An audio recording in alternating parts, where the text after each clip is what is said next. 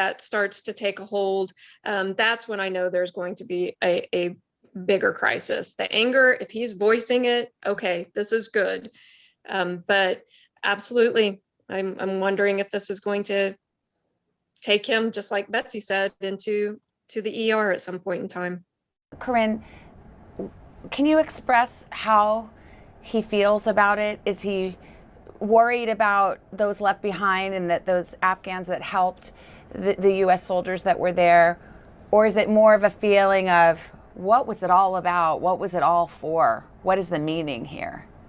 I think for Ty, it's a little bit of both. I think it's easy to ask the question, was it worth it? But that's a very difficult and complex conversation to have that I don't think, he's in an emotional state to have yet. For us, it's really more answering the question, did I matter? Did what we did matter? And that has been the conversation that we've been trying to have, that even if he doesn't feel like it mattered at this sort of larger scale, that to his family, to his friends, to the Marines that he brought home, to their families, it certainly mattered. And so it's the exasperation, it's the frustration, it's the defeatism. And for him, there's also the Marine association with courage. It feels like we're running away. And that's been really difficult too, because that goes against, right, what they were taught. How about you, Betsy? Is it about that question of, was it worth it? Well, it absolutely was over the weekend when we saw the fall happen of Kabul and the Taliban really kind of start making their presence known in the capital city. And those were the questions. Luckily, though, the great thing about the military community is that we are a family. So you asked about the news and the social media, and the Facebook groups and the social places online is where my husband has been interacting with the other veterans. And one thing that has come out of those interactions is similar to what Corinne said. Looking at it as a macro level is a really hard thing to kind of wrap your brain around, but we've talked through, and he's talked through the battles that I were in. Those were what mattered. His comrades that gave the ultimate sacrifice, those were what mattered. So it doesn't necessarily matter that we won or lost the war in Afghanistan. What mattered to my husband was the value that he gave to the fight that he was in at the time that he was in Afghanistan. And so we're really trying to focus on the value of what he had control over while he served. And that has seemed to help reframe it from being so overwhelming and so disappointing of what's actually happening today, and refocusing his efforts on the goodness and the courage and the sacrifice that him and his fellow service members made while he was actually in Afghanistan. Sean, does that ring true to you? Is it about the feeling he has of whether it's worth it? Is there also that concern about those who were left behind? Absolutely. My husband has a lot of survivor's guilt to begin with. So I think that what has happened in Afghanistan has amplified that, as well as he has a son that's in the Army. So, we sit here wondering if he's going to be over there or not, fighting again, just like my husband did. So I think that's very, now his macho-ness, probably he doesn't bring that up a lot, but I know that's there, that worry and concern of his son going back to where he was. Today is now a podcast available every morning. Listen wherever you get your podcasts. People really don't know what's going to happen. Nearly a dozen hours after the eye roared ashore. More good people than bad people, right? 5 seconds. There is some late-breaking news. 4 hours into the Iowa caucuses. Private hand delivered. All right, it just did too.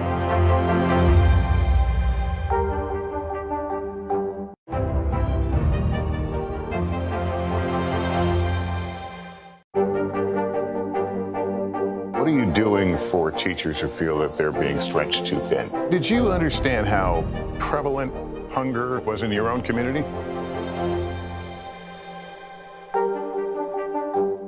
We've got a Congress that doesn't seem very functional. What's this election year going to look like? Are we getting ahead of the science? Are we behind the science? How much did this booster confusion set us back? Can the January 6th committee come up with anything that would change Republican minds? If it's Sunday, it's Meet the Press. Nearly a dozen hours after the eye roared ashore. There is some late-breaking news. All right, it just is.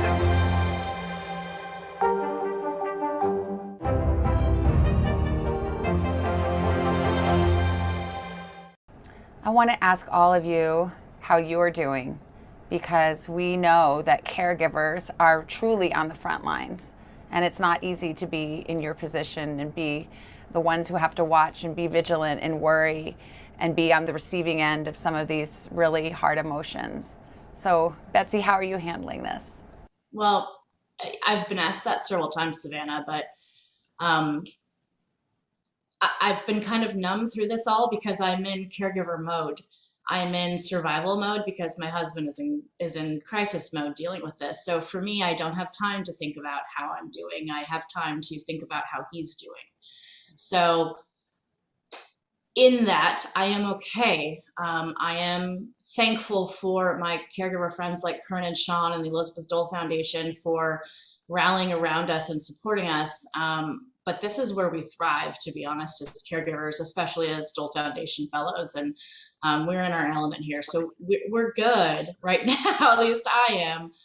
It's hard, but we don't know any other way to support our husbands and our service members except for being the rock that they need us to be. Well, we know you are all good in a crisis. It's just unfortunate that you find yourselves having to call on that again. How are you doing, Sean? It's been tough. And I think it's a accumulation from this past year to begin with. My husband has been inpatient 4 times in this past year. So I don't want to go there again. And when I look around, home and what is going on, what really gets me is my 10-year-old and how she is feeding off his anxiety. And she's been around all that. So she knows what could possibly happen. And that hurts my heart more than anything. School starting. So not only on top of, the pandemic, now she's worried about dad and school starting. So there's a lot of just making sure she's okay too. And as Betsy said, we're all leaders in this space too. So we are really plugged in to our groups online and the caregivers and what they're going through. So, not only are we in crisis mode at home and with our kids, but as well as trying to serve those caregivers that are in our space. And what's most important, just like Betsy said, if we don't have other caregivers around us, that's when our mental health is going to suffer. So I think bringing an awareness of you've got to reach out to other caregivers that are in this space. We've got to do that so that we can continue in crisis mode and caregiver mode. Corinne, what would your message be to other caregivers out there who are at home and may not even use that word, may not even recognize themselves as that, but know that they are in crisis? I think that for me, an interesting experience, these kinds of events, but I'm isolating right now because I have COVID. And so I feel like many caregivers who are away from their care recipients. I think of service members and veterans who are inpatient, whose family members and caregivers cannot be by them in the hospital. I think of veterans who are in hospice care or in long-term care facilities who are also watching the news and experiencing this and not able to be direct support. For me, it's been a lot of FaceTime. It's been a lot of text messages. It's been a lot of phone calls and checking in. We've been meeting out in the backyard, and socially distancing and trying to check in with each other. And so I think that for caregivers who don't necessarily recognize their own roles yet, I hate to say, but this is a really good example of a period of self-reflection to say, do I find myself being more supportive to my veteran than I am to myself in this moment? Am I having to de-escalate? Am I having to talk through things? Am I having to try and distract away and monitor access to television and social media? Do I find myself having to do those things? And if the answer is yes, then I think the best thing that we can say is welcome. Welcome to our community. Welcome to being one of us. And you're not alone. There's a whole social and physical network out there of military and veteran caregivers who are doing this work every day, and there are resources in place. So when you stop fixing, come and hang out with us. I've heard that so many times over the years working with caregivers, that when I say, what do you need or what helps, there's all the kind of practical needs, but that the number one thing caregivers have always shared with me is just belonging to this community and not feeling alone and feeling like you have someone to talk to. Well, even when we got on the Zoom, Savannah, this morning, and I see Sean and Corinne, it just immediately brings my mood to a place where, like, all right, I got this, right? We're in this together. We're experiencing this together. We've come to this together, and we're going to get through it, supporting one another and together. Sean, what does this community mean to you? The world. I would not be in a good mental health place without the caregivers that I know around me, that I know I can text, I can call, I can vent, I can say the good things and the bad things, and there's no judgment. It's a safe place. And I know that they can lean on me too. So without that, I don't think that this caregiving spot that I find myself in would be as fulfilling as it is without other caregivers and the Elizabeth Dole Foundation support behind us. I just cannot stress enough to reach out and make sure that you're in a space. You have to put yourself in a space where there's other caregivers and other support. And the Elizabeth Dole Foundation is right here waiting for those caregivers. And last thing, we haven't talked about the politics, whether it's right or wrong that we withdrew, whether it was handled well. We're setting all that aside for the purposes of this conversation. But what would you like to hear from our leaders, specifically to our veterans and to you, the caregivers who are helping them through this really difficult time? Betsy? Thank you for asking that question. And I really think it is, how is our government going to support the veterans that did go to Afghanistan now as they are suffering? And it has to be more than a few social media posts and a few public appearances. It really needs to be comprehensive behavioral health programming for our veterans so that when these crisis moments happen, they are prepared for it. And the onus isn't on us as the caregivers to get them through it. So I would appreciate some kind of acknowledgement that they are suffering and they are committed to their mental health and their well-being. Corinne? For me, I would say that it's important to reaffirm with a genuine sense of compassion and understanding that our veterans matter, that their experiences matter, that their service matters. And so I think that in some of those statements, that has been lacking a little bit. And some of that is just the inability to understand unless you were there. And it's the same thing that we find ourselves in, being a sympathetic ear and a support mechanism without a true, genuine experiential understanding. And so for me, for my husband, that's the big question. And that's the one that he would like to feel has been answered, which is, tell me that I mattered. Tell me that we all mattered. Look at a Gold Star family in the face and tell them it mattered. Sean, I'll let you have the final word. Well, I agree with both of them. I think our leaders need to stand up and make sure that they are stating that your time in Afghanistan mattered. And that is not only on a national level. We need to hear it in our communities as well. From the leaders in our communities, they need to understand that they have got to make a point to say your time in service in Afghanistan mattered, not only to the veteran, but to the family members and the caregivers. We see you too. We know what you are doing behind the scenes as your veterans are experiencing the range of emotions that they are going through.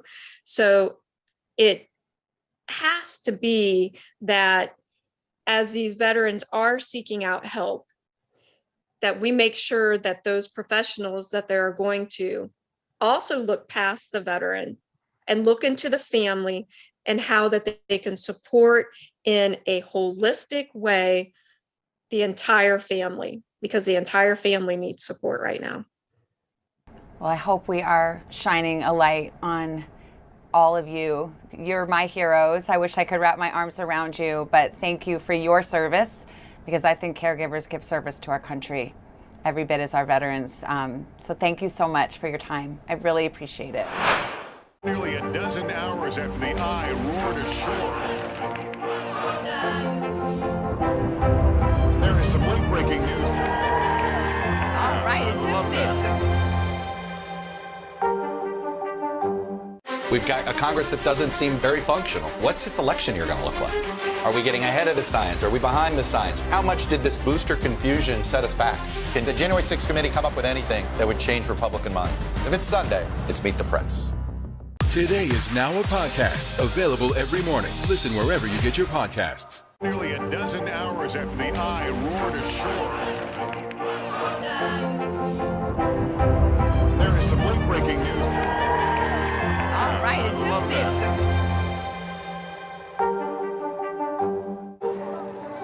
People really don't know what's going to happen. Nearly a dozen hours after the eye roared ashore. More good people than bad people, I know, right? 5 seconds. 4, 3. There is some late-breaking news. 4 hours until the Iowa caucuses. Private Hander and then Richardson.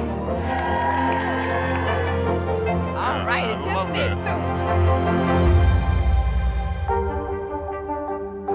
Our week-long journey across America from Washington, D.C., outside of our nation's capital, you rarely see. It's your last move. Was talking smack part of this?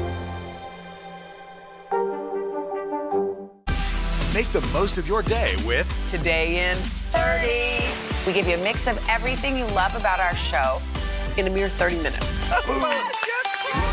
Watch Today in 30 on your schedule, streaming every day on Today All Day. Today is now a podcast available every morning. Listen wherever you get your podcasts.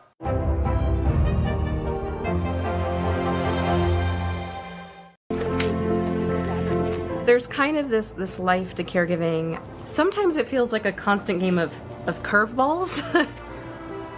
We were in this alone and just trying to figure out everything, and then him adjusting back to civilian life was just so challenging. That sometimes I just didn't have answers. Kara Benson of Cocoa Beach, Florida, and Teresa Smith of Big Lake, Minnesota live hundreds of miles apart, but are close at heart. Both women are caregivers for their veteran husbands. Kara's husband, Eric, was an Army combat engineer in Iraq. He sustained blast and chemical exposures and now suffers from a traumatic brain injury and degenerative neurological issues. He was injured in 2003, but to put it into perspective, we didn't receive even a partially firm diagnosis until 2018. There were so many years of this is wrong, and doctors saying, well, we don't know. It's in your head. Teresa's husband, Jason, also suffers from a traumatic brain injury after being injured in an IED blast in Afghanistan in 2009. I remember pretty vividly just the hot embers falling and just the darkness turning into light, and the feeling, the concussion. I shrugged it right off. I was back to work within a day.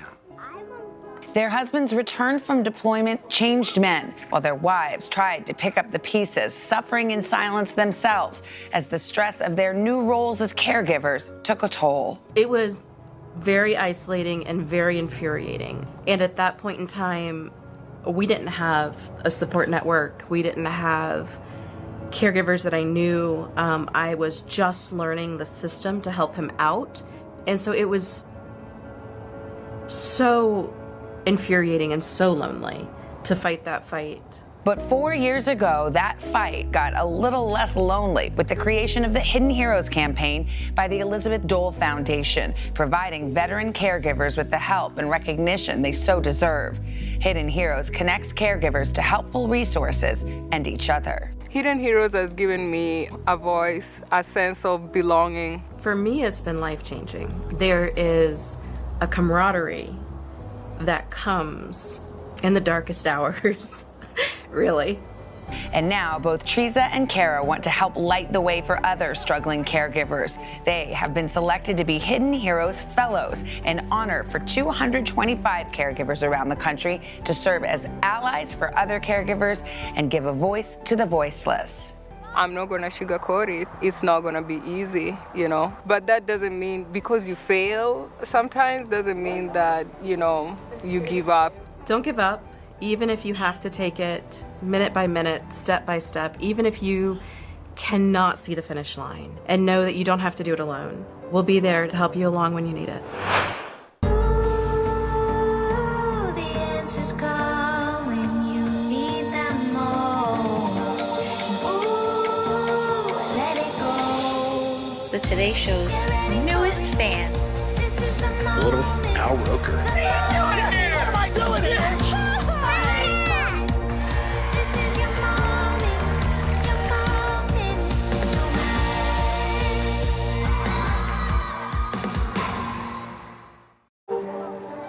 People really don't know what's going to happen. Nearly a dozen hours after the Eye roared ashore. More good people than bad people, I know, right? 5 seconds. 4, 3. There is some late-breaking news. 4 hours into the Iowa caucuses.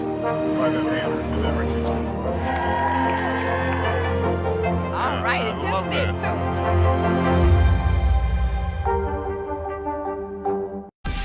Make the most of your day with Today in 30. We give you a mix of everything you love about our show in a mere 30 minutes. Savannah and Hoda bring you what you must know. The biggest moments of the morning. One Republic! Exclusive interviews. Why did it work for you? You're right. I am more talented than the rest. And important headlines. Major medical news this morning. Watch Today in 30 on your schedule. Streaming every day on Today All Day. And it is our pleasure to be joined now by Teresa and Jason Smith, Kara and Eric Benson, and 4 other Hidden Heroes Fellows and their families. We have the Poyer family, the Collins family, the Pabin family, and the Bristol family. And their heroes are here. And now you know the true story. The caregivers are heroes too. Amen. Kara, we just met you and heard a little bit about your story in the piece. How do you get up every day? Where do you fill your tank? Where do you find your resources to go forward every day, even on the hard ones? I think getting the network has really helped me find the resources. Caregivers are a wealth of information, and the more you connect with each other, the more we can share that information. And filling my tank is taking those 5 minutes out of the day, whether it be to connect with the caregivers, see how they're doing, connect with a friend, listen to music. Just that 5-minute checkout does absolutely wonders when you are caregiving for a husband and multiple children. Yeah, you got your hands full. We say good morning to the whole family there.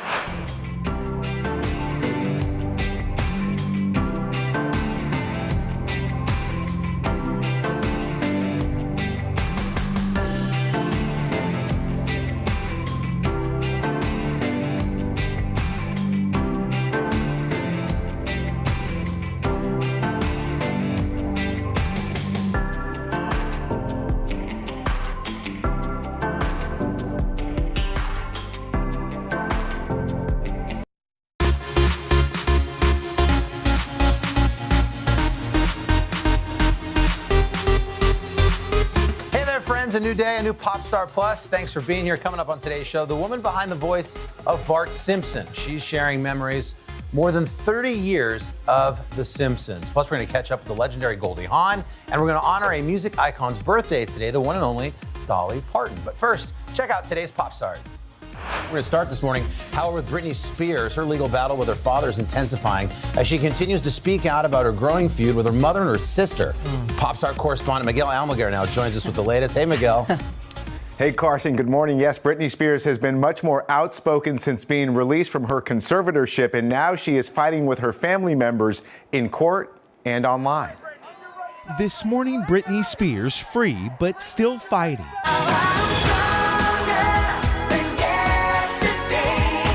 The pop star speaking out about her family as her legal battle with her father heats up. Jamie Spears had controlled many of his daughter's financial and personal dealings for almost 14 years, and now asking that she pay his legal bills for the lengthy battle that ended the arrangement. Overnight, Britney pushing back with legal documents saying Jamie enriched himself while acting as conservator with more than $6 million of the singer's earnings, also accusing her father of abusive and bullying conduct, chronic alcohol abuse, and alleging an altercation between him and Britney's child. The documents allege that Jamie Spears used Britney's resources to further his own career, including an attempted cooking show, and used a security firm to spy on her cell phone. Jamie Spears has previously stated that he acted to protect Britney as her conservator and unconditionally loves and supports his daughter. It comes as Britney is in a public war of words with her sister, Jamie Lynn Spears, who's promoting a new book. The younger sister saying in interviews that she tried to help Britney throughout the conservatorship. How many times can I take the steps without, she has to walk through the door. On Tuesday, Britney posting a new fiery Instagram post, now deleted, outlining a troubled family past, implying Jamie Lynn found fame through her older sister. Spears describing returning home after her breakup with Justin Timberlake, calling Timberlake's family all I knew for many years. Spears ending the post writing, "I'm sorry, Jamie Lynn, I wasn't strong enough to do what should have been done. Slapped you and Mama right across your expletive faces." Britney's legal team has filed a cease and desist request against her sister, trying to prevent her from referencing Britney's derogatory themes during her promotional campaign for the book. NBC News has reached out to Jamie Lynn Spears and has not yet heard back. Carson. Well, Miguel, thanks. You're right. She got her freedom, but the fighting continues. We'll have more on that later. The Grammys is up next. After being postponed due to COVID-related concerns for the second year in a row, music's biggest night has officially been rescheduled. The 64th annual Grammys will now be held at the MGM Arena in Vegas on Sunday, April 3rd. Trevor Noah from The Daily Show still set to be your MC for the Grammys. There's a lot to look forward to. That's right. We've got your favorite Uncle Al. That's right, Jon Batiste. Jon Batiste is up for 11 awards this year. That's the most. Justin Bieber, Doja Cat, and a bunch of others. Her, we love around here also. So we're looking forward to finally seeing who takes home the Grammys, this time in Vegas in the spring. Next up, Encanto. Is this on repeat in your house like it is on mine? The box office hit soundtrack has earned the highest charting song from an animated Disney movie in 26 years. Have you heard this one?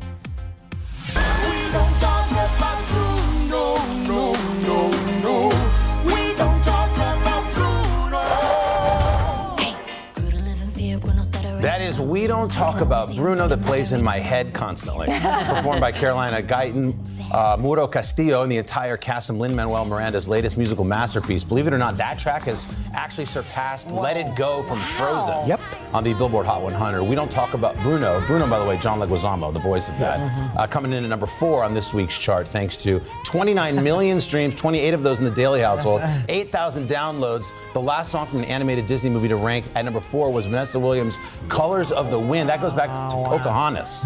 So it looks like everybody actually is talking about Bruno. Guys, that's your Pop Star. And we have a few more items to get to. After all, it is Pop Star Plus. We'll start with Daniel Radcliffe. The Harry Potter star has just landed his next big gig, and it's far from the wizarding world. Radcliffe is set to play Weird Al Yankovic in the upcoming biopic about the comic's life. Weird Al, of course, co-wrote the upcoming project that's titled Weird, the Al Yankovic story. The movie is going to explore the Grammy winner's life from childhood through his surprising rise to fame. In a statement, Weird Al Yankovic said, "I'm absolutely thrilled that Daniel Radcliffe will be portraying me in the film. I have no doubt whatsoever that this is the role future generations will remember him for." That's funny. No release date announced yet, but Weird will stream exclusively on Roku. Production is scheduled to kick off next month. Finally, Dorothea Taylor, aka the godmother of drumming. That's the nickname given to this grandmother who's gone viral for her cover of Blink-182's punk rock hit, What's My Age Again? Let's just say she gives Travis Barker, I think, a run for his money.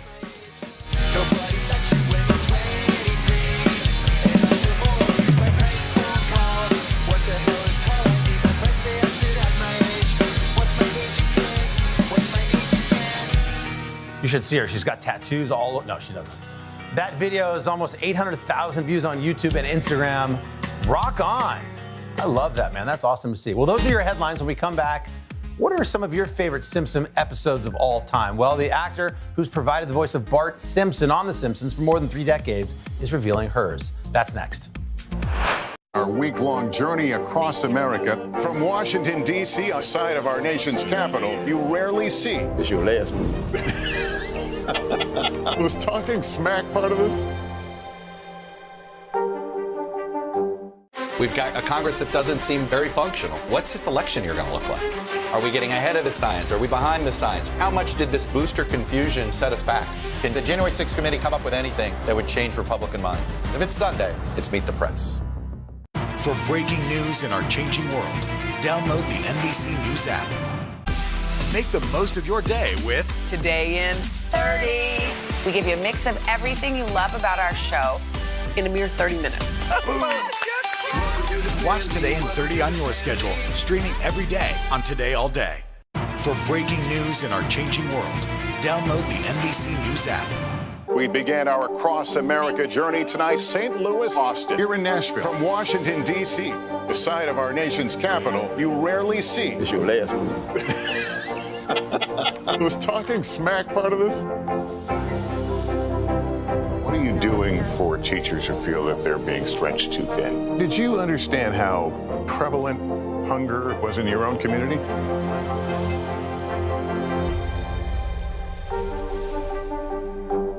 For breaking news in our changing world, download the NBC News app.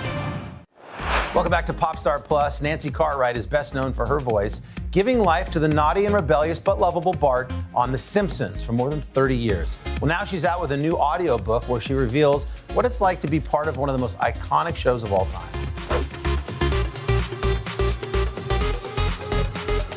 I wrote this book back in 2000. And it came out, and I did an audiobook, but 20 some years had gone by, and a lot of things happened in that interim. And so I decided it was time to come out with a new book. So that's what I did. And the new book, called I'm Still a 10-Year-Old Boy, has all kinds of things in it that I didn't have in the original book. It was really interesting revisiting the book because I just got to bring back so many memories of what it was like when I first started. And, you know, it's kind of cathartic in a way because we've come, or I should say I've come such a long way. You know, when I was cast as Bart, it was such a dream come true for me because I think everybody has a little bit of Bart Simpson in him or her, you know, in them. It's true, we all have these personalities. We're such a conglomeration of so many personalities. I describe Bart Simpson as being a 10-year-old school-hating underachiever and proud of it.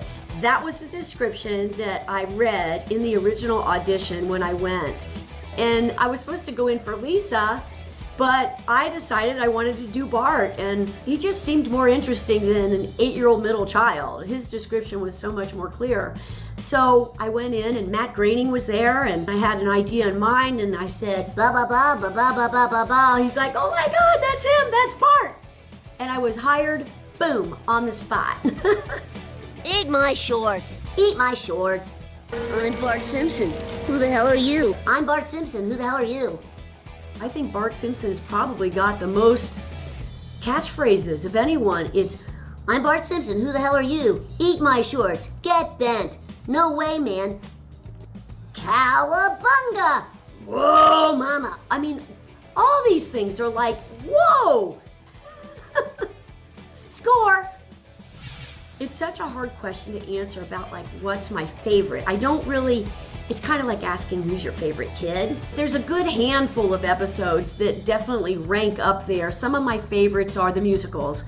I love the musicals, like Supercalifragilisticexpialidocious, you know, that's a really good one. Because that's that takeoff on Mary Poppins, and Sherry Bobbins is so funny, and the singing of it is just crazy. You know, if you want to be our sitter, please be sweet and never bitter. If you wish to be our sitter, please be sweet and never bitter. Help us with math and book reports. Might I add, eat my shorts, Bart? Oh, When Bart Gets an F. That's the title of it. It's the first show of the second season, and kind of humbly speaking, I guess, modestly speaking, that one, it got a lot of attention.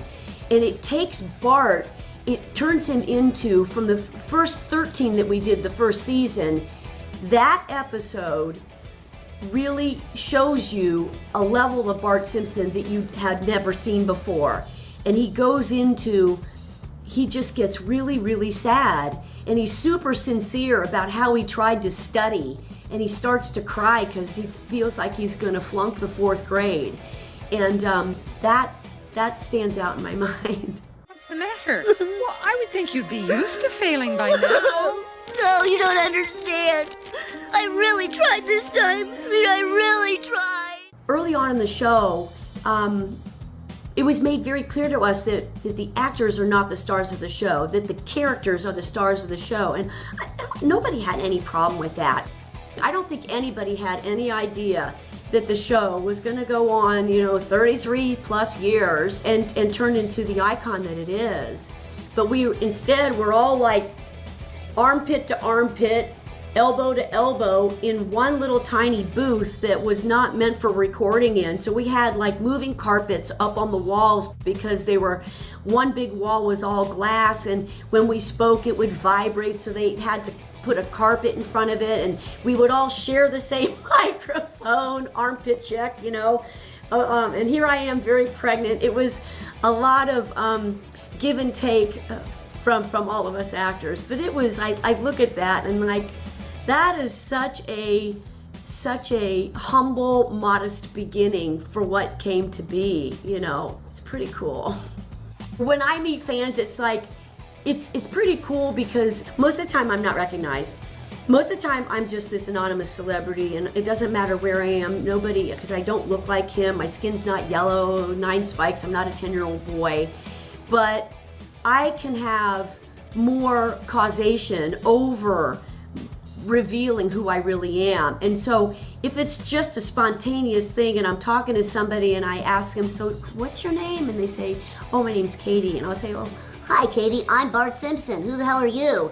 And it is just like the jaw drops to the ground, and it's equally fun for me. It still is to this day. I love surprising people, and it's kind of a cool thing. It sometimes pops people out of their funk, and isn't that kind of what we need right now? We need some kind of enlightenment. We need some humor, some lightness, some aesthetics. One question that people like to ask me is, why is The Simpsons so successful? How has it lasted this long? And I think it actually doesn't even matter what, this is funny to say this, what decade you look at, because we're in our 3rd decade. That's crazy. But no matter what decade you look at, The Simpsons has a consistency in the business model, in the way that it's done. It's got this family that has its own kind of rules or lack of rules, and they're kind of a nice quote unquote normal family, and I do think they represent a lot of people that can say, wow, that's us. Whether it's The Simpsons or all the citizens of Springfield, it's like people can find things that they can relate to, and that has been such a success, and a tip of the hat to the writers and the executives on the show. And we should mention Nancy's audiobook, I'm Still a 10-Year-Old Boy, is available on Audible. Just ahead on Popstar Plus, a visit with the glorious Goldie Hawn.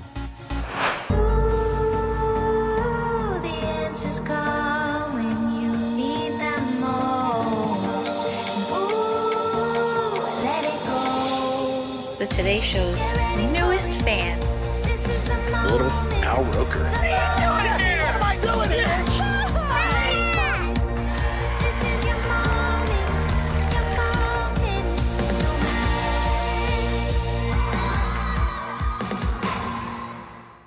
Today is now a podcast available every morning. Listen wherever you get your podcasts. Make the most of your day with Today in 30. We give you a mix of everything you love about our show in a mere 30 minutes. Savannah and Hoda bring you what you must know. The biggest moments of the morning. One Republic! Exclusive interviews. Why did it work for you? You're right. I am more talented than the rest. And important headlines. Major medical news this morning. Watch Today in 30 on your schedule. Streaming every day on Today All Day. People really don't know what's going to happen. Nearly a dozen hours after the eye roared ashore. More good people than bad people, I know, right? 5 seconds. 4, 3. There is some late-breaking news 4 hours into the Iowa caucuses by the banner delivering. All right, it just me too. Nearly a dozen hours after the eye roared ashore. There is some late-breaking news. All right, it just me too.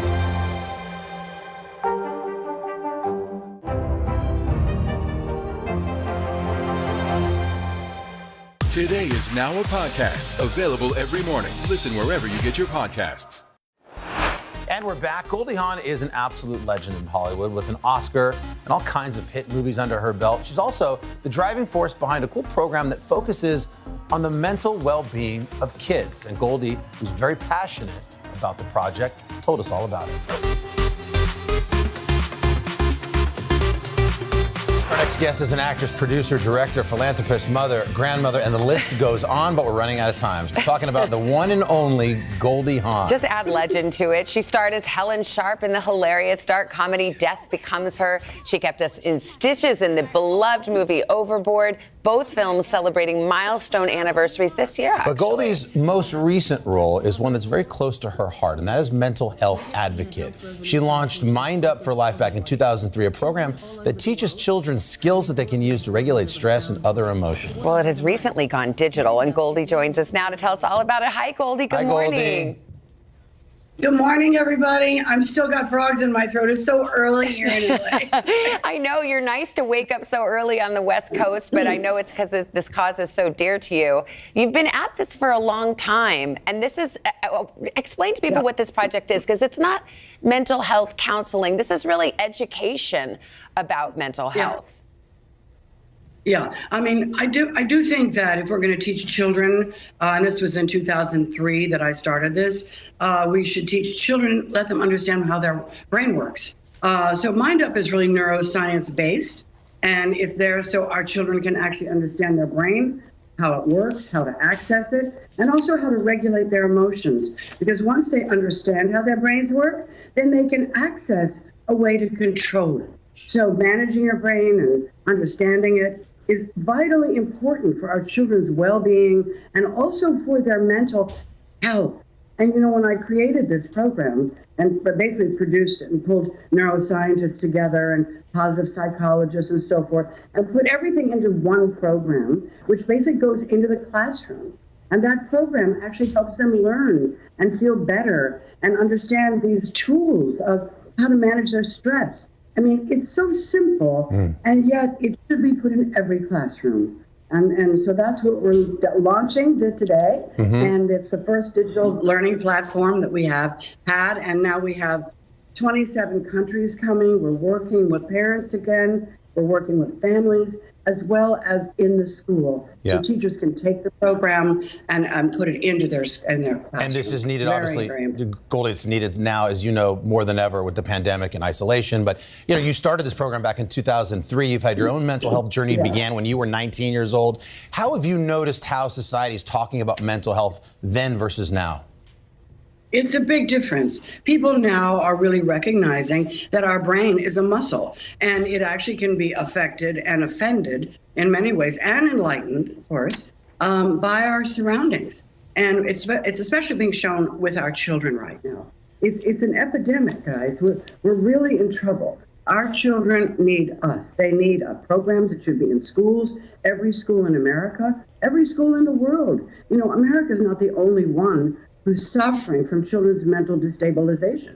And so we have to be here as the adults that are saying, look, we have to change. If we don't give them this in their classroom to deal with mental stability, mental health, and how they get over problems and critical thinking and things we need, we are not going to have the world that we would like tomorrow. So our children are our biggest resource. And how have you used this knowledge? Because as I mentioned, you said it was neuroscience. You're learning about the amygdala and the hippocampus, all those things I was supposed to memorize in science class and never did. But how does having that knowledge about the brain's anatomy help you deal with, mental health challenges? That's a good question. And because you know the aspect of the brain, they understand the midbrain. And even when they're little, the amygdala is, and we use those little animals, right? So when we use the barking dog, and they understand that the prefrontal cortex can't think when the amygdala is overactive. So what they do is they breathe, they focus. All these things have direct correlation to neurological activity. So when you give the brain what it needs in order to focus better, to learn better, to absorb better, then they're able to take the information. So we have to give them context into their brain so they can actually manage it. And even just, simpler than that. I mean, for me, when I was diagnosed with generalized anxiety disorder, going to the doctor, I opted for cognitive therapy. Just cognitive thinking really helps because it does teach you, if you don't know the parts of the brain, it teaches you that brain causes behavior. And once you have that understanding of that model, you don't think you're broken. And that's a big part of this whole mental health challenge. It was for me anyway. Exactly. And it worked for me. I mean, I was very anxious when I became successful. I didn't know what was happening, I was 19 years old. And I went to a doctor, and then I learned about meditation, and then I learned about how to self-regulate myself and find a more positive way of approaching things. And I was a positive person anyway. So it was really, I came back to myself. So I think that we have to know that it's not a bad word to say, I'm mentally disturbed right now. I don't feel good. It's okay. It's that we have ways and tools to be able to help, especially our children. Once they do Mind Up, it's like riding a bike. They never forget it. And we've done this in some of our longitudinal studies. Wow. So I'm advocating for Mind Up. We're online, mindup.com. Yeah. Go there. .org, sorry. and sign up really for the teachers to go in the classroom. We've got 7 million children already in an approximation. We can't everything because people have taken Mind Up on their own. Yeah. In the world. So let's keep going. We're going to do it. Get it in. We're going to get them there. The website's going to get flooded today. See, that's what got her up at 4 o'clock in the morning. Well, you've produced a lot of great movies, but this might be your best production yet, Goldie. Thank you so much. Goldie. Well, great. Thanks, sweetheart. You Thanks got it. so We're going to talk much. more, of course, in the third and fourth hour. We want to mention that you can find more about Mind Up for Life at today.com. It's always a little bit bright. You know what? It's a lot brighter when Goldie Hawn is around. Thanks, Goldie. Still to come, another beloved icon. We're going to head into the Today Vault as we mark Dolly Parton's birthday. You're not going to want to miss it. These days, the news never stops. The morning's headlines change by afternoon, and by the end of the day, it's all totally different. So let's get into it. What's happening right now, what it all means for you for an hour every day. I get it. I know that it can be hard to keep up. So let's get started together and go from there. Hey, I'm Hallie Jackson, and we have a ton going on tonight. Here's the deal. Hallie Jackson Now, weekdays at 5 on NBC News Now.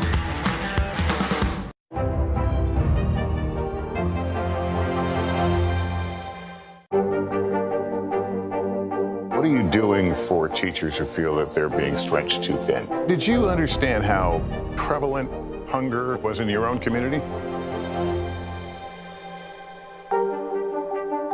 Our week-long journey across America from Washington, D.C., outside of our nation's capital, you rarely see. It's your last one.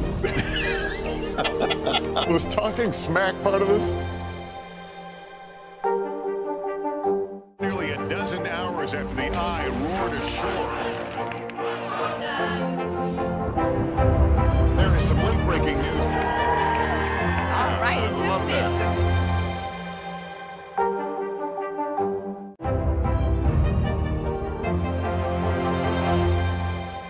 is Today is now a podcast available every morning. Listen wherever you get your podcasts. And we're back on Popstar Plus with a little something from The Vault.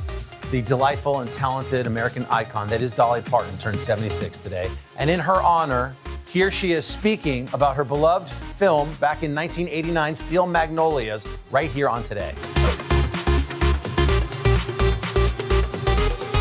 Truvy, did she ring true to you? You are a native daughter of the South. Yeah, it's totally related to her. She's not different from me at all. I mean, it wasn't hard for me to play a Southern girl with a Southern accent, and it's not foreign to me, like you said in your little intro, for me to do hair, because I grew up doing my sister's hair, my friend's hair. I started cutting and bleaching and sawing on my own hair when I was about 15 years old, and I love it. And I think probably had I not been fortunate and made it in the business, which is what I wanted to do, I probably would have been a beautician and probably been a good one. Oh, you would have been fun. I'd have done a lot of bouffants and beehives, I'm sure. Truvy, what kind of a name? Truvy, what is that, a nickname for something else I don't recognize? I don't know. That was Bobby Harling's name, the guy that wrote the play, but it's a good name. It sounds very Southern to me, very real. What about the other ones? We've said Truvy, Annelle, Sally Field plays Malin, Olympia Dukakis is Clary, Shirley MacLaine is Weezer, Sam Shepard is your husband, he's Spud. Yeah. Are these real names? Well, there's a lot of names. There are a lot of names like that in the South. So I think all those names sound just fine for this particular script. They all seem to fit the characters. Now, if you were growing up with your sisters and doing their hair, you probably didn't hang out at the local beauty spot. But that the beauty parlor culture, where gossip is the pastime. I mean, my gracious, is that real? Oh, of course. I think anytime you get a bunch of women doing anything in a room, they talk about everybody. I even wrote a song for the movie that didn't make the movie. It was called Tattletales, and it says something about in the beauty shop, every story is a pearl, and you don't have to roll it to get your hair curled. It's like everybody's always talking about it, but I think women love to gossip, love to, you got to watch yourself. Nobody's safe when they walk out the door. You obviously like women, though. I mean, you've done a first picture with Lily Tomlin and Jane Fonda. It would strike me that someone who is the new girl in town in terms of your new role as an actress, you have not hesitated to work with real heavies in motion pictures. How come you weren't shyer? Well, I feel very confident in who I am as a personality, and I've always been real sure of what I do in my world, and I assume when they ask me to do these parts that they think that I can handle it, and I think that I can too. I'm not a great actress, but I'm not intimidated by these people. I feel just fortunate to get the opportunity to work around them, and I learned something from all the people I've worked with. And I do work well with women because I love my sisters and my aunts, and I have a lot of great friends. So why do you say you're not a great actress? Well, because I'm not. I mean, I never studied it. I mean, my acting is pretty much like, I think it's easier for me because I'm a singer, and I do a lot of dramatic things in song, and there's a lot of drama, I think, in emotional songs. So I think that it was easier for me than it would be just somebody just walking in that had never acted, that was, doing something else. But even so, it looked like acting to my eye. Does the director deal with you differently? I mean, if you don't know the code words and the language and so forth of actresses, does he talk to you in different ways than he does maybe a Sally Field or Shirley MacLaine, who have always been actresses? That's a good question, and yes, they have to, because I don't know anything. Even after all the movies I've done now, three or four movies, I still don't know like where the light is and where I'm supposed to stand and certain marks and certain terms, like you said. So I have to totally depend on the director to do that. It doesn't bother me because I feel like that's their job, and they know that I'm not a skilled actress or anything, and I don't know all those terms. So you get a good director, that's what they're supposed to do, and Herbert Ross did a real good job. He had a little trouble with me because I wasn't a real actress, and he's so used to working with real skilled people, so he was pretty hard on me at times, but it was all for the best. I think he got good a good performance out of me every time that he was very hard on me. Happy birthday, Dolly. That's all we have for today on Pop Start Plus. Be sure and join us again tomorrow as we catch up with one of the stars of the new show, How I Met Your Father. Be well, everybody. We'll see you soon. Hey, there you are. Hello to all of you watching our favorite streaming channel Today All Day. And look at us. Reunited and it feels so good. We are really happy to be reunited for this episode of Today in 30. And for you at home, it's a packed show, not just our singing, but also real news. Once again, let's get to our top story. We're talking about safety concerns surrounding 5G wireless technology, which did arrive overnight. Some flights already canceled despite the launch being delayed near some airports. So the question is, what does it mean for airlines and passengers? Well, Tom Costello will have the latest there. And then, do you remember the movie Cool Runnings? Who could forget? For the first time in over 2 decades, the beloved 4-man Jamaican bobsled team is heading to the Winter Olympics. And we got to catch up with 2 of its stars to help them celebrate. And one of Hollywood's biggest and brightest stars, Goldie Hawn, joins us. She's working very hard on a very special project that's important to her, and she can't wait to share it with you. And if you've got kids or grandkids, you're going to want to hear all about that. Absolutely. So without further ado, let's get this show on the road. It's time for Today in 30. NBC's Tom Costello is on the story, joins us from Reagan National this morning. Hi, Tom. Morning. Yes, Savannah, good morning. So, we have seen these two industries really at each other for months now, the aviation industry and the cell phone industry. The aviation industry concerned that 5G could interfere with critical cockpit technology. The cell phone industry saying that concern is completely overblown. 5G has proven to be safe in countries all over the world. But now the cell phone industry has blinked. 5G not going live at most airports around the country.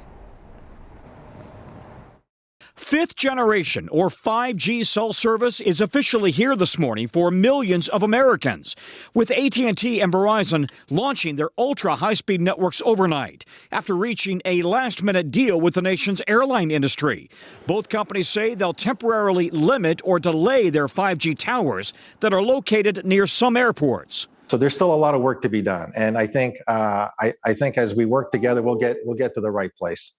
For months, the airline industry and aviation experts have warned of massive disruptions to travelers and the supply chain. At issue, the frequency used by Verizon and AT&T's 5G networks and the potential it could interfere with a plane's altimeter. So concerning, the FAA actually told pilots not to rely on altimeters at more than 80 airports near 5G sites. 50, 40, 30. Altimeters bounce a signal off the ground to let pilots know their precise distance to the ground. Critical for landing and essential when doing so in bad weather. Certainly minimizing flight disruptions, ensuring safety in travel is a top priority. On Tuesday, the White House thanked the cell phone companies for their cooperation, with President Biden calling the expansion of 5G a priority and a massive step in the right direction. But the agreement follows years of political infighting involving the FCC, the FAA, cell phone companies, airlines, and 2 presidential administrations, all with competing agendas. Both Verizon and AT&T, which say they acted voluntarily, blamed the FAA for not resolving the issue ahead of their launches. AT&T, in a statement writing, "We are frustrated by the FAA's inability to do what nearly 40 countries have done, which is to safely deploy 5G technology without disrupting aviation services." Are you relieved? Relieved is a word. It's unnecessary. This deadline was commercially driven. I understand why the cell phone companies be upset. They spent billions of dollars, but you know what? That's not my problem. So, Tom, 5G was paused around some of the airports, but there are still some foreign airlines that are canceling flights. So why is that? Yes, some international carriers are still concerned about 5G, specifically with the Boeing 777, and 5G is still live, of course, over most of the country, and the concern is any impact as they fly over those cities into airports, Hoda. The fashion world has lost an influential trailblazer who had the power to push new trends and break old rules. Former Vogue creative director and editor-at-large Andre Leon Talley died yesterday, a man widely considered to be a creative force and an unforgettable presence. Standing 6 feet 6 inches tall, Andre Leon Talley was a towering presence both literally and figuratively in the world of fashion. With his flowing robes and colorful caftans, Talley was a fixture on glamorous red carpet events and for years was seated front and center at high-profile runway shows around the globe. Overnight, Talley's Instagram account announced the passing of the 73-year-old fashion icon, saying in part, Mr. Talley was the larger-than-life, longtime creative director at Vogue during its rise to dominance as the world's fashion Bible. It was at Vogue that Talley made his mark alongside Anna Wintour. In 1988, he became the publication's first African-American creative director and was ultimately named editor-at-large. In his book, The Chiffon Trenches, Talley wrote of his influential position at Vogue. Anna Wintour may be the highest-ranking black man in the history of fashion journalism. Talley was outspoken about the lack of diversity in the fashion industry and became a trailblazer, using his influence to feature black models on Vogue's cover and showcasing black designers in the magazine.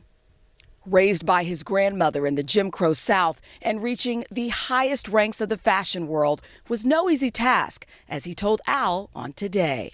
Every day is a struggle for a black man, no matter what station in life you've achieved. I could have been George Floyd. I could have been Ahmaud Arbery. Really, nothing has changed. So my story is a story of how to survive all odds, no matter what the odds are. His artistic vision later extending beyond publishing, serving as a stylist for the Obamas during Barack Obama's presidency. This is the Andre Leon Talley. And later holding court as a judge on America's Next Top Model. Andre Leon Talley, the death of a beloved fashion giant at the age of 73. You know, Andre touched the hearts of so many. We were just talking about it. I woke up this morning, I checked social media, and it seems like almost everything, everybody I know, you know, he just touched so many lives. Yeah, you know? he's a real trailblazer. Yeah, absolutely. We began our cross-America journey tonight, St. Louis, Austin, here in Nashville. From Washington, D.C., the site of our nation's capital, you rarely see. It's your last one. Was talking smack part of this? What are you doing for teachers who feel that they're being stretched too thin? Did you understand how prevalent hunger was in your own community?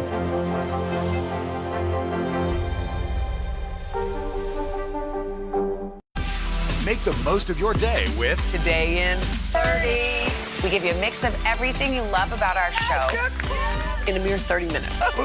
Savannah and Hoda bring you what you must know. The biggest moments of the morning. One Republic!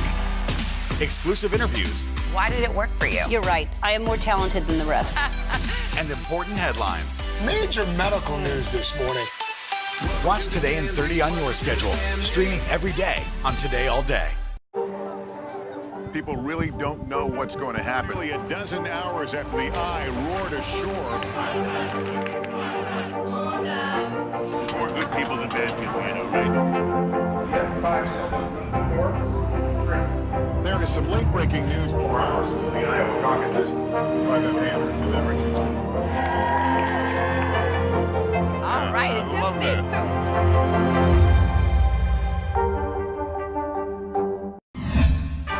We are back at 7:39 with our countdown to the Winter Olympics. The action begins in just 15 days. Can't believe it. And this morning, we can tell you that for the first time in more than 2 decades, Jamaica will be competing in the 4-man bobsled. We're going to talk to 2 members of that team in just a moment. But first, NBC's Carrie Sanders has more on the determined athletes who didn't let pesky warm weather get in the way of their dreams. Hey, Carrie. Good morning, guys. You know, the Winter Olympics for us is all about Team USA, but there is an island nation about an hour and 20 minutes from here, known for its beaches and palm trees like we have right here in Miami, that captured our hearts before and may again capture our hearts as they're heading to, yes, the Winter Olympics. And across the island nation, there's one refrain this morning, yeah, man. Feel the rhythm. Feel the rhyme. Get on up. It's bobsled time. Jamaica's first Olympic bobsled team in 1988 inspired a movie. Go to Olympics, fight for Jamaica. Cool Runnings captured the start of Jamaican bobsled, and this year, a new group of athletes is hoping to carry on that legacy. For the first time in more than 2 decades, a 4-man bobsled team from Jamaica has qualified for the Olympics. Going to the Olympics. When the Jamaican bobsled team made its Olympic debut at the Calgary Winter Games, they had a brutal crash. But their walk to the finish line charmed the world. Chris Stokes was part of that original team. If John Candy were still with us as coach, what would he tell these guys? You know, a gold medal is a wonderful thing, but if you're not good enough without it, you're not good enough with it. The tropical country's warm weather climate does not make training for winter sports easy. Pilot Shanwayne Stevens, who serves in the UK Royal Air Force, once got a laugh from the Queen herself talking about his methods. So how do you train? During the lockdown, unfortunately, with all the gyms and everything closed, we had to sort of resort to unorthodox sort of training methods. So I've been pushing a car up and down the street. I've had to make a gym. Well, I suppose that's one way to train. In Beijing, Team Jamaica will make even more history, qualifying in the 2-man bobsled and the new women's monobob event. And for the first time, Jamaica will have an Olympic alpine skier. 3 million people on this little dot in the Caribbean, and to see what we are doing, it's absolutely amazing. Might there be a sequel to the movie? Who knows? But let's just hope in competition there are no sequel crashes. Right, guys? All right, Carrie, thank you. We're so happy to welcome in 2 members of the 2022 Jamaican Bobsled Olympic team, the pilot, Shanwayne Stevens, and brakeman, Nimroy Turgott. Guys, good morning. Congratulations. I love the flag waving. Nimroy, this is your first Olympic game, so tell us how it feels. Well, I am absolutely buzzing. I am happy. I am proud of myself and my teammate and what we have accomplished, and we are prepared to go to the Olympics to put on a great show.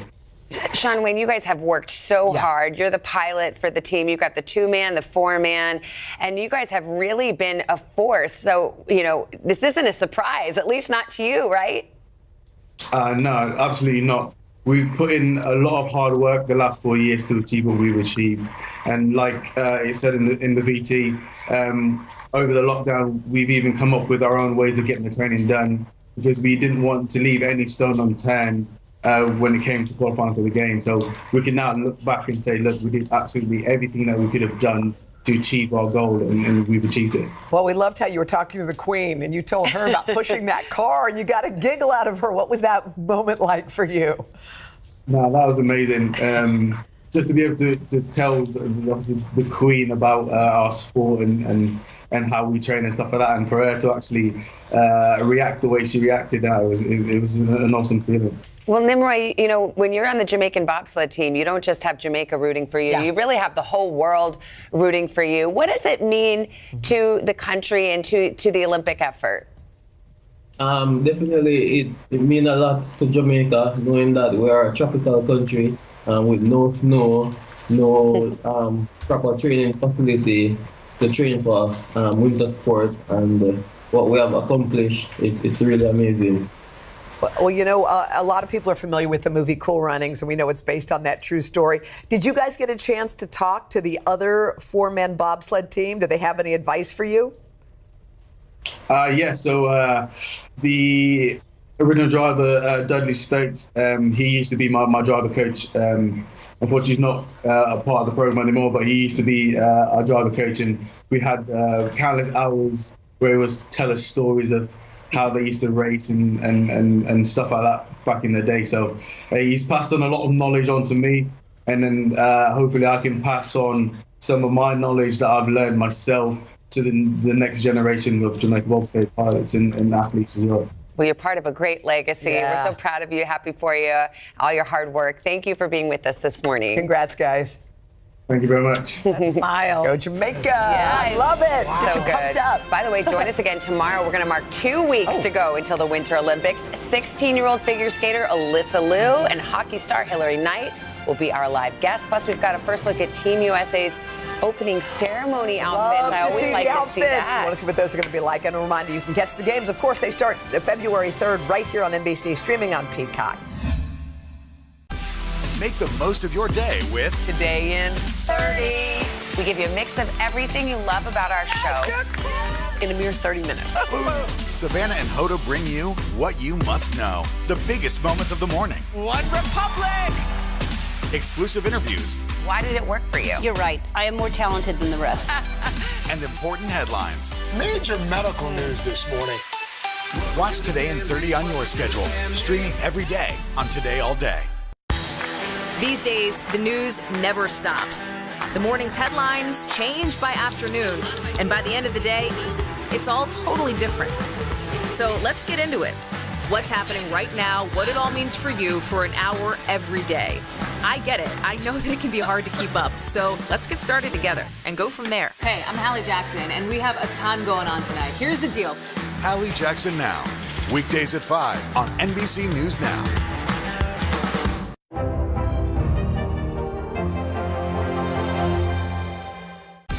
Make the most of your day with Today in 30. We give you a mix of everything you love about our show in a mere 30 minutes. Savannah and Hoda bring you what you must know. The biggest moments of the morning. One Republic! Exclusive interviews. Why did it work for you? You're right. I am more talented than the rest. And important headlines. Major medical news this morning. Watch Today in 30 on your schedule. Streaming every day on Today All Day. For breaking news in our changing world, download the NBC News app. We've got a Congress that doesn't seem very functional. What's this election year going to look like? Are we getting ahead of the science? Are we behind the science? How much did this booster confusion set us back? Can the January 6th committee come up with anything that would change Republican minds? If it's Sunday, it's Meet the Press. For breaking news in our changing world, download the NBC News app. We are back with Today Food, and this morning we are rolling out the red carpet for my fiance is obsessed. The pasta queen. Nadia Caterina Munoz family started a pasta factory, get this, back in the 1800s. Wow. Well, today she is carrying on the cooking tradition on TikTok. How cool is that? From the 1800s and now this is the new way, TikTok, right? And Nadia combines cooking with the drama of telenovelas. That's fun. And her videos have more than 34 million likes. Let's give you a little taste. Got some fettuccine and lemons. Let's put them together. Ingredients. Melt half a stick of butter with the zest and juice of a lemon, 1 cup of heavy cream and salt it. And now cook for a few minutes and turn it off. Add the fettuccine, sprinkle some Parmigiano and a little pasta water.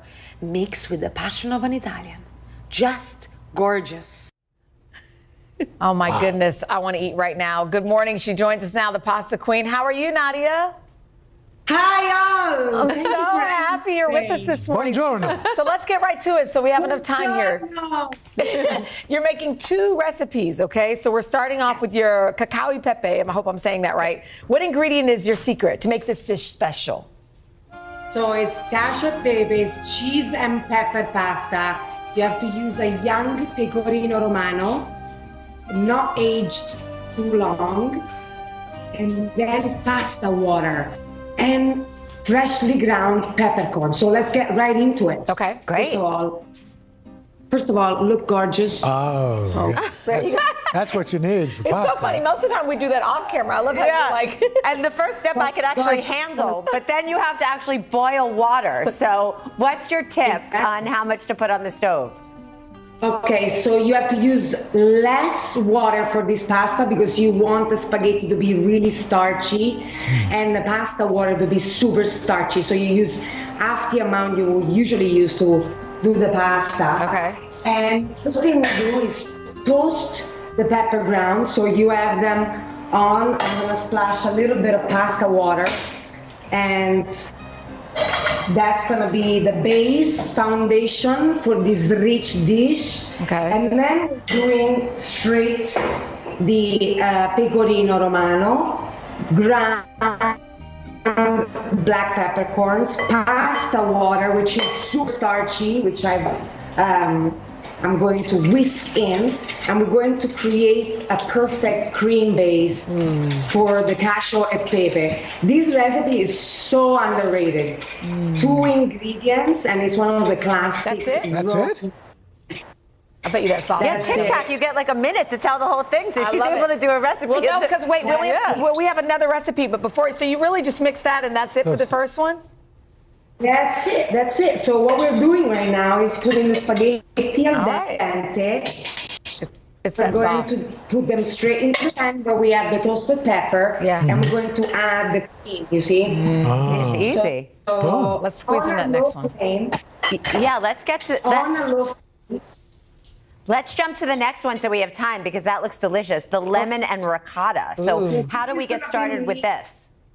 Okay, so super simple. Okay. So you've got the pasta. This is like a totally uncooked sauce. So you have the pasta al dente that goes straight into the bowl. Okay. Then you're gonna have ricotta, and we're gonna put it right in. Fresh ricotta. Then you're gonna have a little bit of lemon juice. I like how a easy little these bit are. of lemon peels. Lemon peels. So the Then heat of we're the gonna pasta melts the ricotta. What was that? A little And Parmesan. I'm gonna put that was pecorino cheese. Oh, pecorino. So ricotta, pecorino cheese, lemon juice, lemon peel, a little bit of pasta water, and then all you do is mix it in, and the sauce just cooks straight with the pasta. So you're using the heat of the pasta to cook this pasta dish. Brilliant. That looks so good and easy. And we could actually do it. Thank you, Nadia, so much. It was so nice to meet you. You did something that we can all do. That's right. Long live the Queen. Yes, thank you, Nadia. Yeah. Cacio Pepe. Arrivederci. Yes. She's fun. I love it. And for these recipes and so much more, you can head to our website at today.com/food. That was totally doable. All right. We'll be right back. These days, the news never stops. The morning's headlines change by afternoon, and by the end of the day, it's all totally different. So let's get into it. What's happening right now, what it all means for you for an hour every day. I get it. I know that it can be hard to keep up. So let's get started together and go from there. Hey, I'm Hallie Jackson, and we have a ton going on tonight. Here's the deal. Hallie Jackson Now, weekdays at 5 on NBC News Now. The Meet the Press Chuck Todd Cast, free wherever you get your podcasts.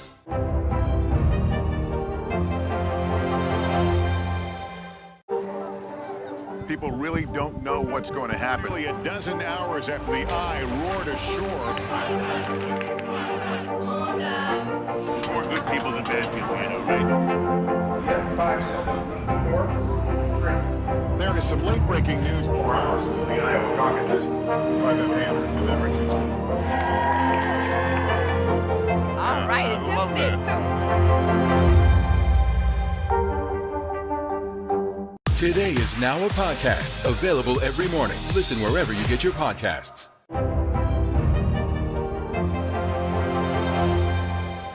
Today is now a podcast, available every morning. Listen wherever you get your podcasts. The Meet the Press Chuck Todd Cast, free wherever you get your podcasts. At 19 years old, Goldie Hawn moved to L.A. to become a dancer, but she became a Hollywood superstar instead. And you know what? She's effervescent, man. It's her happy spirit on and off the camera that she is most famous for. Yeah, it's so true. And she's back with us this morning to tell us about something she's passionate about, her incredible foundation. Yeah, Goldie. We can't wait to talk to you about your foundation. We talked to you on the 8 and I loved it. I loved it on the 9, and we want to talk about it here too. But before we get to it, Jen and I had a little chat about first dates and how Mariska Hargitay said she met the love of her life on the set of Law & Order, and he just like walked right in and swept her off her feet. And we were talking about cool couples we love. And we saw that your and Kurt's first date was dancing at a Playboy Club. I was like, that is an awesome first date. Is that right? We did that, and we went out because we had to learn to dance for the show. under the let's go learn to do the jitterbug together. Yes, it was kind of romantic. The whole night was romantic. So that's my story, and I'm sticking to it. Goldie, how are you? It's so good to see you. We love you. We love you. You know, Goldie, we said earlier there is an effervescence about you. And I read where you said, yes, you have a happy gene. Like you just want to be happy. But there have been moments in your life where you haven't been filled with joy. And what have those been like for you? How did you get back to your essence? Okay, I'm going to be real straight. I'm going to talk about Mind Up. Okay. And the reason is, and it was a really great segment, Jenna, because happiness is really important. I chose it when I was 11. And in 2003, after, our 9/11 happened, I noticed that a lot of children were just not happy. They were committing suicide. We had an uptick of anxiety and depression, and our kids then were really in trouble. So being happy was really important. I wanted them to have a happy childhood. And it was disturbing to think that this is what was going on with our children today. So I started a program. I created a program called Mind Up. And that program was there so children understand their brain and how their brains work. And when the brain actually works properly and they understand it, they have context to their emotion. So we're giving them a way to self-regulate their emotions, understand how to do this, giving them 3 times a day a brain break where they know every brain needs a break. And they really are much more capable of training their brain in a different way. Today, more than ever, we need it. And we're just launching today our program, which is why I'm here. And I'm so excited because I've been doing this 20 years. And finally, we have it online. It's a digital learning program. We literally have 27 countries now involved, including our own. And by God, we are going to not turn a blind eye to our kids anymore. Put this in our schools and keep it going so we have a healthier society tomorrow. Well, you know what's funny? You've been talking about this for a while. I was at an education summit and you spoke about this and your heart was out of your chest when you were discussing it. And I have to tell you, parents used to in the day tell their kids, put on a happy face. You're fine. You're fine. You're Don't fine. worry, move on. Never getting to the actual issue. Exactly. It is absolutely extraordinary how we don't want to know that our children are suffering. And they don't know how to tell you. They act out or they close themselves in their room or they get depressed. And honey, look what's happening today. 51% since 2019, it's not that long ago, have an uptick now of suicide, of ideation, of anxiety. 51%. And 4%, only 4% are boys. The rest of them are girls. Wow. So there's a lot of work to do. We have to figure this out because, the world doesn't fix itself. We fix the world. So, and we have to be equipped to do so. And so happiness, yes. Self-regulation, yes. The ability to actually listen, yes. And to solve problems together, yes. So we're going to do that in the classroom, and by God, we're going to take that out into the world. And that's how And this new digital platform. Yeah, we love the How can people find it, Goldie? Thank you. It's mindup.org.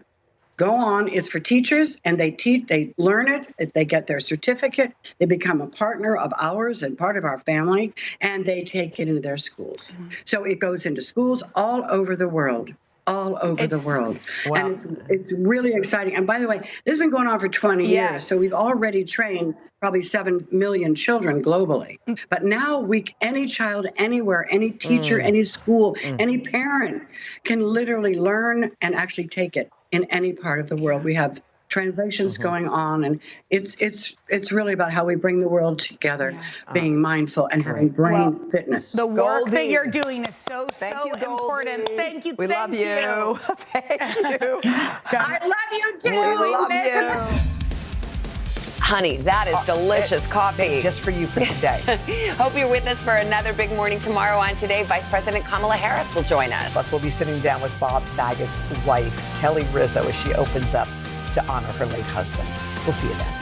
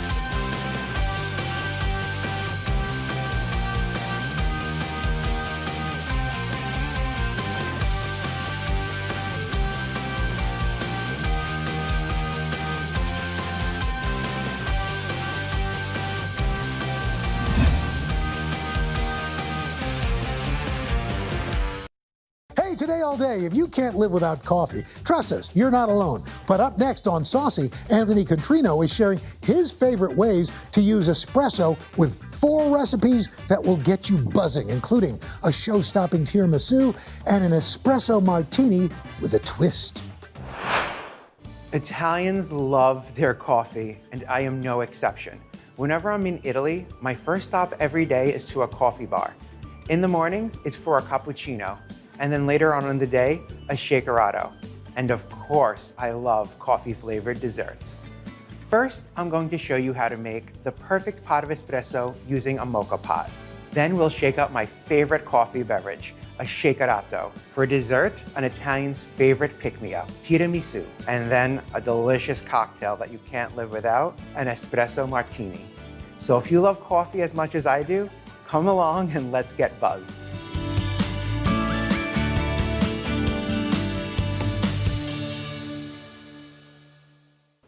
A mocha pot is a stove-top coffee maker that you will find in pretty much every Italian household. And it's quite easy to use. This comes in this hourglass shape, and all you need is some espresso and some hot water, which I already have in the bottom half of my pot. Then you want to take your coffee filter, and I'm using coffee that's ground for espresso. There are different types of grinds out there, so make sure it says espresso grind, and then slide it right into the bottom half of your mocha pot. All that's left to do is screw on the top half. You want to get a tight seal to trap the steam in. Once you put it on the heat, the water is going to boil and the pressure is going to push it through those grinds into the upper cavity. Okay, I'm going to put this on medium heat. That's all there is to it. This is going to take about 8 minutes, so I think I'm going to start making some lunch. Nothing beats a good sandwich for lunch, and today I'm going to be making one of my favorites, a mortadella and provolone panino. It's sort of like a bougie bologna and cheese sandwich. Now, this sandwich is delicious because of 2 components, and one of those is a garlic butter. This garlic butter is quite simple to make. 4 tablespoons of softened butter. You know me, I always need to use a bougie butter. $1 for every time I say the word bougie today. And then garlic, but 2 ways. First, just a little bit of fresh garlic. Fresh garlic is so pungent and just kind of hits you right away with that garlicky flavor. But then I also like to add just a pinch of garlic powder. It's a little bit more well-rounded, and it hits you a little after the fact. So that garlic flavor is there with every bite. Just kind of stir it and mash it all together. Set this aside now that it's nice and well combined.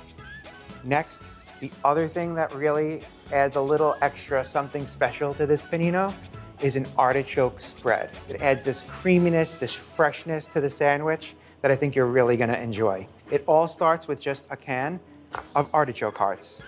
I've drained it, and now I'm going to rip off the leaves.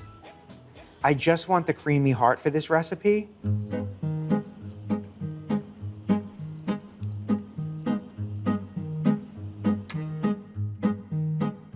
And last one, right into our mini chopper. Now just for the last few ingredients. Instead of salt, I'm using pecorino. It's gonna melt into our sandwich, and it's also going to season it. It's nice and salty, and if you haven't heard me say it 100 times, it's one of my favorite cheeses. So a tablespoon of that, and then 3 tablespoons of extra virgin olive oil. And last but not least, just a couple of cracks of black pepper. Put on your lid, give it a couple of pulses. We're just looking for a nice spreadable consistency. This looks great and it smells delicious. Now all that's left to do is to put everything all together. So I'm using some sliced bread. This is the kind of bread that my grandmother used to have for us growing up. You'd find it in most bakeries, just a good boule, Italian boule. So first we take our garlic butter and spread a nice thin layer onto one side of the bread. Make sure you get every crevice, every nook and cranny of this bread. And same thing. Now, flip one of the pieces upside down so that the butter is on the bottom. When we put this in, the butter will be on the outsides of the sandwich, and it's kind of gonna be like inside out garlic bread. Up next, our artichoke tapenade. Just enough to cover our bread. Tastes better on the sandwich than it does on the board, I'll tell you that much. Okay, next up, mortadella. Mortadella is one of my favorite cold cuts, as we would say here. It's fatty, it's so flavorful. This one has gorgeous specks of pistachio in it, and it's just so delicious. I like to pile it on. Sandwich is all about the fillings. I think I'll do one more piece just because why not, right? And then some provolone. This cheese will melt nicely, and it's just gonna provide a nice, sharp flavor to the sandwich. Cover it up, butter side on top, and it's ready for our panini press. You can hear that sizzling already. We're gonna cook this low and slow, about 3 to 5 minutes until it's nice and golden brown. I can hear the butter kind of sizzling. Can you hear it? I think it's done. Oh, yes, it is. Carefully slide it to the board. Look at the cheese. Oh, crispy where it hit the griddle. Now that this panino is ready, all that's missing is a perfect beverage to serve alongside it.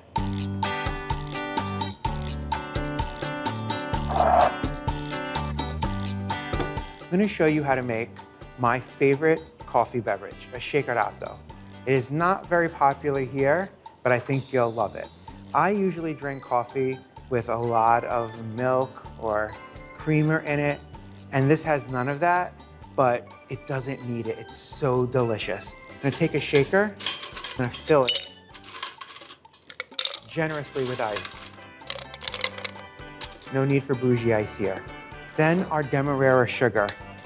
It's an unrefined sugar and it's relatively coarse. Then our freshly brewed espresso. 2 shots right on top. And then cover it up. I like to cheat because I'm nervous. Don't want to be wearing it. Wrap it in a towel and now just shake, shake, shake vigorously. At least 20 to 30 seconds until you feel like you're gonna die.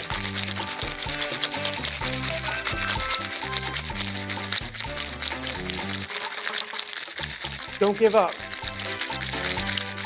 Okay, my arms hurt. See? Saved myself from wearing that. While you might not need bougie ice, this drink calls for a bougie glass. And shake it out. The sugar creates this foam. Keep going. We want all that coffee and all of this beautiful, slightly sweet foam.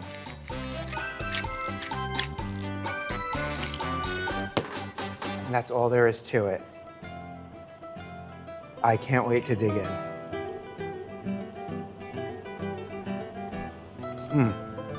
This drink is so simple, but so perfect. It's just a marriage made in heaven. Can't get enough of it. Now this truly is the perfect lunch.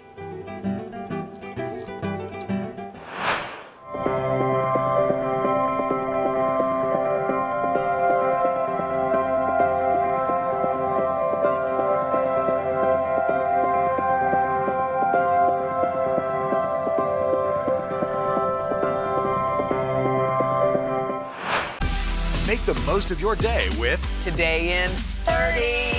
We give you a mix of everything you love about our show in a mere 30 minutes.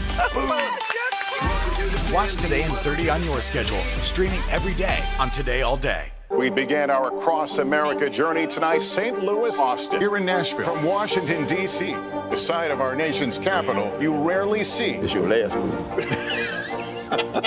Was talking smack part of this? What are you doing for teachers who feel that they're being stretched too thin? Did you understand how prevalent hunger was in your own community?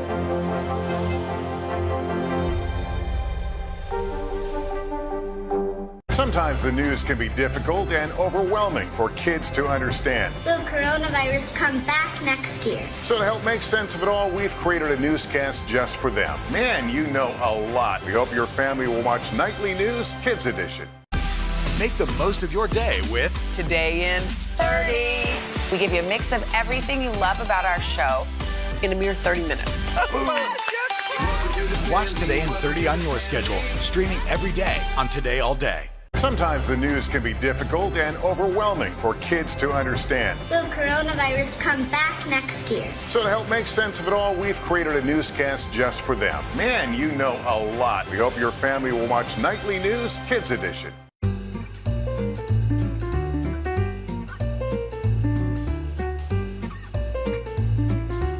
Tiramisu is the quintessential coffee-flavored Italian dessert, and it's the perfect balance of coffee-soaked ladyfinger biscuits, savoiardi, and the delicious, decadent mascarpone cream. The first thing we need to do is work on our coffee soak. I reserved the rest of the coffee from this afternoon's mocha pot, and I brewed another one. We need 2 cups of our espresso. So a 1/4 cup of sugar is going to go into this, along with a 1/2 teaspoon of vanilla, just for a little extra flavor. That's all that we need for our soak. Whisk it up to dissolve all that sugar. Perfect. We'll let this cool now while we work on the remaining components of our tiramisu. Now I'm going to make the mascarpone cream. This is my favorite part of a tiramisu. It is so tasty. I honestly could sit there with a spoon and just eat the cream as is, but I'm gonna be nice enough and show you how to make the tiramisu from start to finish. We need eggs, both the yolks and some of the whites. I need 4 of the whites and 6 yolks. Super important that you don't get any yolk or fat into your whites, or they're not going to whip up later.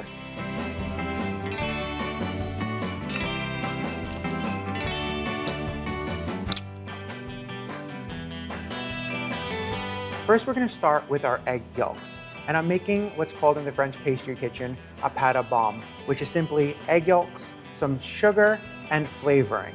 My flavoring of choice for this is a dry Marsala wine.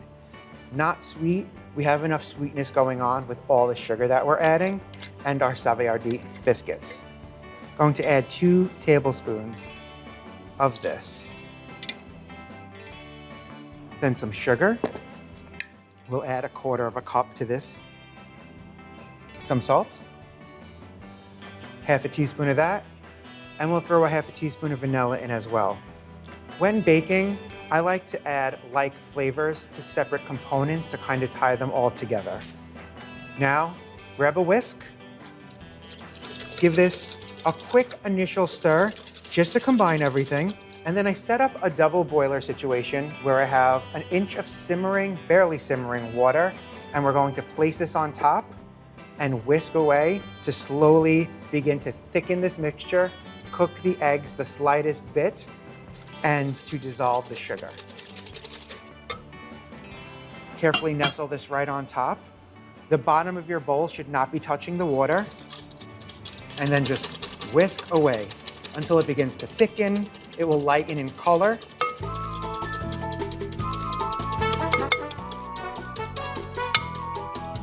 You can see the texture starting to change already. It's thickening slightly. It's a beautiful, silky texture.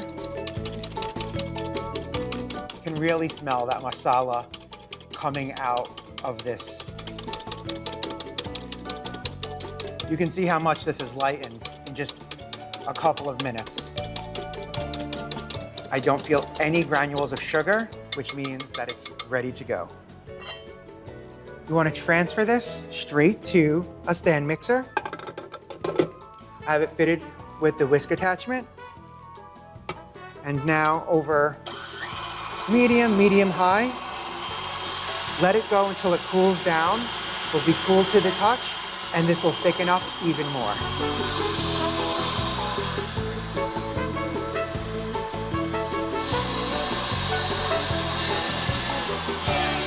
Perfect. It's no longer warm, it's pretty much room temp, and you can see how it's thickened, and we're getting these beautiful ribbons.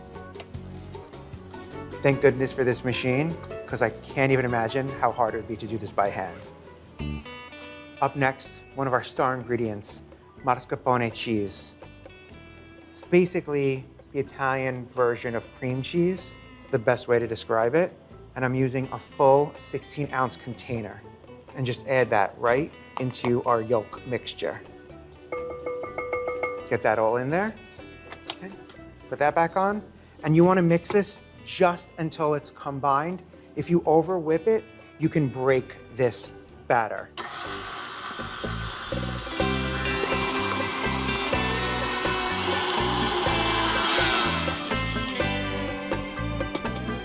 This looks delicious already. Set this aside. And onto our whites. So we have our 4 reserved egg whites, and to that, a final 1/4 cup of sugar. Add that in. Start with a clean, fresh whisk attachment.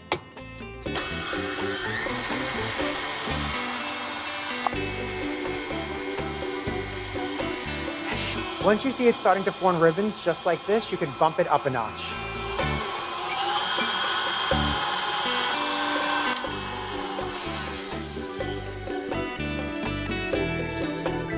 That's perfect. We're not looking for super stiff peaks here, just soft to medium peaks.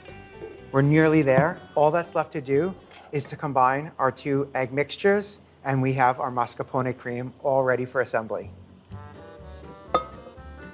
Add about 1/3 of your whites and gently fold/stir it in. This is to soften the yolk mixture to make it easier to fold in the remaining whites.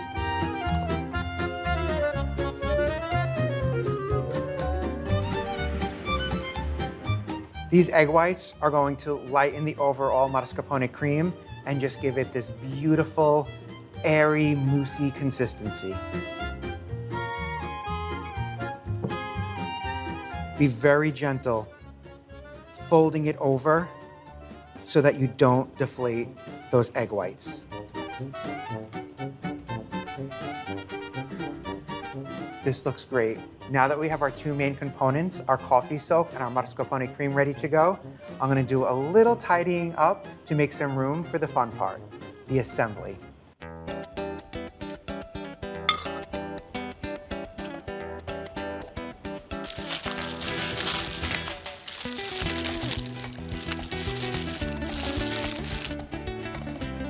Grab yourself a casserole dish. I'm using a 7x11, but a 9x13 will work for this recipe. You'll just need a few extra lady fingers, but you'll have plenty of coffee and plenty of cream. Grab your savoiardi or lady fingers. They're super crispy and feel hard, but they are made for things like this. They're going to just absorb that coffee instantly and get nice and soft and give us the best mouthfeel when we bite into our tiramisu. The trick is to be quick. If you leave it in the coffee too long, it's gonna absorb too much of it and disintegrate and lose its wonderful texture. So 1 at a time, boom, it's all it needs. And then start lining your casserole dish.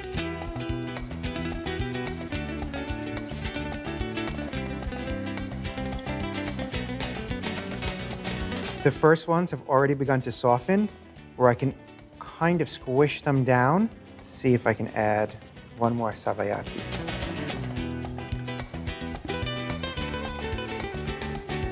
Perfetto.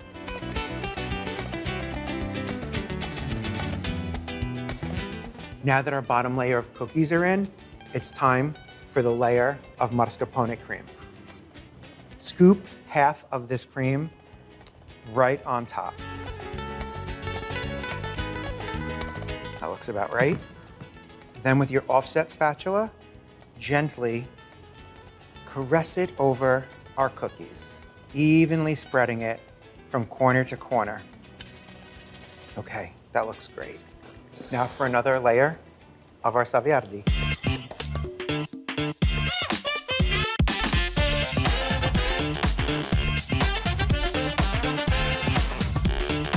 At this point, you don't have to, but I just can't help myself.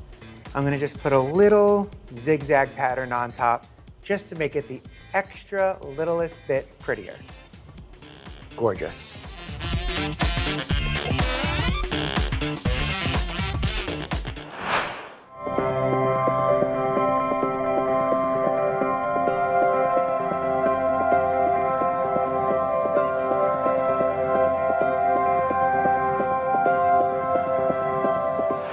Nearly a dozen hours after the Eye roared ashore. There is some late-breaking news. All right, it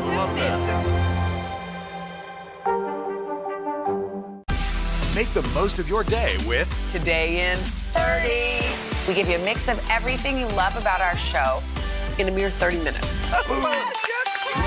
Watch Today in 30 on your schedule, streaming every day on Today All Day.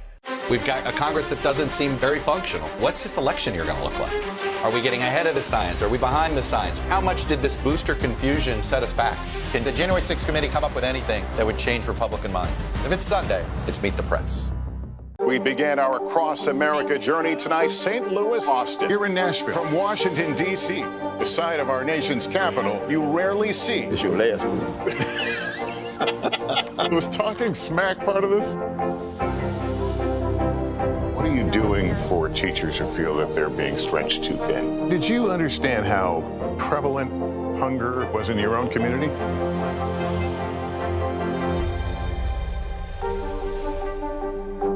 Our week-long journey across America, from Washington, D.C., a site of our nation's capital, you rarely see. It's your last one.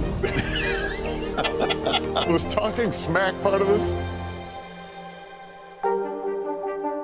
We began our cross-America journey tonight, St. Louis, Austin, here in Nashville. From Washington, D.C., the site of our nation's capital, you rarely see. It's your last one.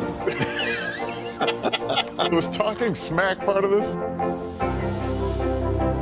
What are you doing for teachers who feel that they're being stretched too thin? Did you understand how prevalent hunger was in your own community?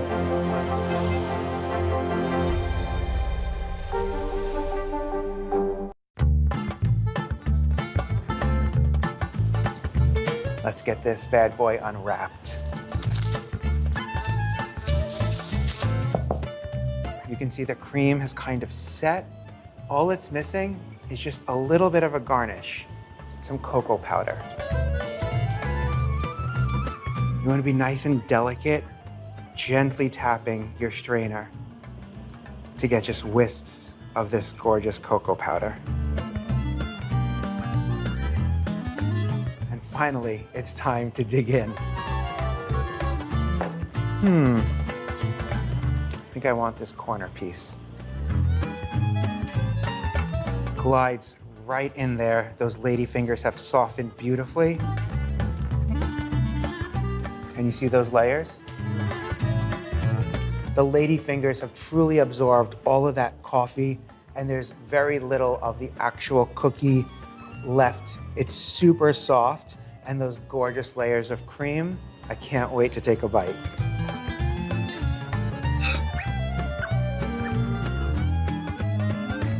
This is definitely the perfect pick-me-up and one of my favorite ways to enjoy coffee.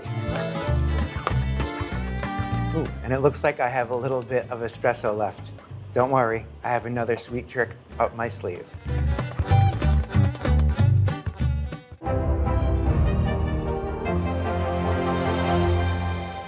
Our week-long journey across America. From Washington, D.C., outside of our nation's capital, you rarely see. It's your last move. Was talking smack part of this? Today is now a podcast, available every morning. Listen wherever you get your podcasts. The Meet the Press Chuck Toddcast, free wherever you get your podcasts. Today is now a podcast, available every morning. Listen wherever you get your podcasts. The Meet the Press Chuck Toddcast, free wherever you get your podcasts. We began our cross-America journey tonight, St. Louis, Austin, here in Nashville. From Washington, D.C., the site of our nation's capital, you rarely see. It's your last move. Was talking smack part of this? What are you doing for teachers who feel that they're being stretched too thin? Did you understand how prevalent hunger was in your own community?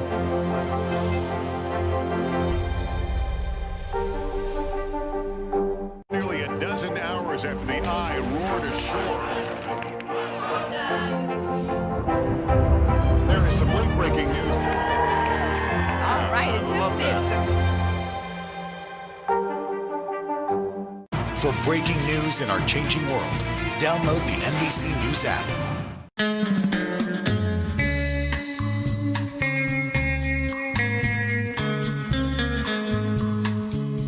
I'm not much of a drinker, but when a cocktail tastes like dessert, I can definitely get down with it. The first espresso martini is credited to a British bartender who first served it in the 1980s. But unlike most nightcaps, this one packs a punch and will keep you up at night and keep that party going. So take it easy. People love this drink because it's so easy to make. The classic version has 3 ingredients, but I like to add a little something special to mine. Start with a cocktail shaker, of course. Something to measure everything in. A strainer. And some booze. I'm using vodka and coffee liqueur in this. The first step is to load your cocktail shaker with some ice. Then I took the leftover espresso that I had, threw it in the fridge to get it nice and cold, and I'm going to add 2 ounces straight into our cocktail shaker. Up next is our vodka, 1.5 ounces of that. Right on in. Then for a little extra punch and additional coffee flavor, some coffee liqueur, just 1/2 ounce. Then for my little extra ingredient, sweetened condensed milk. It's a little unconventional, but it adds a little sweetness and just a little more creaminess. And it's a little reminiscent of like a Vietnamese iced coffee. 1 tablespoon of that right on top. Then just like our Shakerado, we want to shake this vigorously. Get all those ingredients well combined, at least 15 seconds.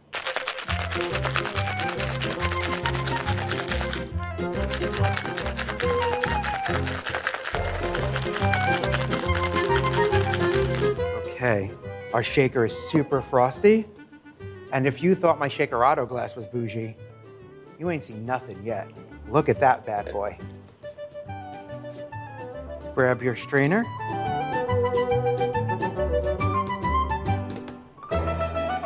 Look how delicious, how creamy. Get every last bit of that. Now, if I didn't already have a decadent dessert waiting for me, what I would do is make an espresso martini affogato. First, I would shake up an espresso martini, just like this one. Then I would fill a glass with 2 scoops, 3 if I really feel like treating myself, of premium vanilla ice cream. Pour that delicious martini right on top and enjoy. But for now, this will definitely do the trick. Cheers. You can never have too much coffee.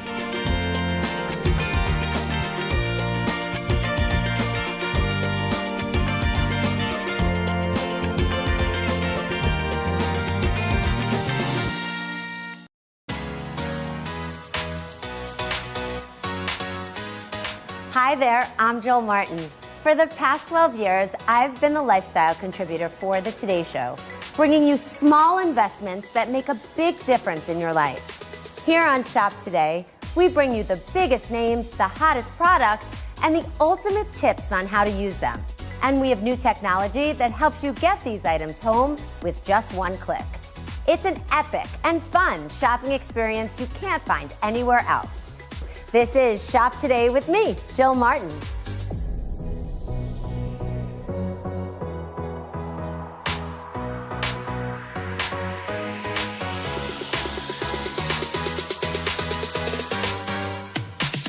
As we enter a new year, it's the perfect time to make a fresh start, set intentions, and feel your very best. So I've rounded up my IT list of the very best items to help you set goals and stick to them in the new year. Plus, Property Brothers Drew and Jonathan Scott join us with simple ways to freshen up your space this season. And I found the buzziest beauty items, including skincare solutions and my go-to makeup essentials. Get ready to refresh and renew in 2022. Ready to shop? We're simplifying your shopping experience with features that make it super easy to shop along with us. So we've created a special destination on today.com where you can shop all these items you see on today's show. Do you see the QR code at the bottom of your screen? It will be there throughout the show, giving you instant access to my product picks. All you need to do is this. Open the camera app on your smartphone or tablet. Point the camera to the screen and hold your phone there until your device recognizes the QR code and shows you a notification. Just tap the notification to open the link and start shopping. Plus, we're bringing back our text to shop feature. You can instantly receive a link to your smartphone by texting shop to 34318. Or of course, you could do it the old-fashioned way and simply visit today.com/shop all day to start shopping and take advantage of some of Shop Today's exclusive deals.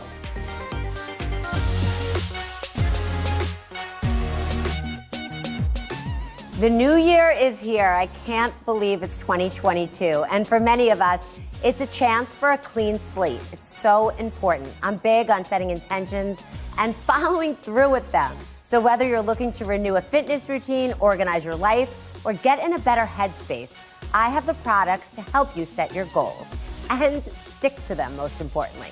Let's get started with the Snacks leggings from the Instagram popular brand all over social media, Outdoor Voices. Now, I believe that investing in a great pair of leggings will make you excited to head to the gym. When you wake up and you put something on that you feel good about, that is half the battle. So this is the newest legging style from the brand, featuring a 7/8 length. Now these leggings, so cool, have 5 pockets, a loop to store lightweight layers, and a snap-on removable mini backpack for keys and other small belongings. Perfect for on-the-go wear and those times when you don't want to carry a handbag. I really love the fabrication on these. Come in great seasonal colors. You could scan the QR code to see them all. The Snacks leggings retail for $118.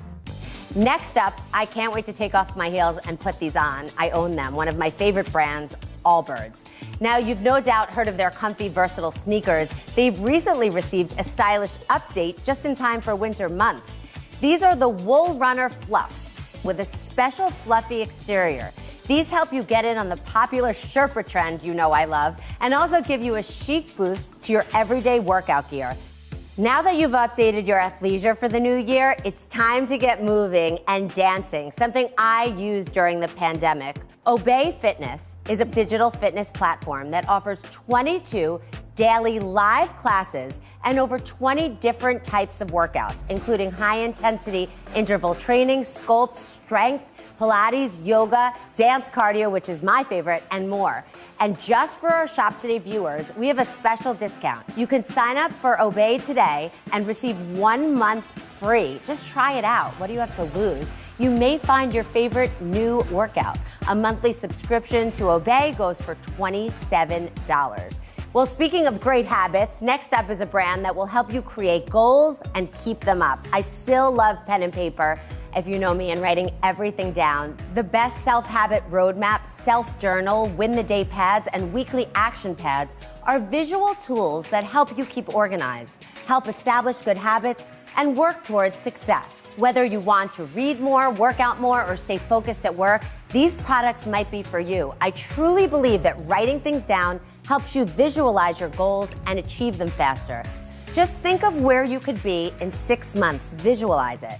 The Best Self products range from $15 to $32 and make a great gift as well.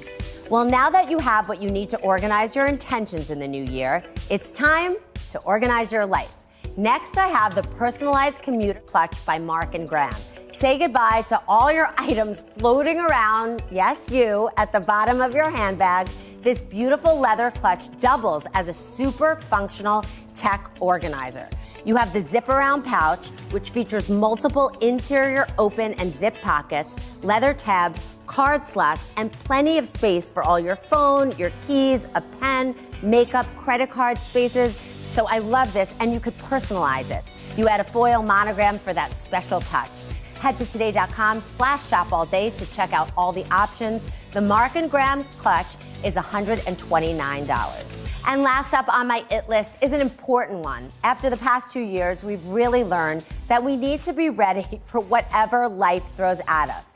And this does all the work for you. It's the Judy Mover Max Preparation Kit, a go bag for emergency evacuations.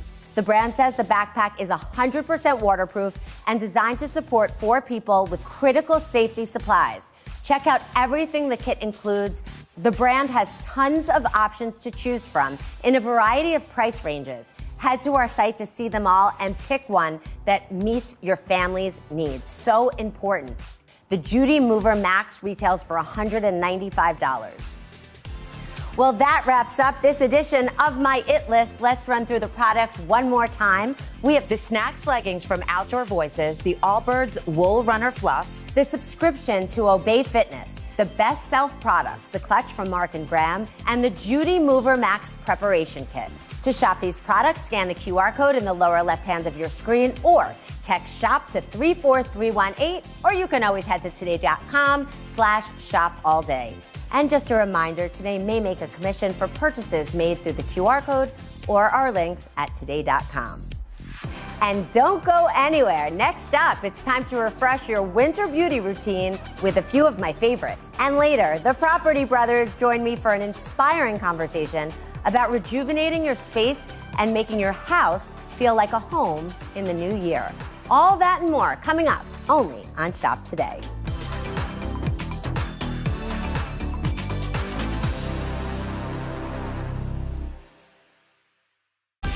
Make the most of your day with Today in 30. We give you a mix of everything you love about our show in a mere 30 minutes. Savannah and Hoda bring you what you must know. The biggest moments of the morning. One Republic! Exclusive interviews. Why did it work for you? You're right. I am more talented than the rest. And important headlines. Major medical news this morning. Watch Today in 30 on your schedule. Streaming every day on Today All Day. For breaking news in our changing world, download the NBC News app. These days, the news never stops. The morning's headlines change by afternoon, and by the end of the day, it's all totally different. So let's get into it. What's happening right now, what it all means for you for an hour every day.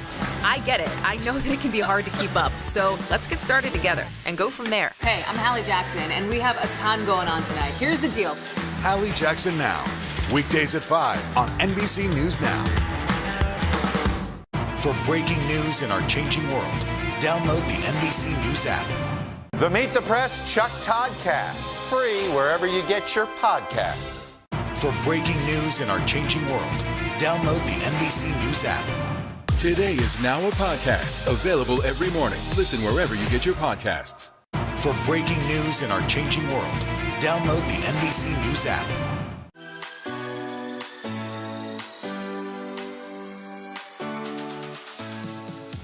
Welcome back to Shop Today.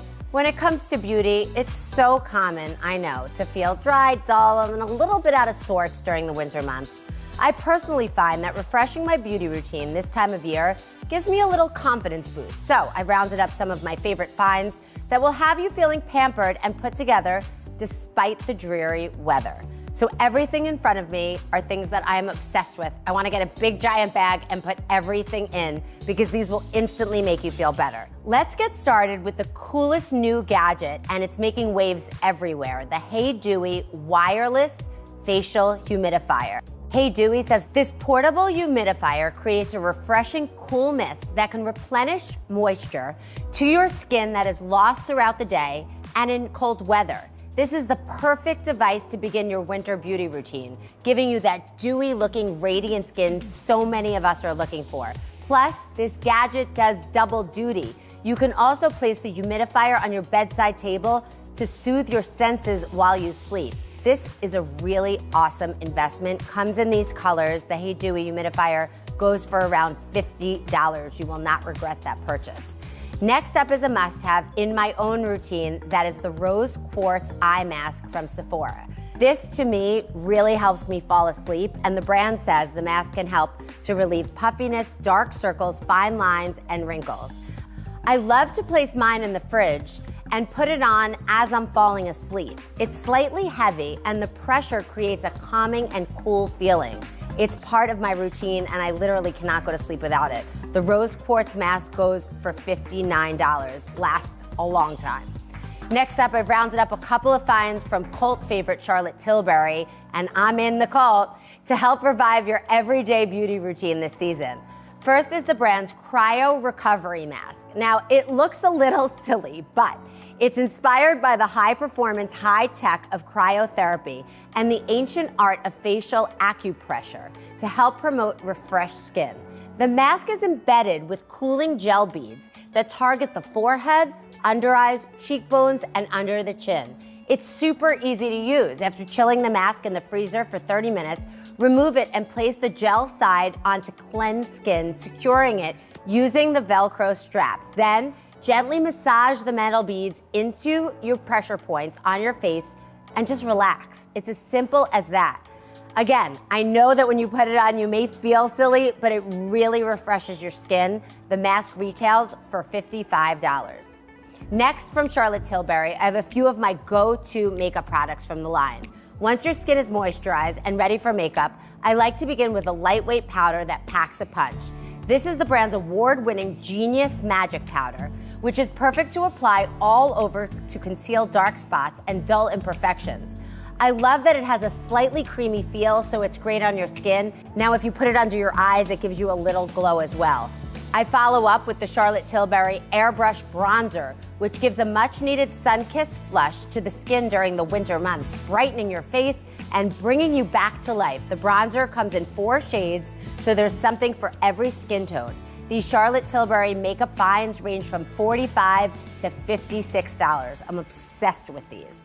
Moving on to one of my absolute tried and true products, my beauty look is never complete without a stroke of navy eyeliner. Yes, I said navy. And I just love this one, and I've tried them all by Victoria Beckham Beauty. This highly pigmented eyeliner is my go-to for a high-impact eye look. Perfect for your lash line, waterline, or if you like that winged look, or even the smudge look. The Victoria Beckham Satin Liner goes for $29. They also have different shades, so if you want to make your eyes pop in a different way, check them out. All right, moving on to one of my biggest secret weapons I'm going to share with you. In wintertime beauty, when it's dark and gray outside, sometimes you need a little sunshine. Now, I don't sit in the sun, ever, so that's why I love using tan towels. These single-use towelettes offer full body coverage. Just swipe them evenly from head to toe. I do it on my face too. The perfect glow with no streaks, mess, or fuss. They are individually packed, which is great for travel or to throw in your makeup bag if you just need a quick fix. The tan towels come in a variety of shades, including fair, medium, and dark tones. I use the medium for reference. A set goes for around $24. And last up, we have one of the hottest hair tools out there right now with a major upgrade. You've no doubt heard of the Revlon Volumizing Dryer Brush. Now meet the Revlon Volumizer Plus, the brand's best-selling fan-favorite dryer brush has been updated to help you achieve those beloved salon blowouts in no time.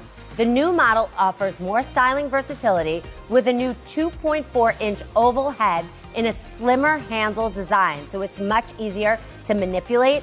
The smaller oval head allows you to get closer to the roots for a super smooth blowout. This tool is great for all hair lengths, and it also allows for temperature customization, which is a game changer if high heat tends to damage your hair. This is such a good find and an easy upgrade to your everyday hair routine. It has great reviews as well. The Revlon Volumizer Plus goes for around $70. And that rounds out my favorite beauty finds to instantly refresh your winter routine. Let's go through the products one more time. We have the Hey Dewy Wireless Facial Humidifier, the Rose Quartz Eye Mask from Sephora, the Charlotte Tilbury Face Mask and Makeup Essentials, the eyeliner from Victoria Beckham Beauty, the tan towels, and the Revlon One Step Volumizer Plus. To shop these items, simply scan the QR code, text SHOP to 34318, or head to today.com/shopallday. Well, coming up next, I sit down with the Scott brothers to learn their secrets for creating a cozy and fresh space this new year, and the products to make it happen. And later, the buzziest items to keep you hydrated inside and out all winter long. That's straight ahead. Stay with us, only on Shop Today.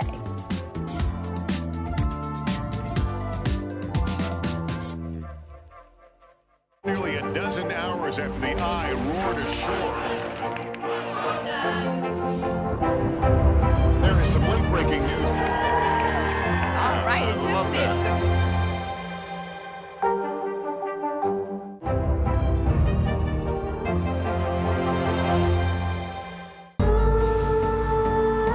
The answers come when you need them most. Ooh, let it go. The Today Show's newest fan. A little Al Roker. What am I doing here? This is your moment. Your moment.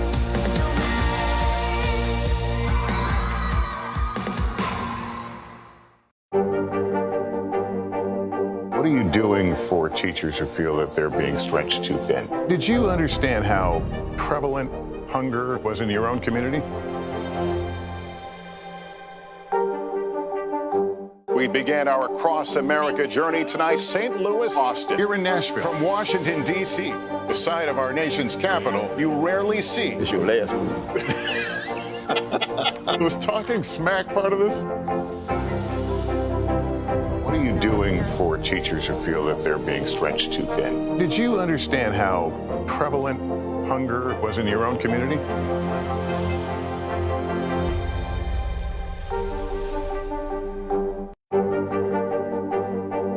What are you doing for teachers who feel that they're being stretched too thin? Did you understand how prevalent hunger was in your own community? For breaking news in our changing world, download the NBC News app. Today is now a podcast available every morning. Listen wherever you get your podcasts.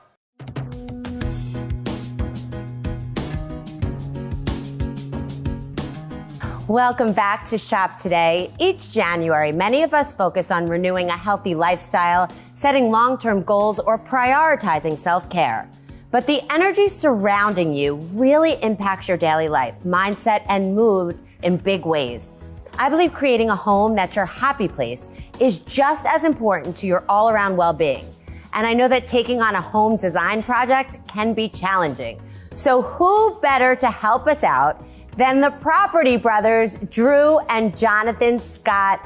Welcome to Shop Today, guys. Thank you for having us. You know, I think you're doing a great job. Your background looks pretty stylish. Oh, a 10 out of 10? You know, in addition to everything you're doing, you guys are everywhere. I mean, I had to make a list to get to sort of get your resume. Multiple spin-off shows on HGTV, musical duo, you've launched Reveal Magazine, and now your new Scott Living with Wayfair. So what can't you guys do? Is there anything you're not good at? You know, German clogging is the one thing I'm not great at. No, I think for us, it's just we love to inspire people in their homes. And a lot of what we do is all surrounding that. I mean, even the music side of what we do. We grew up singing. My dad and me would play the guitar and we'd all sing. It was just a way that we would bond in our house. And so even with our Scott Living collection, it's really exciting for us to be on Wayfair because this is one more way to be able to connect with our audience and just make home easy. Yeah, I think that's the biggest thing. A lot of people find it overwhelming. And our shows, our magazine, everything is about simple steps to love your home. Let's jump into the products. And I feel like this is a big one to start with, the rug. So we have one of your rugs here. What's the first thing you say? Pick a color theme, pick a size. Where do you start? A lot of people forget, they're like, why doesn't this space feel finished? And it's because they don't have a beautiful area rug. The way we've designed our rugs, you not only get the style, I love the geometrics, I love the patterns, but it's also a low pile, so you don't have to worry about doors catching on it and things like that because the low pile is easy to maintain. I think a lot of people are looking to cleanse and simplify, but you do need those pieces that are sort of, not the huge standouts, but that fill the space properly. So I know you also have accessories like vases, planters, and decorative objects. Tell us what make these different because they sort of have a different angle to them. When you look on one of our HGTV shows, or if you look in a magazine, you're like, what is it that just makes a space feel, finished? A lot of it comes down to the accessories. We love having beautiful, simple accessories that can make a bookshelf or a table or a side table feel a little classier. It's just adding some texture, adding some style, having something pop. So it's just not boring. I mean, nothing's worse than a space that just everything looks the same. That's why we say to people, you should be having fun with this process. You're creating your dream home. You're making a space beautiful. So have fun with it, mix and match a little. And it's okay if you end up getting something that's not exactly the right fit. Well, guess what? Housewarming gift. Right, a regift. Jonathan, you and your girlfriend, Zoe Deschanel, you bought a new home. Congratulations. And you're renovating. A new old home. We bought a new old home. It's a 1938 historic home. It's absolutely beautiful. But yes, the secret's out. We found our forever home and we are embarking on this renovation. Now, our hope is that when it's done, this will be a home that stays in the family forever and ever. Now, I know an accent chair is a big part of your line, and we have one here, and it's cozy and comfy, but it's also functional. So tell us about it. So our Glendale chair is actually one of the top sellers on Wayfair, which I really love because whether you have a small space, whether it's just a little, just off your entry, you have a little seating area, or whether it's, in your bedroom, you don't have the room for a whole sofa or comfortable living space, you can have a little corner reading chair. And it's something that brings that comfort. It's also very durable with a microfiber. So again, you're thinking about function, but also style and comfort. Microfiber, really easy to clean. Just before I met Zoe, she bought this beautiful white sofa. And I said, what? The kids are going to destroy this in no time at all. Get something that looks beautiful, but that is going to withstand life. What have you taught your significant others about home style, and what is something that they've taught you? Linda, my wife, she really brought out the fun in me, to bring fun to a design. So more vibrant colors and patterns. And I think for me, something that's a great example is our Fulton, cocktail table. It's something that's really fun. It's easy. It brings a beautiful new pattern, a black and white inlay pattern. It's actually something that Zoe, we have a vintage table. Yeah. Zoe's vintage table, and that is what inspired this part of the collection because, we're like, this is such a cool idea. Could we do a fresh take on it? And so everything fun. You see, it always comes from something in our lives, somewhere we've traveled, something that we felt was a need in a household. Yeah. What would be your advice to people who just want sort of a fresh start after a messy 2 years? I think the important thing is for everybody to realize that they're not alone. This has been crazy and chaotic for everybody. But if you can turn the lens inward a little bit and think about in your home, what would make you feel more comforted, what would make you feel like you can recharge your batteries, it's worth it because you deserve it. And I think simple little steps at home are the first step. Thanks so much to Drew and Jonathan, and a special congratulations to Drew and his wife Linda, who are expecting their first baby. To shop these products, scan the QR code below, text SHOP to 34318, or head to today.com/shopallday. And stay tuned, we have all the buzzworthy buys you'll need to get in on one of the biggest beauty trends of the moment. That's coming up only on Shop Today.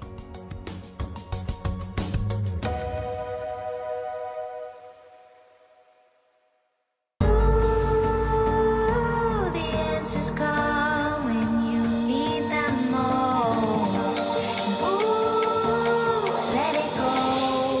the Today Show's newest fan.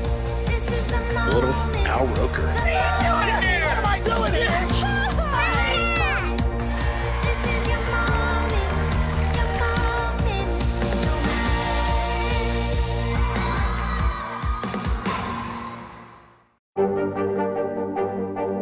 What are you doing for teachers who feel that they're being stretched too thin? Did you understand how prevalent hunger was in your own community?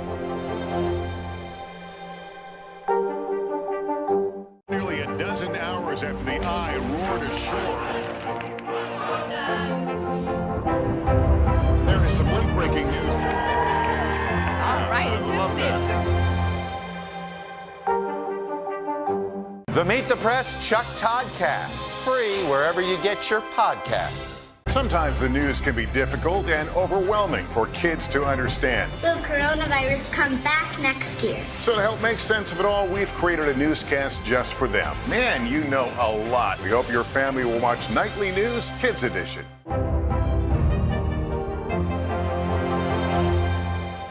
The Meet the Press Chuck Toddcast, free wherever you get your podcasts.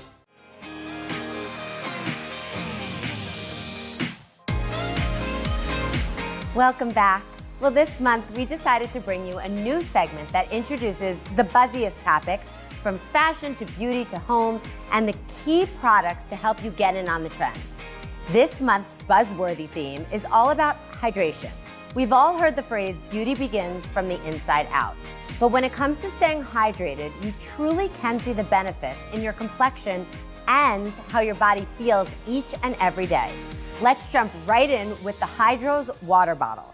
These 20-ounce portable water filter bottles provide purified drinking water wherever you go. The filter is sustainable, made from 100% coconut carbon, and features the brand's patented fast flow technology. These innovative bottles come in 4 fun colors and will make you feel good about that resolution so many people have. I need to drink more water. The Hydros water bottles retail for just $20.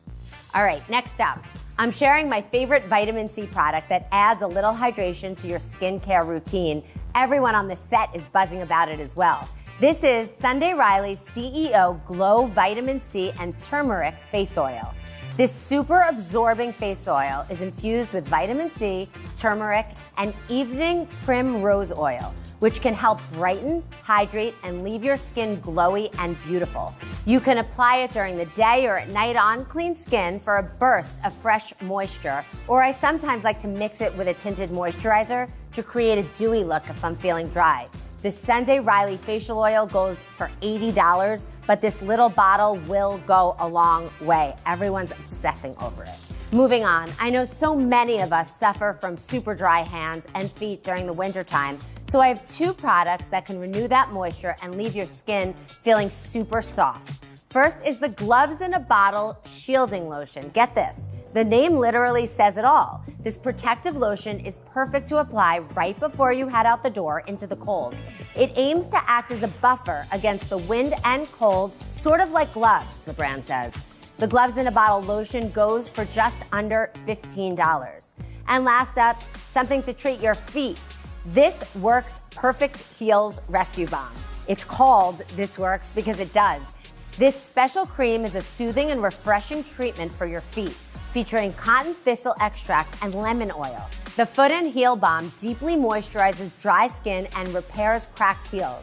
The brand says this fast-acting treatment can deliver visible results after just 1 use. I like to put it on and then put socks on over it and sleep with it. The This Works Rescue Balm goes for under $30. Well, that wraps up my first edition of Buzzworthy. Let's go through the products one more time. We have the Hydros water bottles, the Sunday Riley face oil, the Gloves in a Bottle, and the Perfect Heals Rescue Balm by This Works. Thank you so much for joining us for another episode of Shop Today. Don't forget, you can shop all the items from today's show by simply scanning the QR code below or text SHOP to 34318 to receive a link straight to your smartphone. Of course, feel free to visit our site the old-fashioned way too at today.com/shopallday. Best of luck on all your ventures in the new year, and here's to a fresh start. We'll see you back here in February for products we love all our favorite finds that we're obsessing over during the month of love. See you then, and Happy New Year.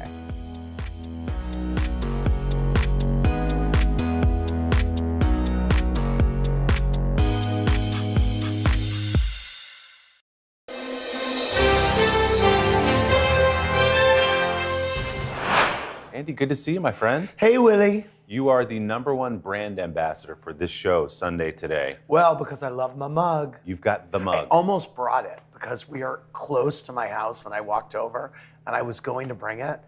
It's in the dishwasher. What's the past 18 months been like for you? The time with, you know what? The pandemic actually for me has been okay. I have been able to work during the entirety of the pandemic, of which I feel very grateful. And then I've gotten to spend an inordinate amount of time with my son that I never would have gotten. And that's been, frankly, incredible, especially as a single parent, to be able to really, I try to spend as much time, obviously, as possible with him, but I feel an extra weight on me as a single parent to really let him see that I'm around. As long as I've known you, you've talked publicly and privately about wanting to be a dad sometime down the road. Yep. And now you are. Yeah. How has the reality been compared to those expectations you It's had? actually been an easy ride so far. I mean, it's been, you know what? It's been all right. I thought that it was going to be completely overwhelming, and I actually feel like he has been trying to make it easy on me a little bit. And he's a good guy. He's very nice. He's very sweet. Daddy? He's becoming a three-nager. Is that the term? Oh, yeah. Yeah, so that just started last weekend. And so that was interesting. We were supposed to have a movie night Friday night, and I was so excited about it.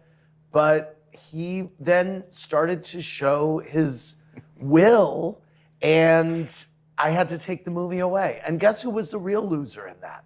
Me.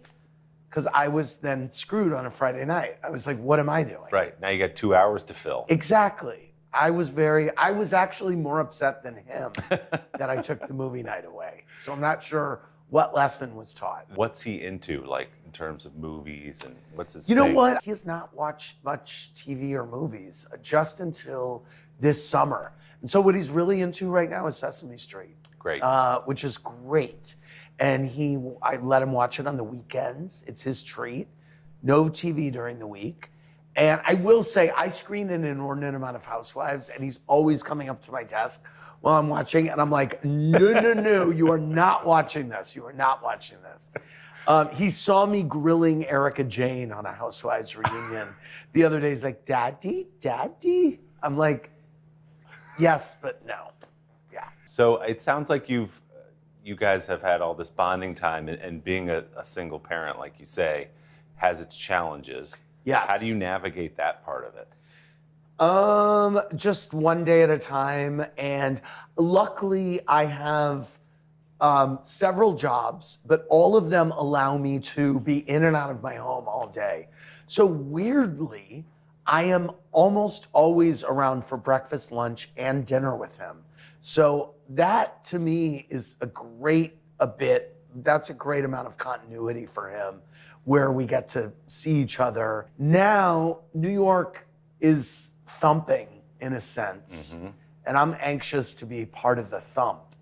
And so I think I keep saying, and my show is going back to live with an audience. So I keep saying, Daddy's going to work, Daddy's going to work. And so we brought him to the clubhouse last week because I wanted him to see that there was a place that was work. Right. And he quite enjoyed it. I forgot that the shelves are basically all toys. Right. And he's like, this.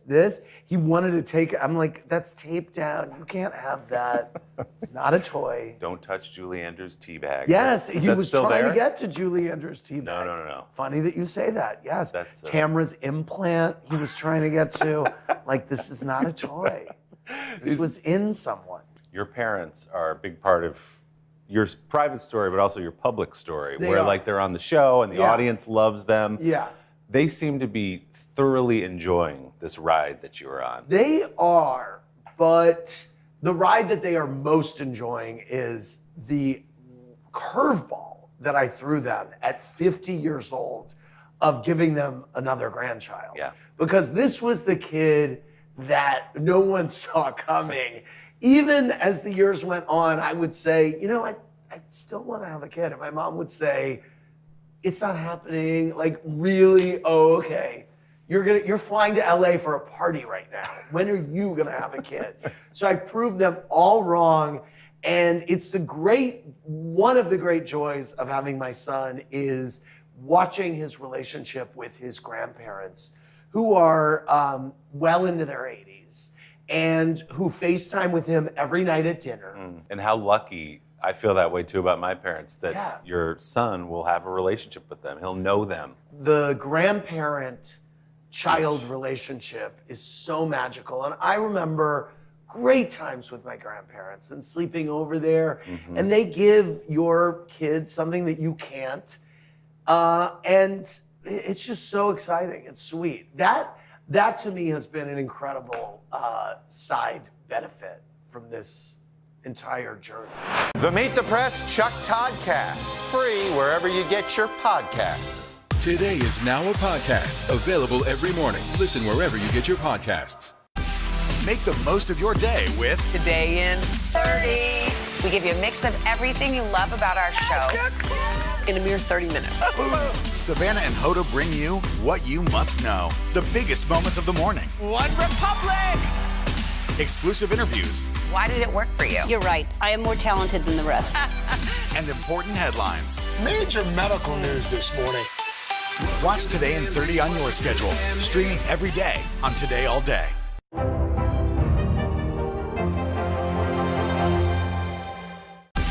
Make the most of your day with Today in 30. We give you a mix of everything you love about our show in a mere 30 minutes. Watch Today in 30 on your schedule. Streaming every day on Today All Day. Make the most of your day with Today in 30. We give you a mix of everything you love about our show in a mere 30 minutes. Savannah and Hoda bring you what you must know. The biggest moments of the morning. One Republic! Exclusive interviews. Why did it work for you? You're right. I am more talented than the rest. And important headlines. Major medical news this morning. Watch Today in 30 on your schedule. Streaming every day on Today All Day. I've been on Watch What Happens Live over Zoom. Remotely, Remotely a couple of times. Yeah. So what was it like for you to, because we all experience this in one form or another, to do that show over Zoom? Because so much of that, anyone who's been in that clubhouse, is the crackle of the back and forth. Right. It was weird. It was highly efficient, which I loved. Yeah. We are doing the show at 1:30 in the afternoon, and we will be done at 1:55. And then you can go about your day. So it felt fake for a long time. And I was doing my own makeup to horrible results and really not seeming to care for a very long time what I looked like going on television. I didn't monitor what I was putting out there. Too much, too little? What was the problem? Yeah. Everything. Didn't care. Just was like, once I did the show I was doing it from my office for a big chunk of time and had left the Grateful Dead playing for the entire show. And they called me after the show and said, we're detecting music. I said, oh, I left the Grateful Dead channel on for the whole show. They're like, we're gonna hope no one notices.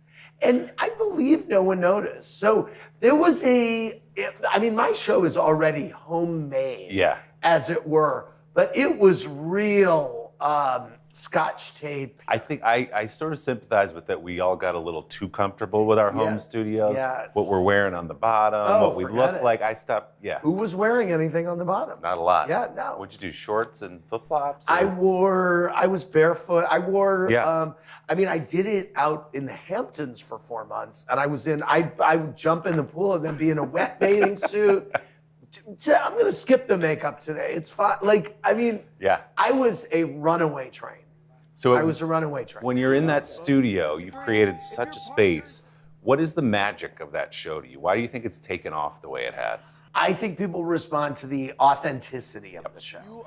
I think that, God knows, I screw up every episode. The audience maybe, the audience is drinking, the guests are drinking.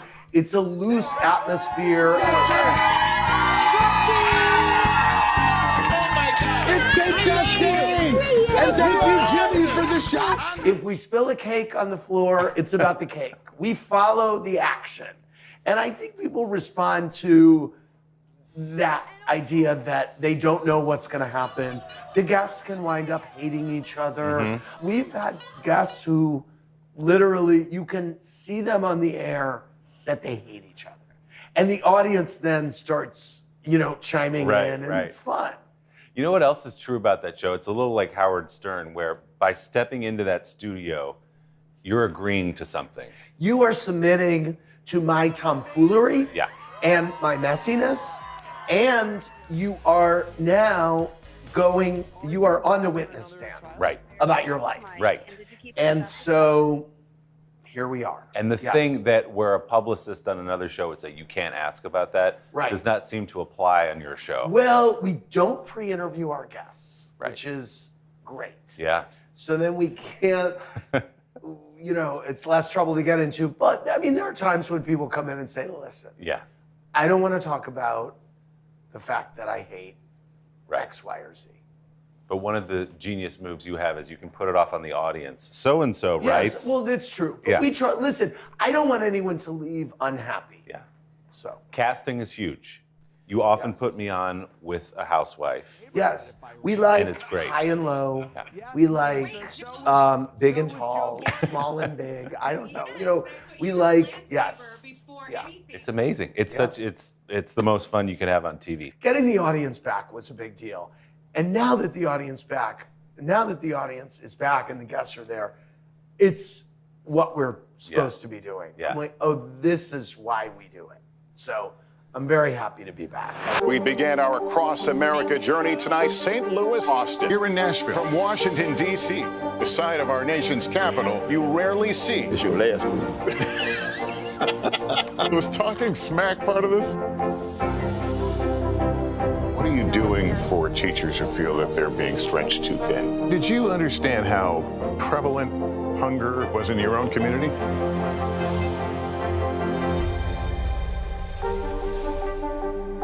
Nearly a dozen hours after the eye roared ashore.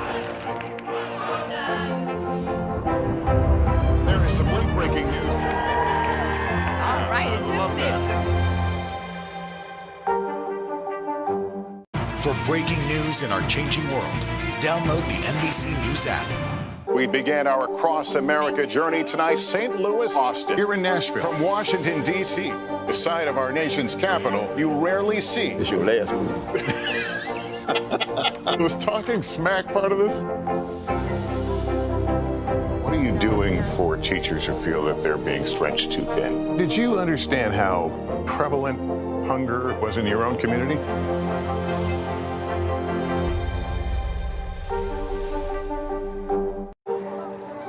People really don't know what's going to happen. Nearly a dozen hours after the eye roared ashore.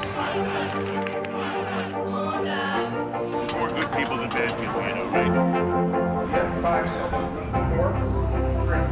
There is some late-breaking news. 4 hours into the Iowa caucuses. Private mail deliveries.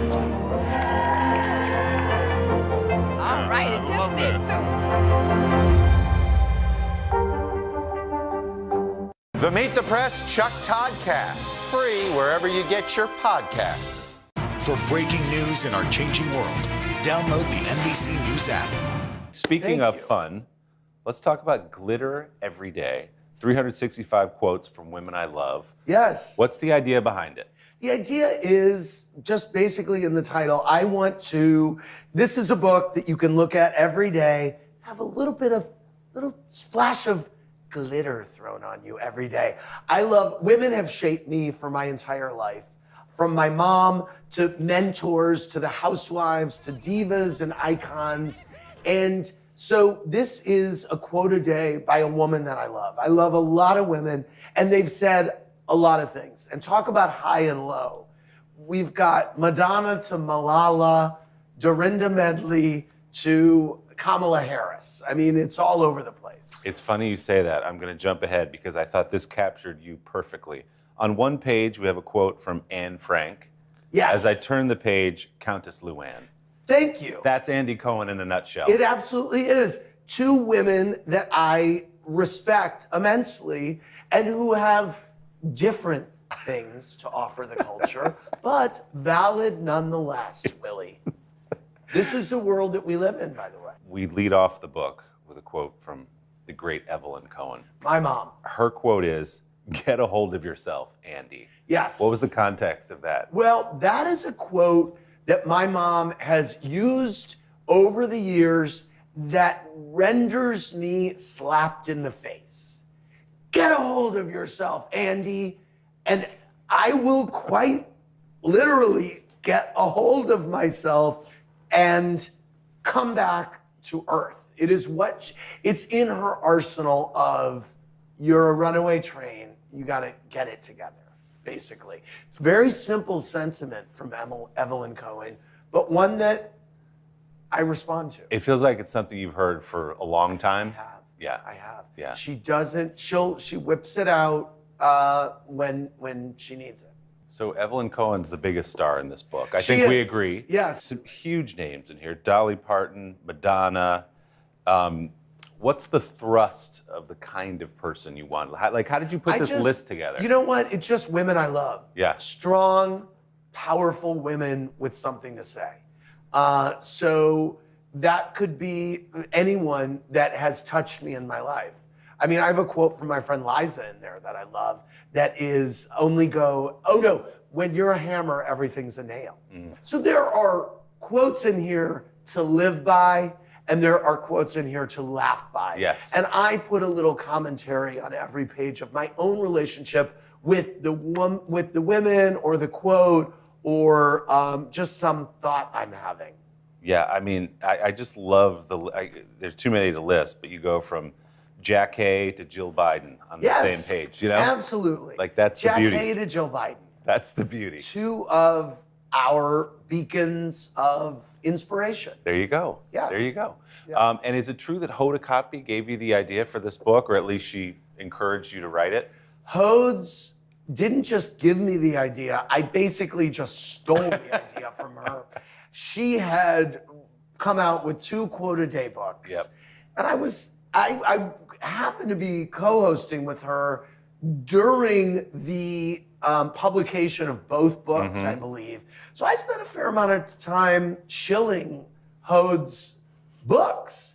And I thought to myself, what if I did one of these but put my own spin on it? So then kind of halfway through writing it, I FaceTimed her and said, I need to make sure this is okay with you. Like, do you have another one of these coming out? Because I do, maybe in the fall. Is this okay? She's like, write your book, babe, write your book. There's a couple great quotes from Hoda in there. Yeah, Hoda's in the book. Yes, of course. Pay a nice tribute, and you mentioned her in the acknowledgments. Yes, well, I mean, again, Central figure. She inspired this book completely. Who in this book would you like to have on Watch What Happens Live who you've not yet had on Watch What Who Happens Live? in that book wouldn't I like to have? You've on had Watch some What of Happens them, a Live? lot of them. Yes. No, I mean, I think Michelle Obama. Michelle Obama has done every show but mine. Now, what's going on with Michelle that?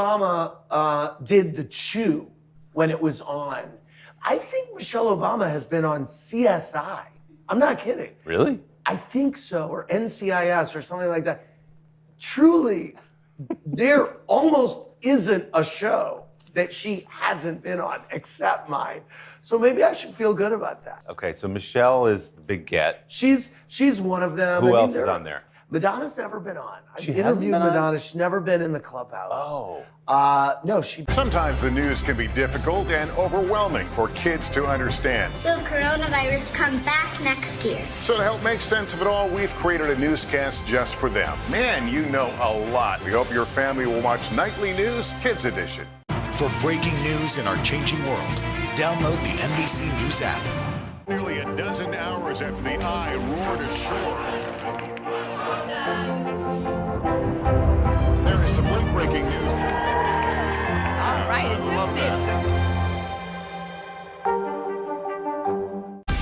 Make the most of your day with Today in 30. We give you a mix of everything you love about our show in a mere 30 minutes. Watch Today in 30 on your schedule, streaming every day on Today All Day. What are you doing for teachers who feel that they're being stretched too thin? Did you understand how prevalent hunger was in your own community? The Meet the Press Chuck Toddcast, free wherever you get your podcasts. Make the most of your day with Today in 30. We give you a mix of everything you love about our show in a mere 30 minutes. Watch Today in 30 on your schedule, streaming every day on Today All Day.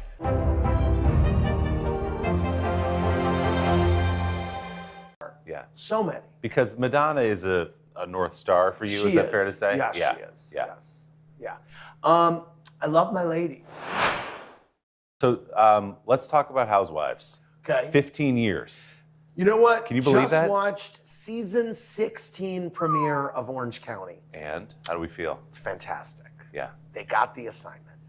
Yeah. Let's go back to like 2005 when you're cooking this up. Yeah.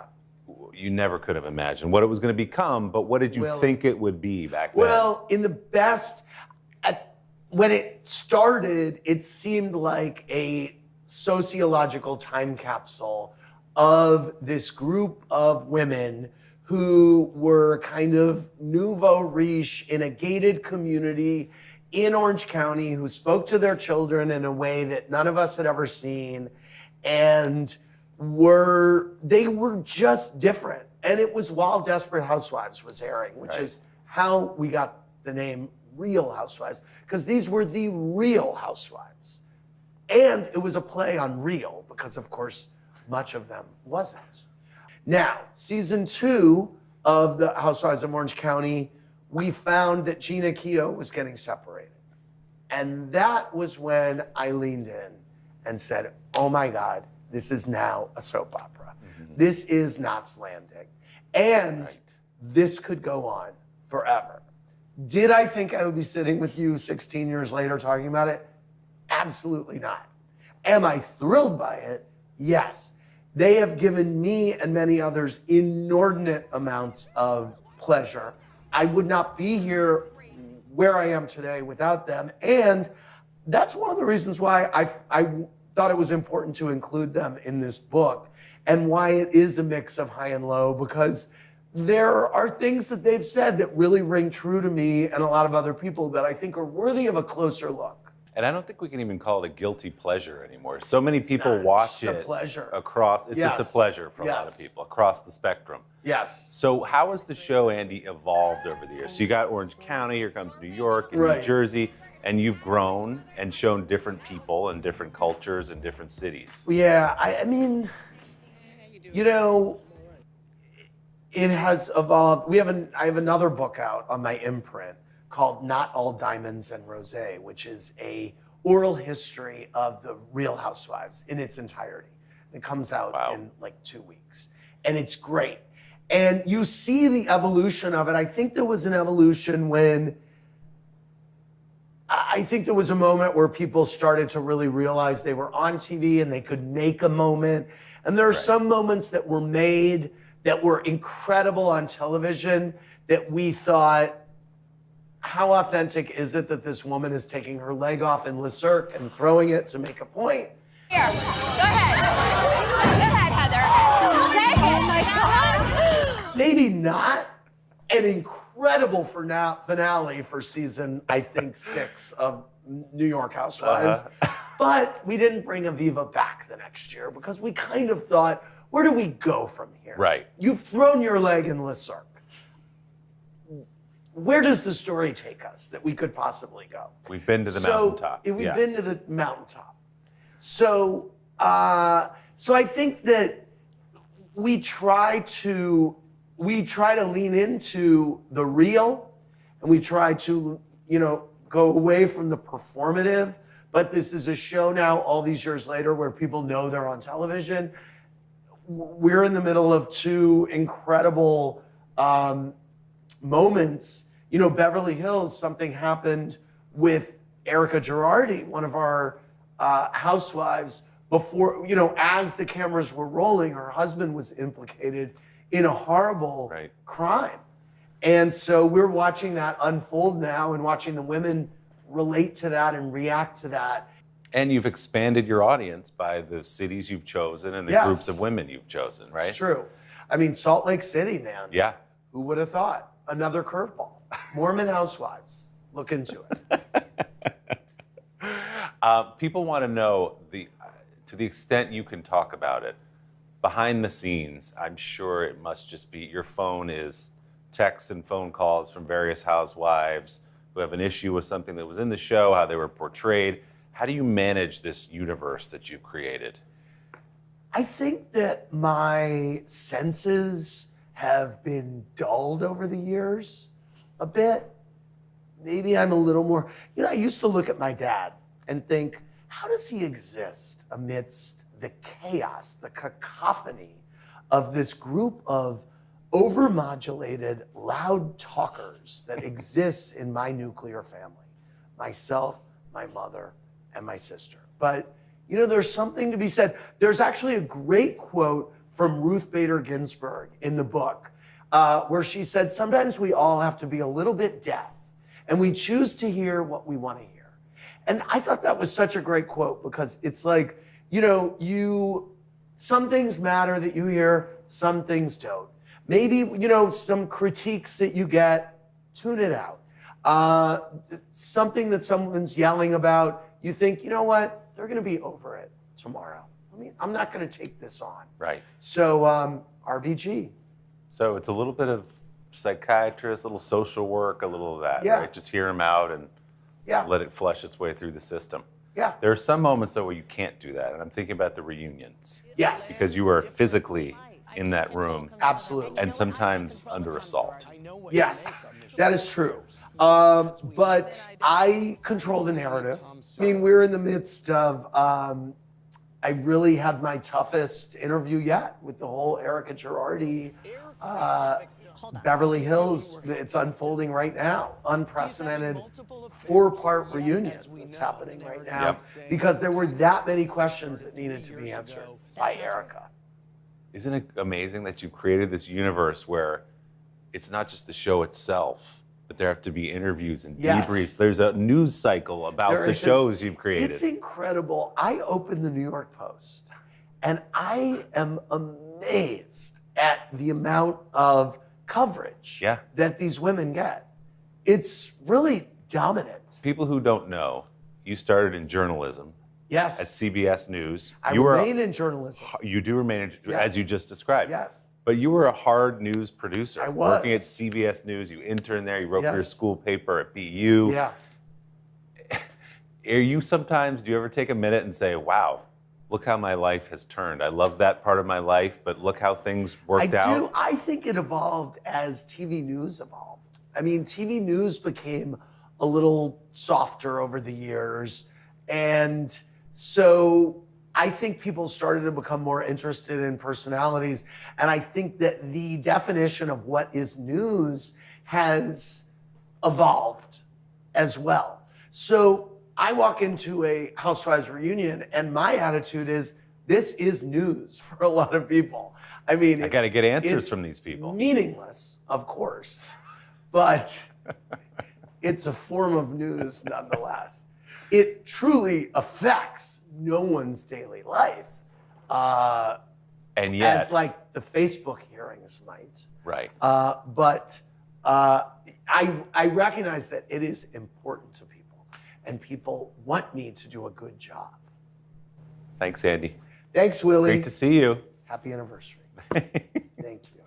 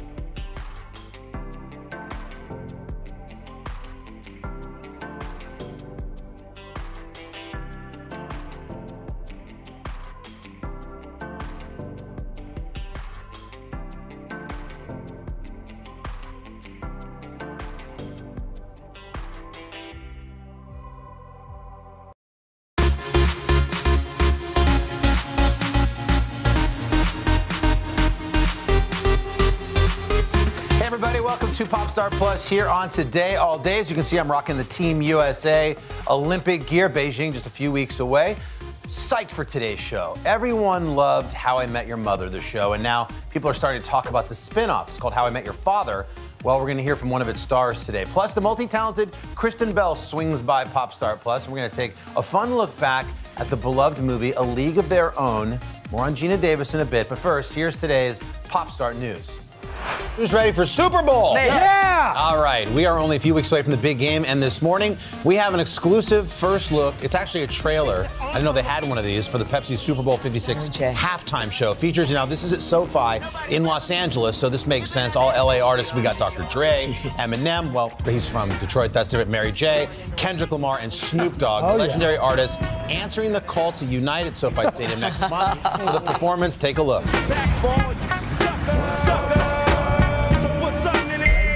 Hold up.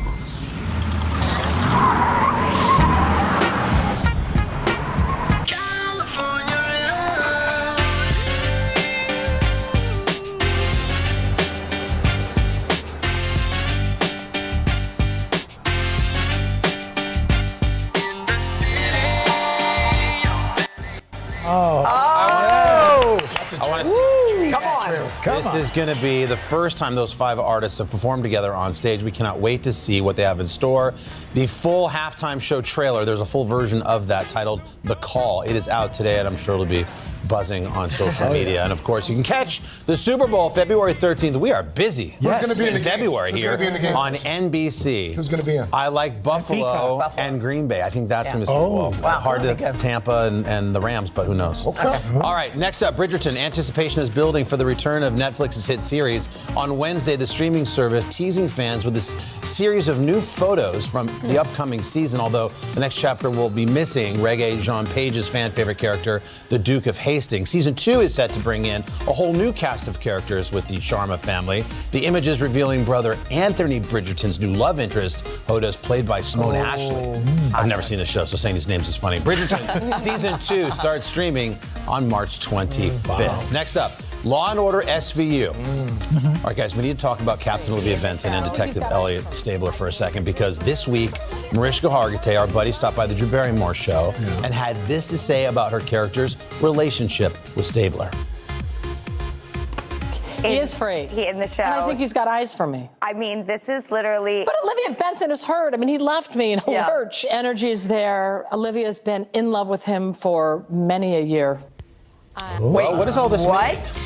It's on. Could this decade's long-awaited romance finally be happening? This is it. I don't know. Obviously, the fans went nuts when they saw this, not just because they're dying to see what happens next for the show, but because they just care so much about that relationship. Check out some of these tweets. One user wrote, "Can you release footage of Hoda and Savannah reacting to this news?" Another adding, "I need to know how they all reacted to this." Well, guys, what do you think? Well, it is because we flipped out when they were here and we were like, give him the 3rd degree. Oh like, my gosh. We were grilling him. Drew Barrymore got it out of her. I know. We were trying to get out of her. We were, and she was like, "Oh, I can't say anything." Then she spilled the beans with Drew. Well, maybe the best response of all was from Christopher Maloney when he reacted to the news of apparently his character's feelings. He added, "I had no idea." No, don't be coy. That's what he wrote. That's a game. I had Don't no play idea. games. Yeah, Chris. he's flirting. Someone's got to sell tickets. That's smart. That's Good it. cop, Sure. bad cop. It's like we didn't know that there were going to be all 3 Spider-Men. Right. Come on. Next up, Serena Williams. Earlier this week, we showed you that great video, the tennis superstar, of her 4-year-old daughter, Olympia. She was working on her backhand, right? Oh, my God. And in a new post, it looks like Olympia and mom are working on honing a very different kind of skill.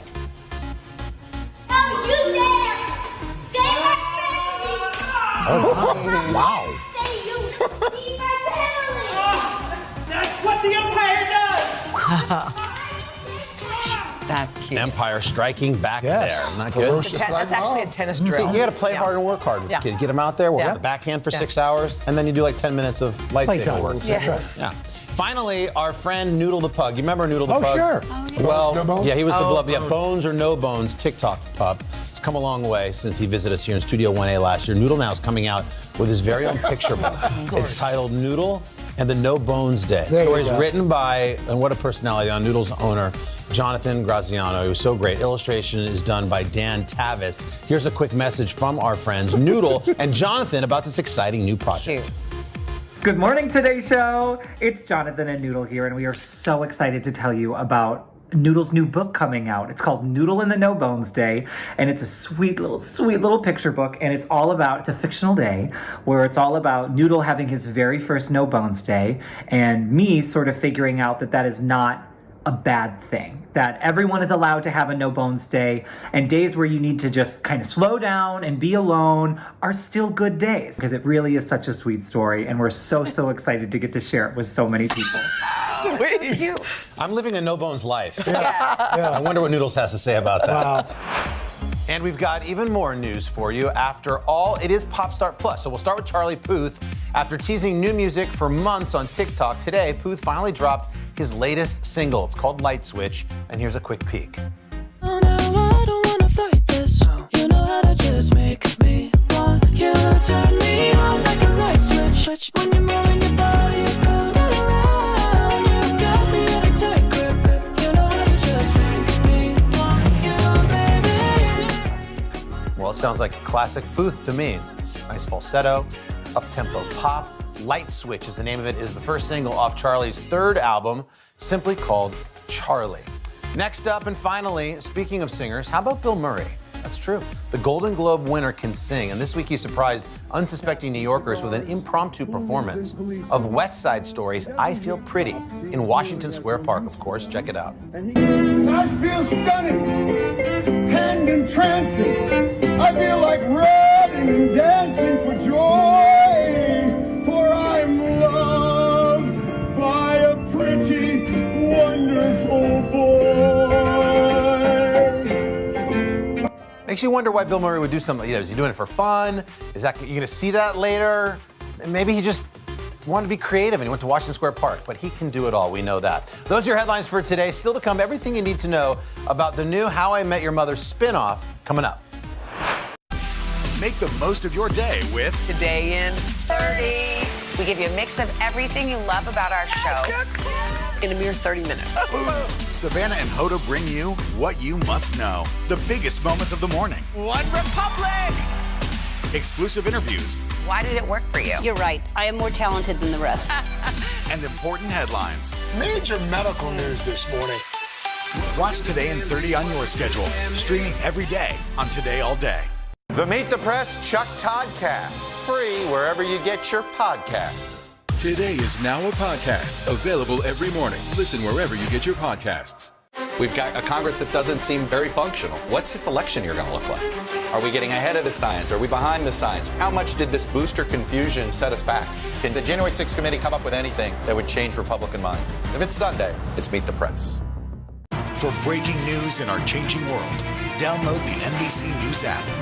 Today is now a podcast, available every morning. Listen wherever you get your podcasts. Sometimes the news can be difficult and overwhelming for kids to understand. Will coronavirus come back next year? So to help make sense of it all, we've created a newscast just for them. Man, you know a lot. We hope your family will watch Nightly News Kids Edition. Today is now a podcast, available every morning. Listen wherever you get your podcasts. For breaking news in our changing world, download the NBC News app. Welcome back to Popstar Plus. For 9 seasons, How I Met Your Mother was one of the most popular shows on TV, following the adventures of a group of best friends in New York. Now Hulu is bringing us a spinoff. It's called How I Met Your Father. Francia Raisa, who plays Valentina on the show, spoke to us about it. How I Met Your Father is its own standalone sequel to the original. I know that's like the big thing, like how can it live up to it, but it's really its own show. Hi, Mom. Oh, hi, sweetie. Oh, you look tired. Okay, thanks for calling. Are you busy? Not really. Just finished studying.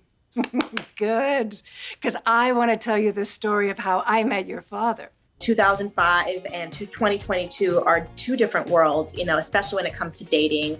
You meet a group of people, a group of friends who meet each other for the first time and instantly click, and you see them navigating their life in friendship, in love, in career, and I think it's a nice necessary escape for a lot of viewers. And even as being a part of it, it was a nice escape for myself to be playing Valentina. How I Met Your Mother is legendary, And obviously we had to pay homage to it. So there's definitely a lot of little Easter eggs that we throw in the How I Met Your Father that I think a lot of viewers will be very happy about. Oh, I'm so happy you're home. I missed you so much. We don't have time for I miss yous. Dish. How was your date with Ian? Was he tall? Yes. Was he a good listener? Yes. Were his eyes as kind as his photo? Yes. Describing Valentina, I mean, I like doing the whole 3 words. I say she's fun, flirty, and thriving. She loves to have a good time. And for some reason, I just feel like she's fun, she's a good time. And if you try to set boundaries on her good time, you will meet her. Like, don't you dare. She sees like a glass half full and she's loyal. I love her friendship with Sophie and, you know, how welcoming she is to new friends coming in this circle that they're now forming. My favorite part about playing Valentina, you know what? I'm so grateful that with Hulu, we can really push buttons and we can really go there. So overall, I'm having a good time playing her. When I first got the audition sides, I mean, I instantly connected. It was like, I saw her clearly. I saw her fashion. I saw the way she spoke. I heard her. And it was like, it was almost meant to be. I knew from the first instant that I had to do her because she's fun, but I just saw her clearly. I don't know how else to explain it. Man, being on set with this cast on and off screen is so much fun. And, you know, the cool thing about it is being in television so long, I've met a lot of people throughout my career, but there are certain people that you get really excited about. And I had no shame when I came on set. I did meet Hillary about 10 years ago, and I asked something so awkward and potentially inappropriate, but she was very, very sweet about it. She was pregnant with her first child, and I asked her if she had lost her mucus plug yet. Yep, I did that. She did that. So seeing her 10 years later and having the opportunity to work with her and, you know, get to become genuine friends on and off screen has been fun. And then, you know, with Chris as well, I think the last week of filming, I gave him a hug and I was like, you didn't deserve that. Private Practice reference. And even, you know, Josh as well, you know, he's so charming in this series. It was really fun to work with people that, you know, we all kind of grew up acting, but we had never really worked together. So it was fun to kind of bring us full circle.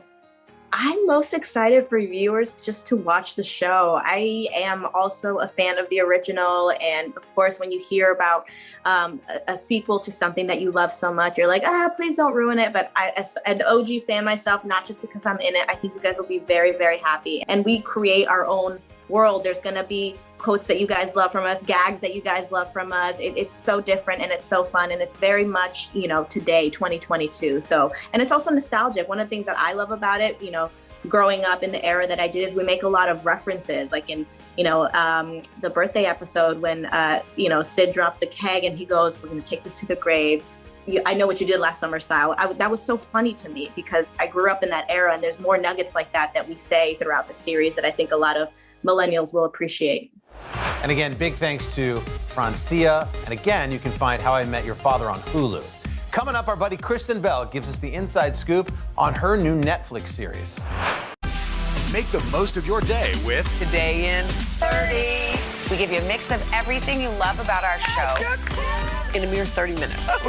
Savannah and Hoda bring you what you must know. The biggest moments of the morning. One Republic!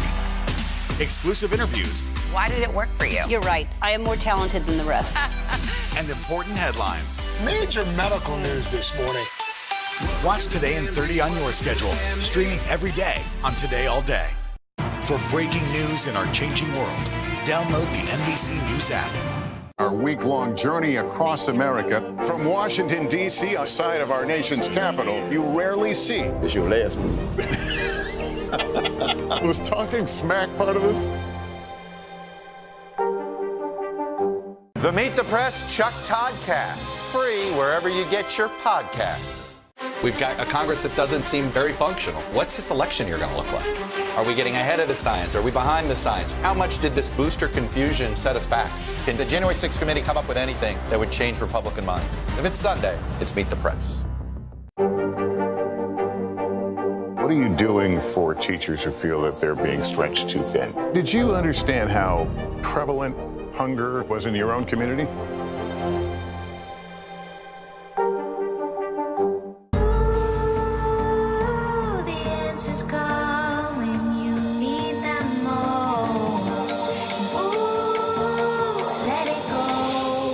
of Today Show's newest fan. Little Al Roker. What am I doing here?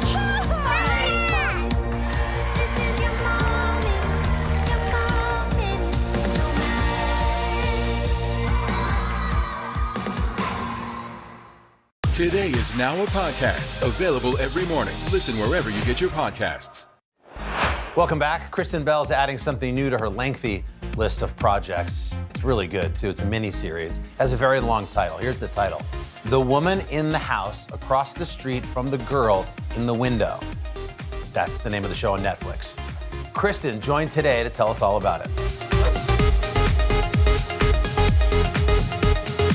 In her latest role, Kristen Bell stars as a housewife turned armchair detective after witnessing a murder outside her very own window. And Kristen, we see you, but before we talk about it, we found someone who knows a thing or two on the subject who would love to take it from here. Check it out. Oh, yes. The heartbroken housewife in the wrong place at the wrong time.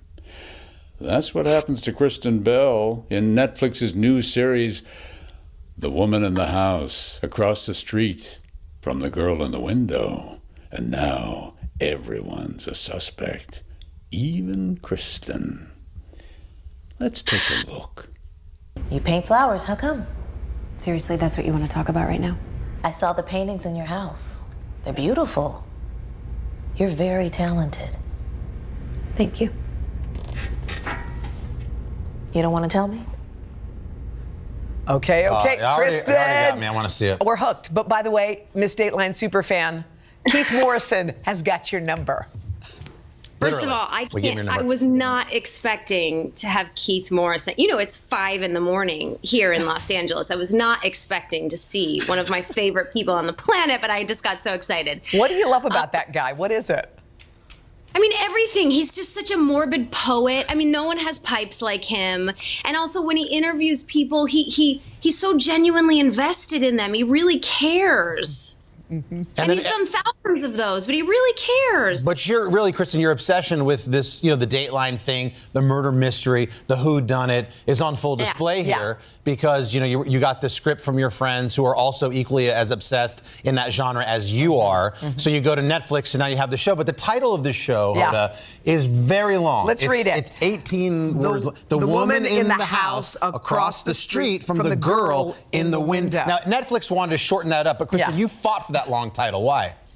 I said no way because, okay, so here's a little tip of the hat. So this show is definitely, it's a satirical psychological drama. So it's based on all of these psychological novels that were written for women, by women.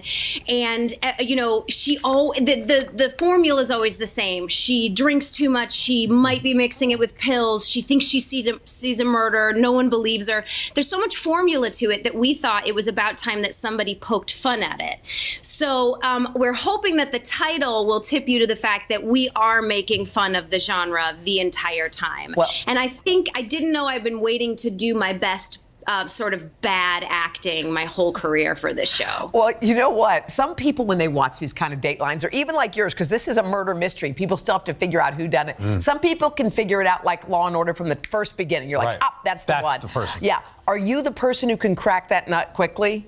No. I believe everyone, and I take everyone at their word, and I'm like, but he was so sincere. I mean, the only thing I use is it's always the husband, unfortunately. Yeah. But in this one, in The Woman in the House, I would love to know if anyone can predict based on the first episode who done it, because I know these writers, and when I was getting the breakdowns, there was no way that I predicted what happened. Because again, every time something suspenseful happens, it's also a little bit poking fun at it. So I'm kind of sure my mom is still gonna think this is just a completely real psychological drama movie. Right. But there's little tips of the hats. She's an artist and they're like, you're so good. And she's always lamenting about that. But you look at her picture, she's very average. The show looks so good and you do such a great job. Like you laugh. Yeah. It is satirical. Yeah. But it's also kind of frightening. It's a psychological thriller. Is it hard to sort of be all things to all people? Because you guys pull it off really well.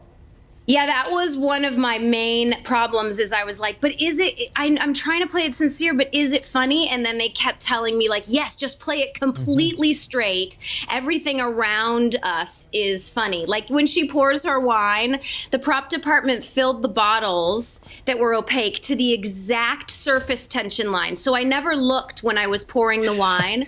And I would just dump completely, and it would always be at surface tension. Also, look how many corks there are. That's not healthy. Like, there's so many things like that. So I feel like I gave a pretty sincere performance, and then it ended up just being really comedic. You got up at 5 a.m. to sit and talk with us. Did we see your husband wandering around too, or are you alone? If we did, I have a question for him about the hiccups. He had like 50 hours of hiccups on social media. It's so weird. How did that start and how did you end it? I think he's gone back up with the girls. He was helping me with a tech problem. Okay. We don't know how it started. Our theory is that he ate too many chocolates. He ate like a half a box of chocolates. We got really good chocolates. And chocolate is like an acid reflux irritator.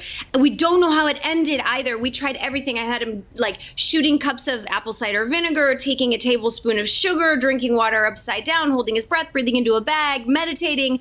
Nothing would cure it. And then literally he was getting in the car to go to the doctor because it says if you have them for 3 days, go check in with your doctor. That's when they stop. Wait, Kristen, just quickly, you have 2 kids, 7 and 8. I've got 2 girls, 7 and 9. Literally, our basement is destroyed because of they make slime, and there's glue and activator. Do you have these problems?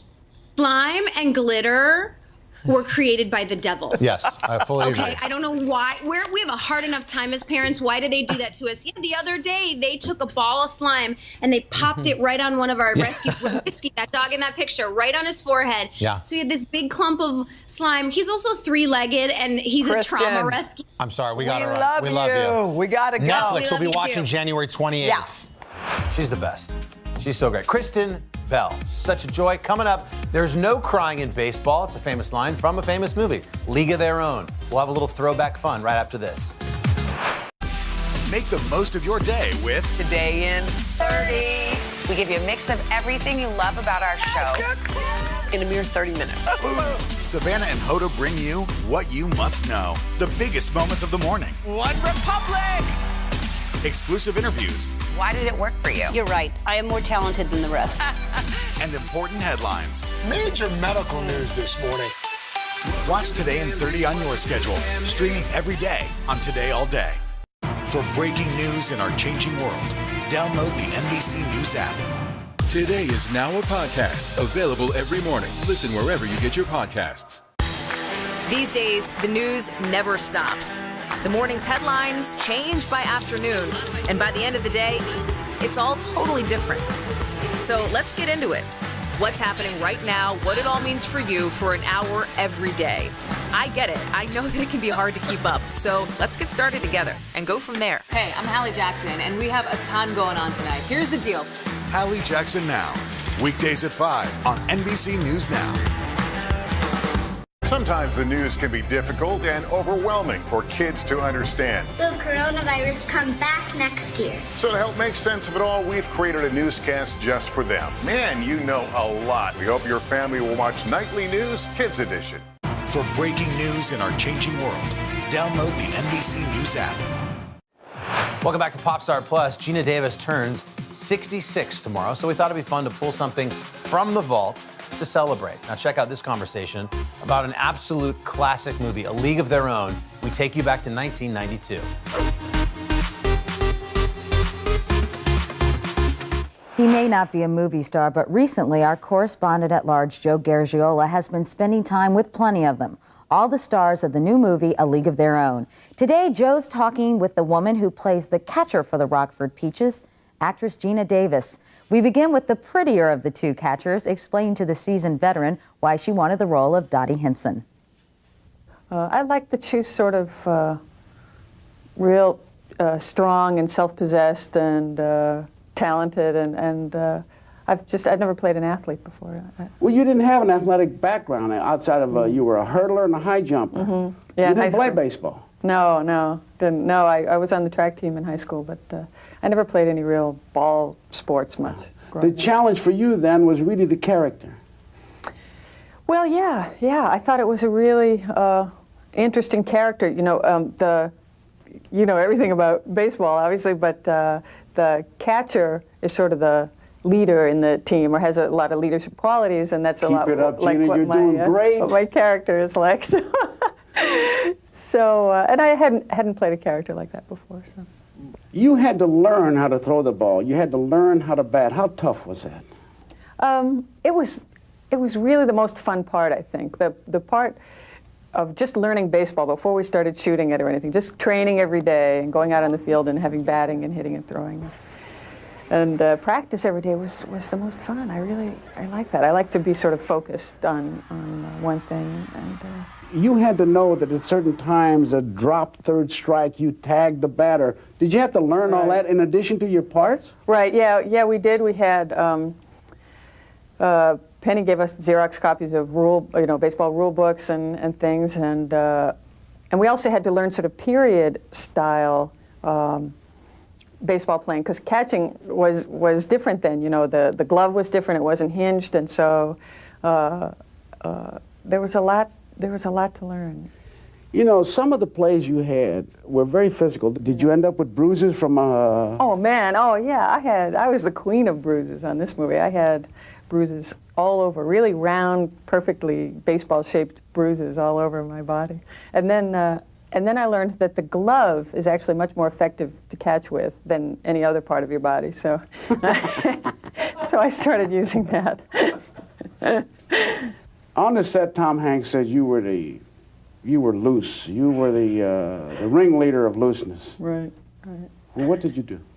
I have a high fooling around quotient, I think. I like to. You want to define that fooling around quotient? I like to have fun, you know, and the hours were so long and it was so hot and difficult that I was always kind of organizing people to do things like play games or sing, or I had this whole idea that we should put on a musical for the crew, and so I sort of forced people to practice for that all the time. And what was the musical? It was Jesus Christ Superstar. For some reason, I don't know. I kind of read about that. You were going to use coconuts for bras? Mm-hmm. It was going to be Jesus Christ Superstar Goes Hawaiian. But, you know, the Last Supper was like a luau, but we never actually put it on. It was just more conceptual. And Madonna couldn't make the team, huh? She actually wasn't in the movie. It's actually a publicity stunt. She was not there. Is that right? Yeah. No. Oh, come on, keep it going. Am I ever going to answer this? Let me think of another one now. No, she was fine. She worked really hard. She was out there with us practicing every day. Now, everybody did an imitation of Penny Marshall. Do you have an imitation of Penny Marshall? Well, my favorite Penny story was that one day, it was my first scene where I'm up to bat, and you know my character hits a home run every time, and it was difficult and to get it just right and perfect. And so the camera's rolling and pitch after pitch, and it's not happening, and you know, but I'm slogging away and whatever. And so she starts pacing behind the camera, kind of smoking, pacing, and it's really distracting. And then she finally starts rubbing her face and saying, hit the ball, put me out of my misery. I said, this is really helping, Penny. Thank you. That's great. In the final decision of a script, how big a part does the natural instincts of Geena Davis, how big a part does that play? Very big, I would say. Just the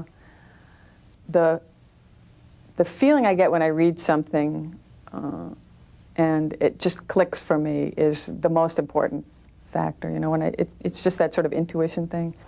Do you agree that since your role in Thelma and Louise that people are looking at you in a different light?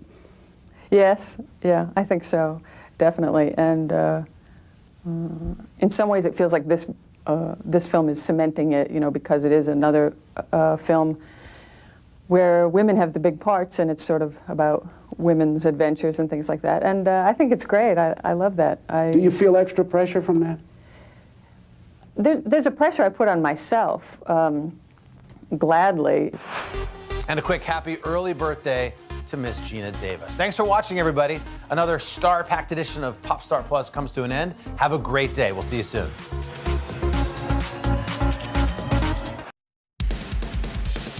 Well, hello, everybody. You're watching Today All Day, and we're so glad you're with us. It's Thursday. It's Today in 30. A real busy morning today. We got two big interviews. We're starting with Savannah. You had a conversation one-on-one with our vice president. Yes, absolutely. We talked about the road ahead after President Biden said he expects Russia will probably invade Ukraine, and also questioned whether this year's midterm elections will be legitimate. So we asked those questions of Vice President Harris, and you'll hear what she had to say. And then I had a chance to share an emotional conversation with Bob Saget's wife, Kelly.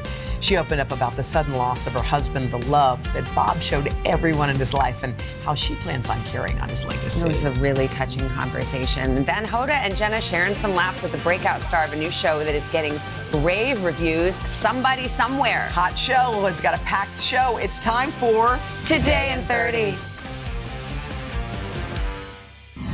Joining us now, the Vice President of the United States, Kamala Harris. Madam Vice President, good morning. It's good to see you. It's good to see you, Savannah. Thank you. Well, let's just start right there with Ukraine. The president was pretty clear. Russia will be held accountable if it invades, and it depends on what it does. It's one thing if it's a minor incursion, and then we end up having to fight about what to do and what not to do. Did the president essentially give the green light to Vladimir Putin to take a piece of Ukraine, to take a bite out of Ukraine? So, Savannah, first of all, I will tell you that I, every morning, start my morning and my day reading the Presidential Daily Brief, the PDB, which contains classified information about threats to our national security and hotspots around the world. I am often in the Situation Room with the leaders of our military and our intelligence community, and of course the President of the United States. And on the subject of Ukraine, I will tell you that the president has been very clear, and we as the United States are very clear. If Putin takes aggressive action, we are prepared to levy serious and severe costs, period. And I will tell you that part of the posture that we have taken is grounded in the respect and the value we place in sovereignty and territorial integrity, Madam and in Vice particular President, in this case, I'm sorry the to interrupt. sovereignty and territorial integrity of Ukraine. Of course, and so I'm we so are sorry very to interrupt, clear, but and it is less than clear, because 30 minutes after the news conference, the White House press secretary had to actually clarify the president's remarks. Savannah, I'm being clear with you right now. Yes, okay. And so if you're interested, I'll continue to be clear, which is that we have had direct conversations through various levels of diplomacy with Putin, with Russia, and most importantly, with our allies and partners, including our NATO allies and partners. We are clear and have been clear for quite some time that our first approach and priority and preference is that these issues could be resolved diplomatically.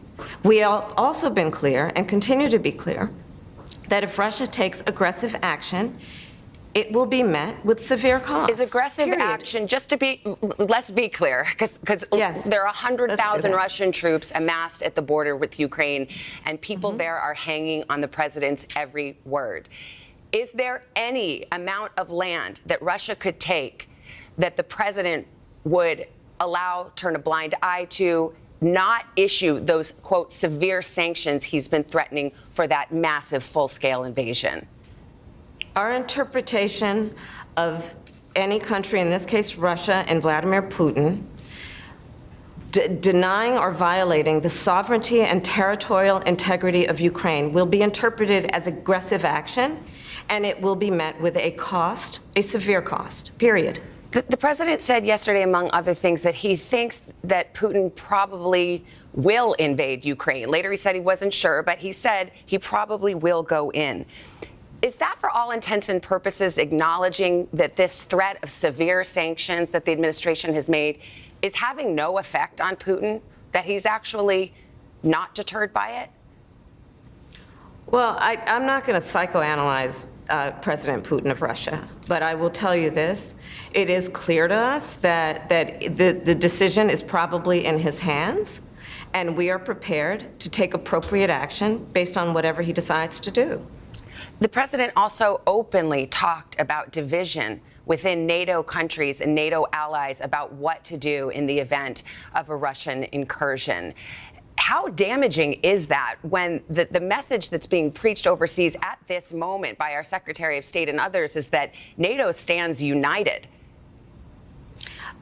I will tell you, and I think your audience knows, Joe Biden has been working as the former head of foreign relations and as the former vice president and a senator in a role of leadership on foreign policy for years. One of the things he values most is direct and consistent communication with our allies and partners around the world. And in the year that I have been here as vice president, I have witnessed him continuously engaged in direct and honest conversations with our partners and allies, and this is no exception. Before I leave this, I mean, Ukrainian officials reportedly heard these words from President Biden with alarm. I know the White House tried to clarify it and clean it up afterwards, but was the damage done? You can't unring the bell. Is Vladimir Putin likely to listen to a later statement from the White House press secretary or the words of President Biden? I will repeat myself. And I'm Vice President of the United States, and the President and I work closely together, and I know his position because he has been consistent in that regard. If Vladimir Putin and Russia takes aggressive action, it will be met with a cost that will be severe.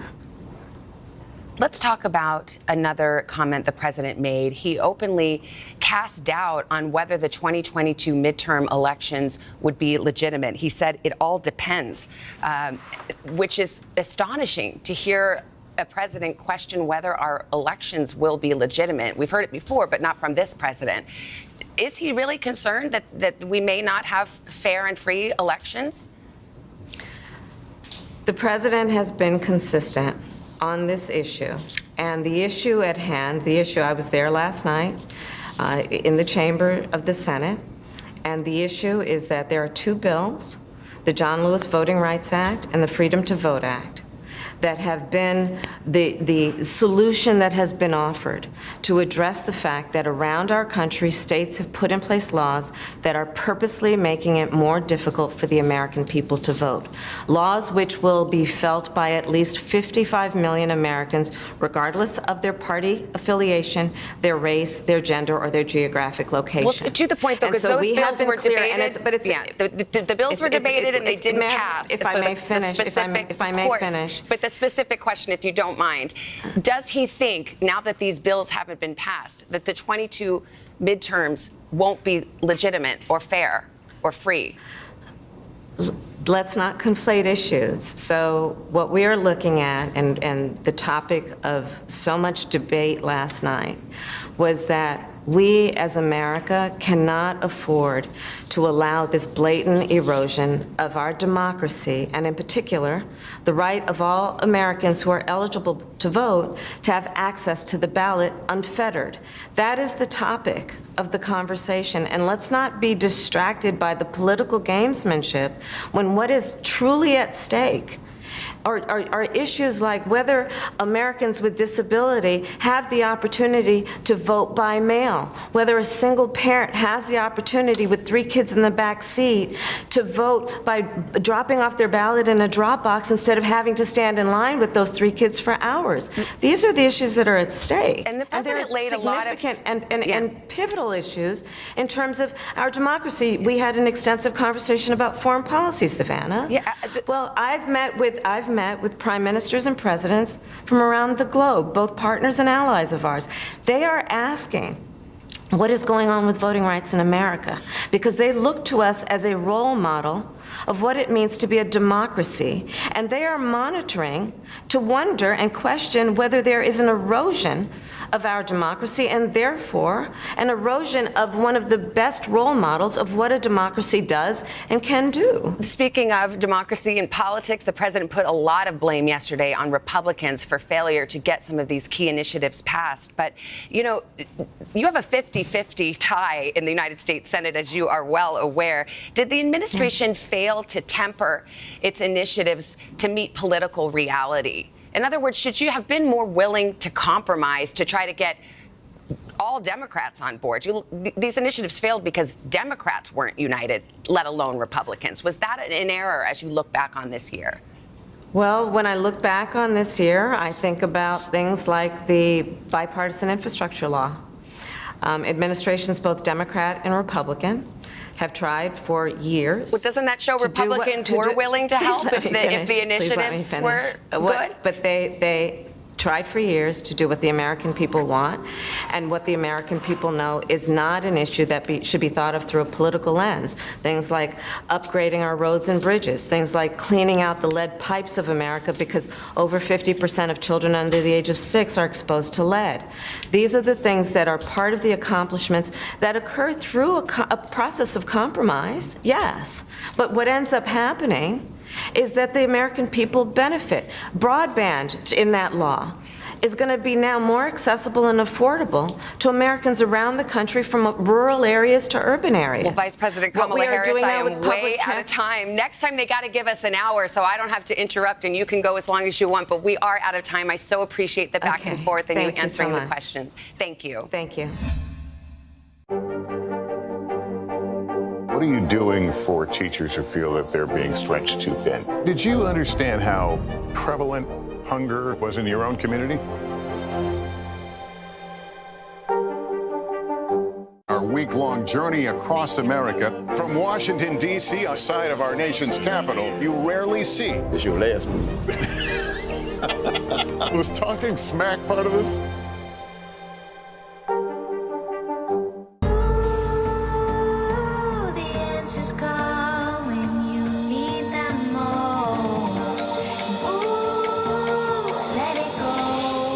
The Today Show's newest fan. Little Al Roker. What am I doing here?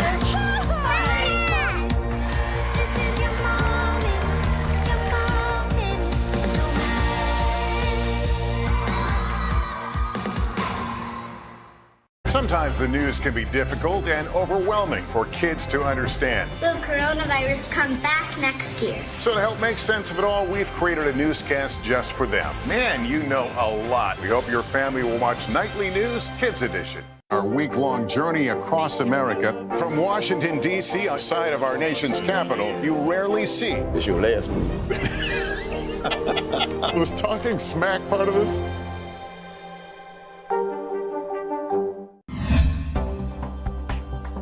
Kelly Rizzo, what a wonderful, wonderful human being. I got a chance to share an emotional conversation with Kelly.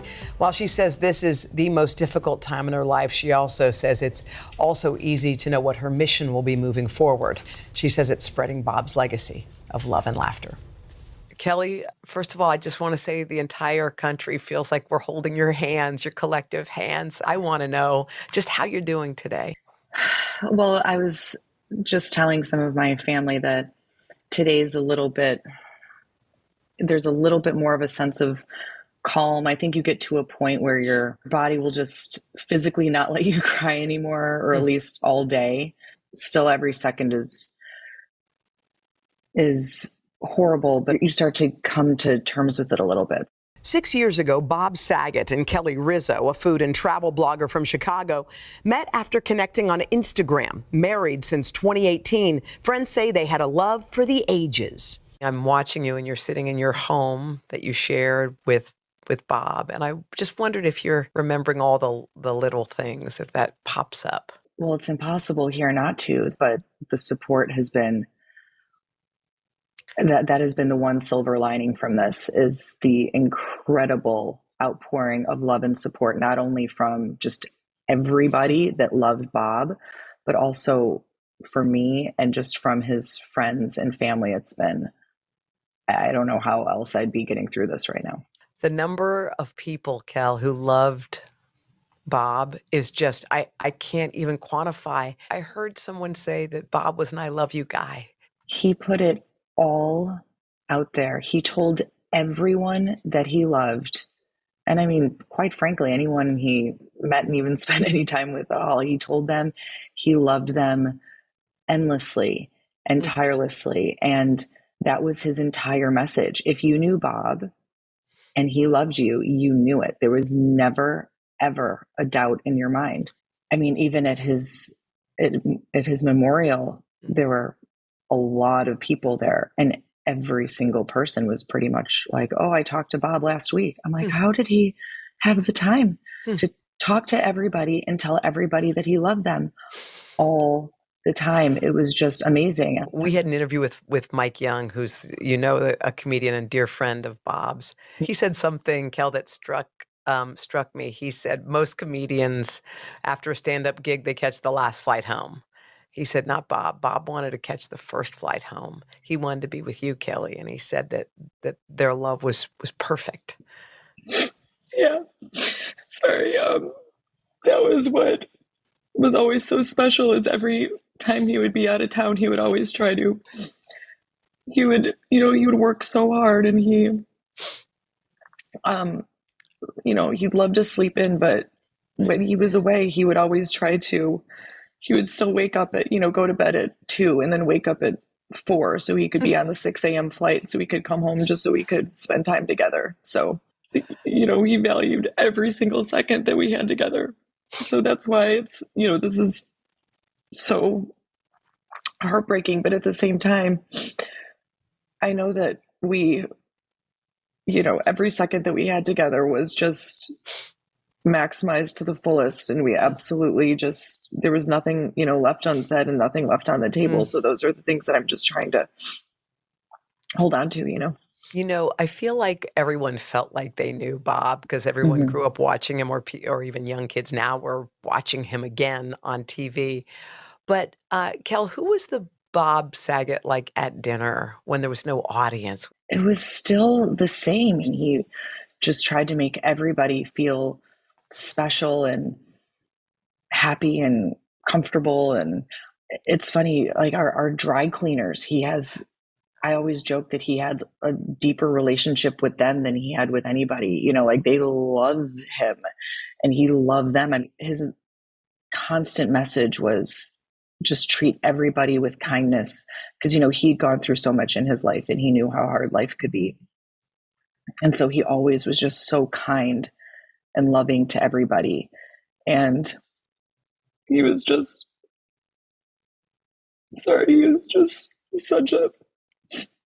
just the best man I've ever known in my life. And he was just so kind and so wonderful. And everybody that was in his life knew it. And even anybody that would just casually meet him was like, wow, this was a special guy. And he was yours. And by all accounts, he was living his best life. Did you think he was feeling okay during all this time? All I'll say is that he was very happy, and he was just thrilled to be back out on the road. And he was also very sensitive, and just all the weight of everything going on in the world right now, it was just weighing very heavily on him. And that's why he felt more compelled than ever to make people laugh and bring people together. And he did it up until the very last moments. We've all lost someone in our life, and sometimes you hang on to the last text, the last conversation, the last connection. Is that, Kel, the case with you? I'm just very grateful that it was all, I love you so much. It was, I think I said, I love you dearly. And he said, I love you endlessly. And then I said, I can't wait to see you tomorrow. And then, it was just all love. Wow. Yeah, that's beautiful, Kel. When we were seeing the images of everyone saying goodbye at the funeral, is there anything that you feel comfortable sharing about what it was like? Were you able to speak? I don't think I'll get too much into it, but I did speak, and it was just, the whole thing, as painful as it was beautiful to be surrounded by so many people who loved him and who loved each other. And I can't even verbalize the level of support. I'm so grateful for it. One of the things that he was very passionate about was scleroderma that took his sister Gay's life. And one of the most beautiful things of this was nobody said, hey, everybody go donate to scleroderma in Bob's honor. But do you know what everyone did? They donated. They did it.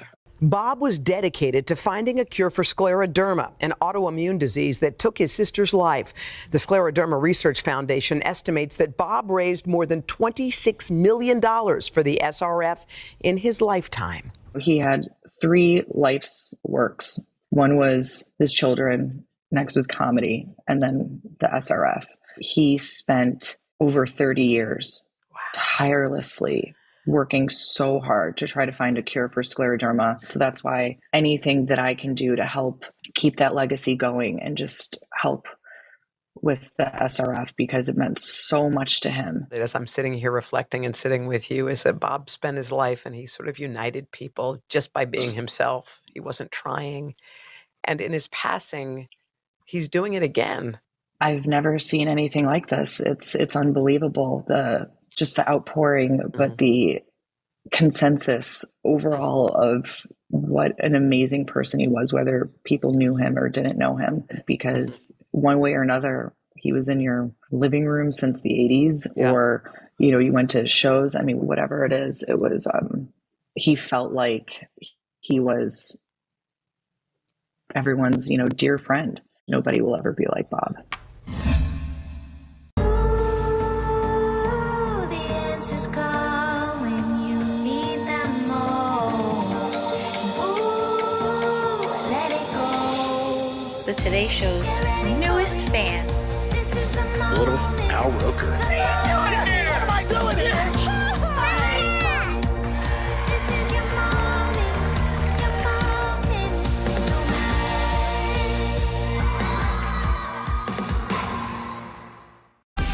Make the most of your day with Today in 30. We give you a mix of everything you love about our show in a mere 30 minutes.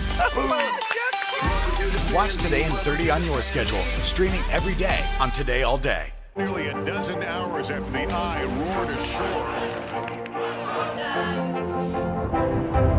There is some late-breaking news. All right, and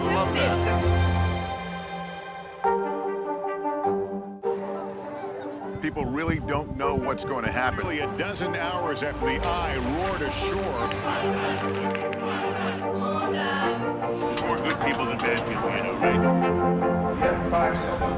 4, 3. There is some late-breaking news 4 hours into the Iowa caucuses by the Andrew with Everton. all right, and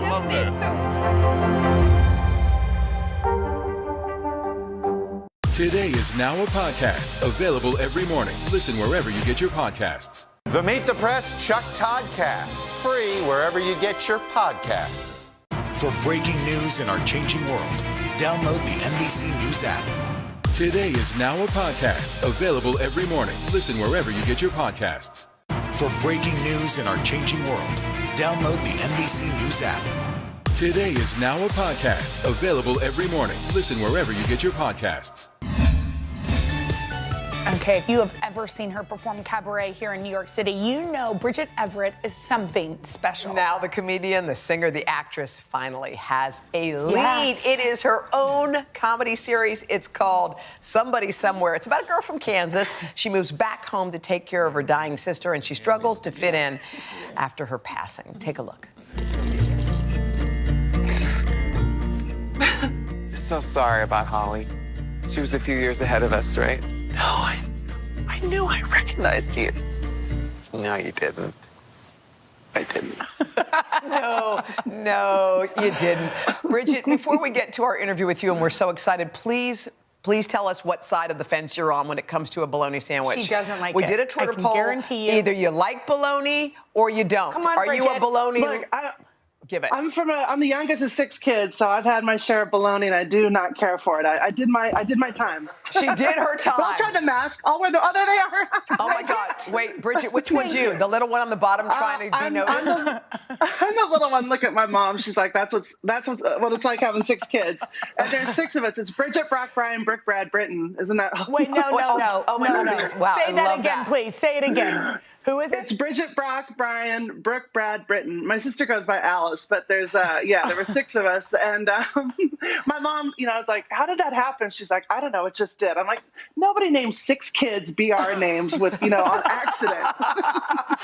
Wait, I love your mom. Yeah. Okay, your career path is super inspiring. You're a cabaret star. Then you became an actress, but this is the first time you've been the first one on the call sheet. You're a headliner, baby. We heard you got a number 1 necklace, but we were trying to read what your necklace says. Does that say Poppy? Oh, yeah. Isn't that? Oh, you know what? This is so funny because this one says Poppy. I don't know if you can see it. And And then this is my number one on the call sheet right there. I got that for myself. And I have a little pearl necklace from Presley Oldham. This is so funny because I adopted a dog and I named her Poppy Louise. And I don't mean to go off script here. But Wait. Stop. Pause. I forgot about this till I forgot about this till just now. And I named her Poppy Louise. And then 2 months later, there's a big birth announcement that there's a new baby on the scene named Poppy Louise. I was like, oh my God, there's two of them. I named Poppy Louise after your dog. I have to make the announcement right here. No, I named Poppy. Poppy was her foster name, and then Louise is after Louise Mandrell, so it was Poppy Louise. And then, anyway, it's a glorious name. I'm glad there's a more than one in the world. Baby. That is hilarious. That is pretty amazing. But will you tell us a little bit about your route to stardom? Because I see you as a little girl trying to be noticed in that picture of all those kids. Like, here I am down here in the bottom. But yet somehow, here you are headlining your own show. Well, I think that here I am, notice me in my own family sort of had part of the journey, to get where I am today. It's just like tenacity. I loved singing. I loved music. My happiest memories are being around the piano with my family, singing and having some cocktails and stuff. And I don't know, I just sort of stuck with it because singing was the only thing that made me happy. And I waited tables for a number of years to get there, but I guess you could say I'm finally here, so it feels pretty good. Wow. And you know what I love about it is you're celebrating where you're from in this piece. You're from Manhattan, not New York City, Manhattan, Kansas. And how they call it the Little Apple, by the way, if you didn't know that, the Little Apple. I've been to Paris, Texas, but I've never been to Manhattan, Kansas. But I love the fact that you are you're back to your roots and this big success. Yeah, it wasn't even my idea, but Paul and Hannah, who are our showrunners, they came up with the idea to do a show in a small town, and then we're like, why not do it in Manhattan? And I was like, why not? So I'm really, I ran from Kansas for many years, so it's really cool to have this full circle moment to be back home. Well, you have a good partner in crime. Amy Schumer and you are pals. Is she busting that you finally you're having your moment in the sun? Oh yeah, she's always been very supportive. She's given me a lot of opportunities, and I think it's just really cool to feel that supported and loved from somebody that's so successful and such a good friend. Well, I know she adores you because I see her talk about you constantly. But can we just before we have to go, but before we do, I know you do cabaret. If we give you a phrase, will you sing it for us? Let's do it. Let's try it. What's the worst that can happen? Here's a phrase. It's going to be good. Okay. I love hanging out with my friends, Frenza, Hoda, and Jenna.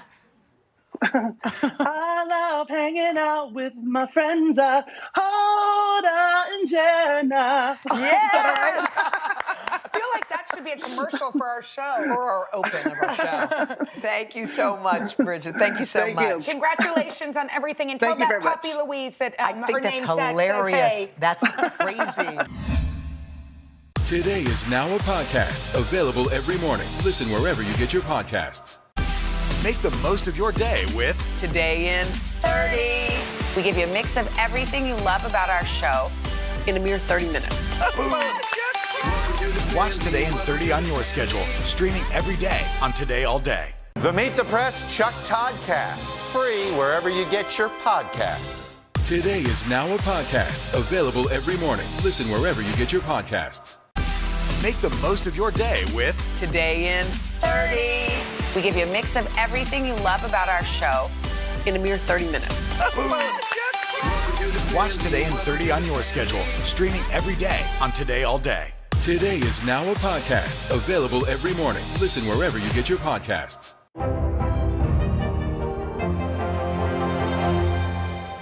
Our week-long journey across America. From Washington, D.C., outside of our nation's capital, you rarely see. It's your last one.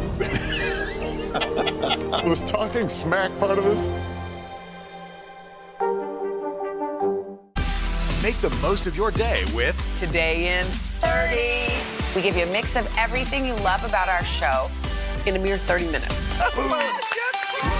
Watch Today in 30 on your schedule, streaming every day on Today All Day. The Meet the Press Chuck Toddcast, free wherever you get your podcasts. All right, please come back tomorrow. It'll be Friday, okay? So that's just for that reason alone, Friday's a good day. All right, we also have a superstar skier, Michaela Schifrin, with us. She's getting ready for the Winter Olympics 2 weeks away from today. Can't believe it. We're going to see you tomorrow. Bye-bye. Bye.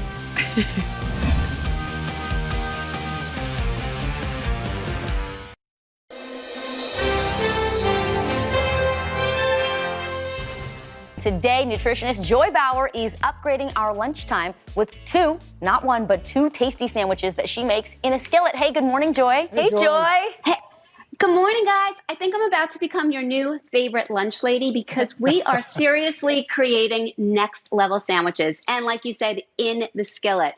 So the first sandwich is a fun spin on a traditional and beloved PB&J, but I'm calling this one a grilled PB and fruit.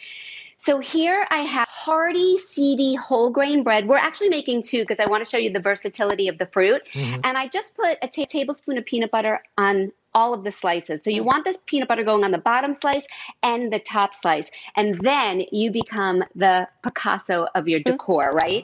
So I have all this fruit over here. The cool thing is when you don't use sugary jam and you use the whole fruit, you're getting a lot of texture, you're getting a lot of hardiness, and you're getting the vitamins, the minerals, the antioxidants that the fruit brings to the table. You could stick with one fruit. A lot of people just like PB and bananas, or you could do what I've done. And when you see the grapes over here, I did slice them in half. I just want to show you because otherwise they would be a little bit too bulky. Exactly. So then what you do, I'll show you on one. You take your top slice and you put it over your Sammy and you take olive oil spray and give it a nice liberal spray on both sides. Instead of butter. Instead of butter, exactly. And this goes in the skillet just for 1 minute on either side. And I'm going to show you what it looks like because you can't believe how easy it is. Oh, wow. Jill, I feel you could do this. And Joy, by the way, the production values, cameras moving, you got an overhead camera. It's unbelievable. She's never coming back to the studio to bring us any of this food. That Ian Bauer is a superstar husband and photographer. And I keep saying, like, he needs what would we call it, a COVID Emmy or something like that. He has learned how to do all of this. Well, High I'm five for Ian, sending for him sure. that. And I think you need an Emmy, too, because you're actually going to show us how to make a sandwich that I never thought you can make healthier, a Monte Cristo. Oh, my goodness. This has so many layers of scrumptiousness. So what I'm starting with here, so this is whole grain bread also, but for this one, because it has a French toast melt in your mouth feel. You want a softer bread. So it's a whole grain softer bread. I put Dijon mustard on one slice and let the layering begin. So we have here, I'm using ham because that's classic, but truth be told, I don't love ham. I had some extra here. Now, normally they top the French toast with some powdered sugar. So instead, for a little sweet something, I put in a crisp Fuji apple. Then we have our Swiss cheese on top. Take the second piece of bread, but because we're making French toast, we have here an egg mixed with a little bit of vanilla extract and a dash of milk. That looks amazing. And how long does that go into the griddle? Skillet. About 4 minutes, I'm going to grab it. About 4 minutes on each side, and you cannot believe this is just like a masterpiece. Let me see if I can get a close-up. I'm going to grab through the screen, Joy. That is fantastic, Joy. Thank you so much. We appreciate it. Today, nutritionist Joy Bauer celebrating National Soup Month. Check it out. Hi guys, we are celebrating National Soup Month with two super duper soups. And the first soup is a potato leek soup. I'm gonna heat a little bit of olive oil and I'm gonna add in my leeks. I'm adding in a little bit of salt and I will saute them for about 5 minutes. So if you have never experimented with leeks before, this is definitely a recipe for you. It's a great first date. Now we're adding in 2 peeled and diced russet potatoes. They are great for the immune system because they have a lot of vitamin C, and also they are busting with potassium for heart health. Now a sprinkling of dried thyme, and this is a reduced sodium vegetable broth. I'm putting in 6 cups. You're gonna let this come to a boil, and then reduce the flame and just let it simmer for about 20 minutes. It's time to puree. I'm using an immersion blender right in the pot, but you can also transfer small batches of the soup into a regular standard blender and puree it just as simply, but just be careful because it's very hot. I like to elevate it by adding some chopped scallions and some crumpled cooked turkey bacon. Because Al, am I right? Everything's better with bacon. That is good. And now we're gonna make a minestrone with 9 superfoods. So here I've warmed a little bit of olive oil and I'm sauteing my onions, some carrots, and celery. Some salt and a little bit of pepper. And I'll saute this for about 5 minutes or so to get the vegetables nice and soft. I'm adding in tomato paste and some garlic. And I'm gonna mix this just for about a minute so the garlic becomes aromatic. And the tomato paste is mixed with all of the sauteed vegetables. And now we are ready to build our masterpiece. A can of diced tomatoes with the liquid, 2 cans of beans. Now I'm using white beans here, but you can use whatever's in your pantry. That's the nice part about this recipe. Everything is customizable. I'm putting in 2 bay leaves and a little rosemary, thyme, and oregano. I have 8 cups of a reduced sodium broth. Stir this around, bring it to a boil, and then reduce the heat and simmer it for about 45 minutes. Then I add in some fresh green beans. You can use frozen as well, and a whole lot of chopped kale. And I'm just gonna stir this around just about 4 minutes or so. And last but not least, pasta.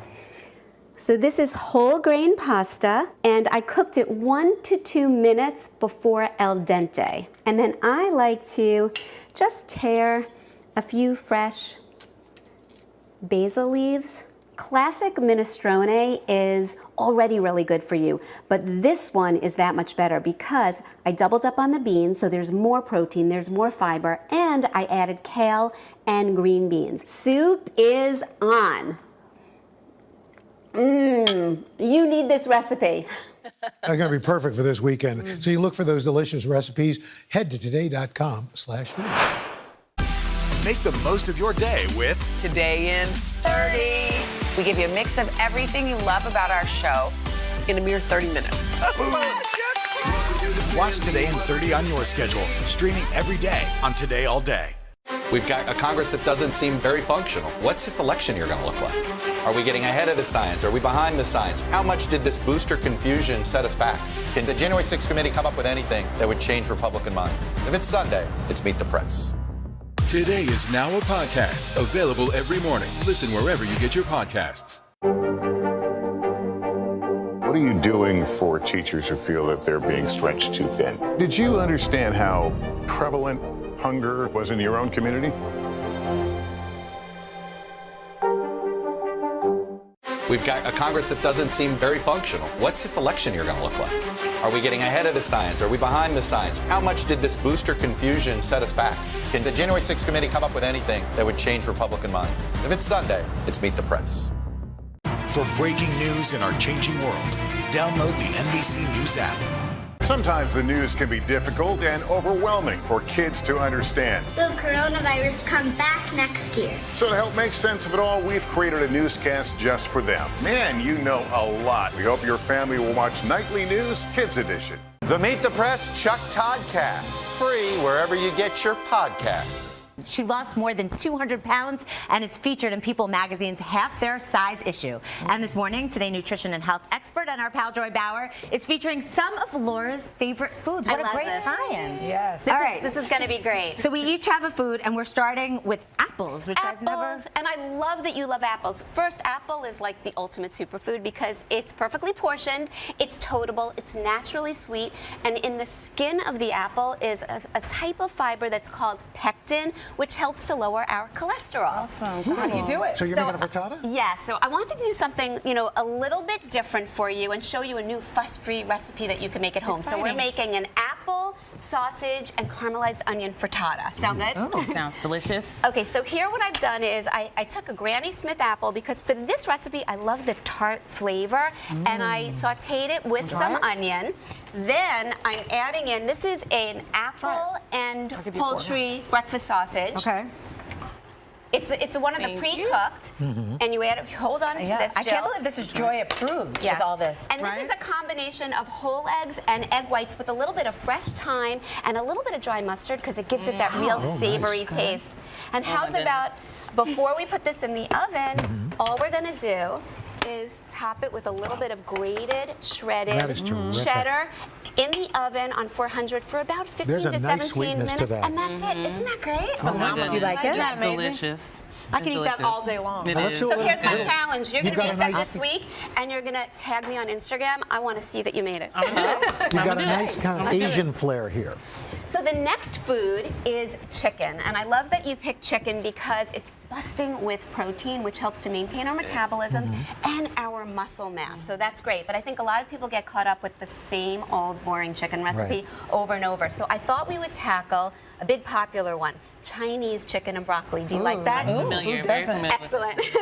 So the first thing we're going to do is it's all about the sauce. This is so simple. It's a rice vinegar with a little bit of reduced sodium soy sauce and some ginger and garlic. And I put in a drop of either arrowroot or cornstarch just so it will thicken it up. You saute the broccoli. Let's make believe we saute this for about 3 minutes. I'm going to grab this.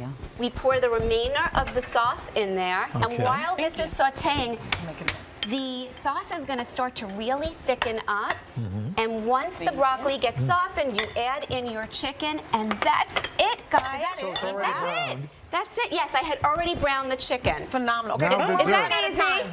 Is that easy? Okay. Before we run out of time. So this last one is a little bit kooky, but bear with me because it is insanely delicious. Do you like pie a la mode? I'm still eating this. We're gonna make a roasted sweet potato a la mode, and it just works. So sweet potatoes are busting with beta carotene. I oven roasted this.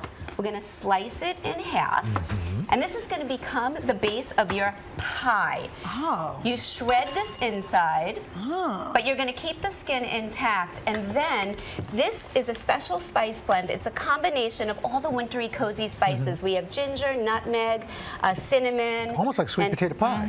Well, that's what we're basically making here. Oh, wow. And so then what are you going to do with this? You're going to top it with a scoop of light ice cream. And just to bring it on home, this is a salt and maple infused toasted pecans that you top it on top. You have to try this, guys. That's amazing. Eat it with the here. Oh, it's in there. Awesome. I gave you guys bite-sized pieces. Go in for this. That is terrific. Is that great? That's amazing. Joy and Laura, thank you so very much. Happy New Year. It's going to be a Congratulations. great New Year for you, Laura. For all these recipes, go to todayfood.com. Thank you so much. Amazing.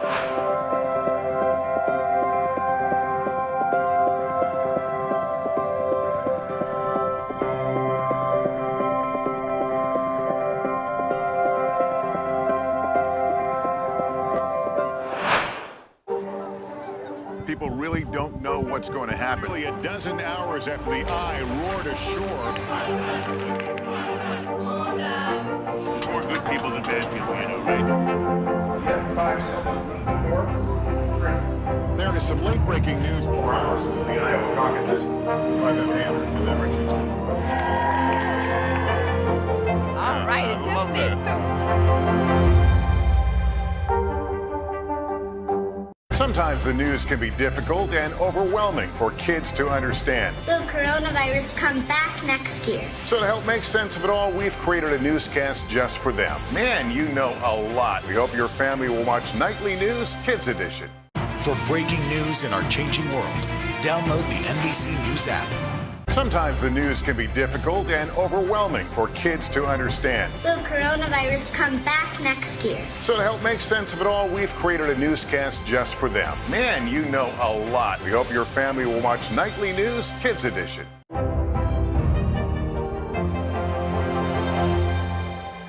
Today is now a podcast available every morning. Listen wherever you get your podcasts. We began our cross-America journey tonight, St. Louis, Austin, here in Nashville. From Washington, D.C., the site of our nation's capital, you rarely see. It's your last one. Was talking smack part of this? What are you doing for teachers who feel that they're being stretched too thin? Did you understand how prevalent hunger was in your own community?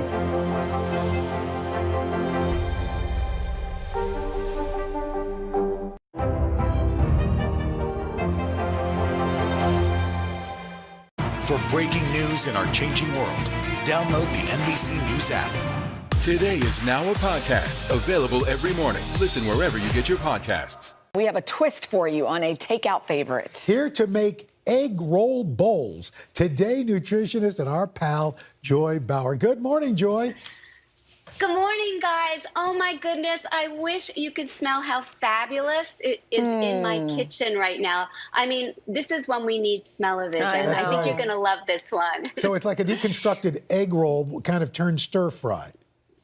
Right. And it has all of those Asian flavors that we love and we crave, but I'm cutting the carbs and I'm bumping up the protein. Okay. So here, what I've started with, I blasted shiitake mushrooms with some heat. And what I love about these mushrooms, they're loaded with antiviral properties. And if you can't find shiitake, certainly you can use baby Bella, or you could use button mushrooms, anything goes.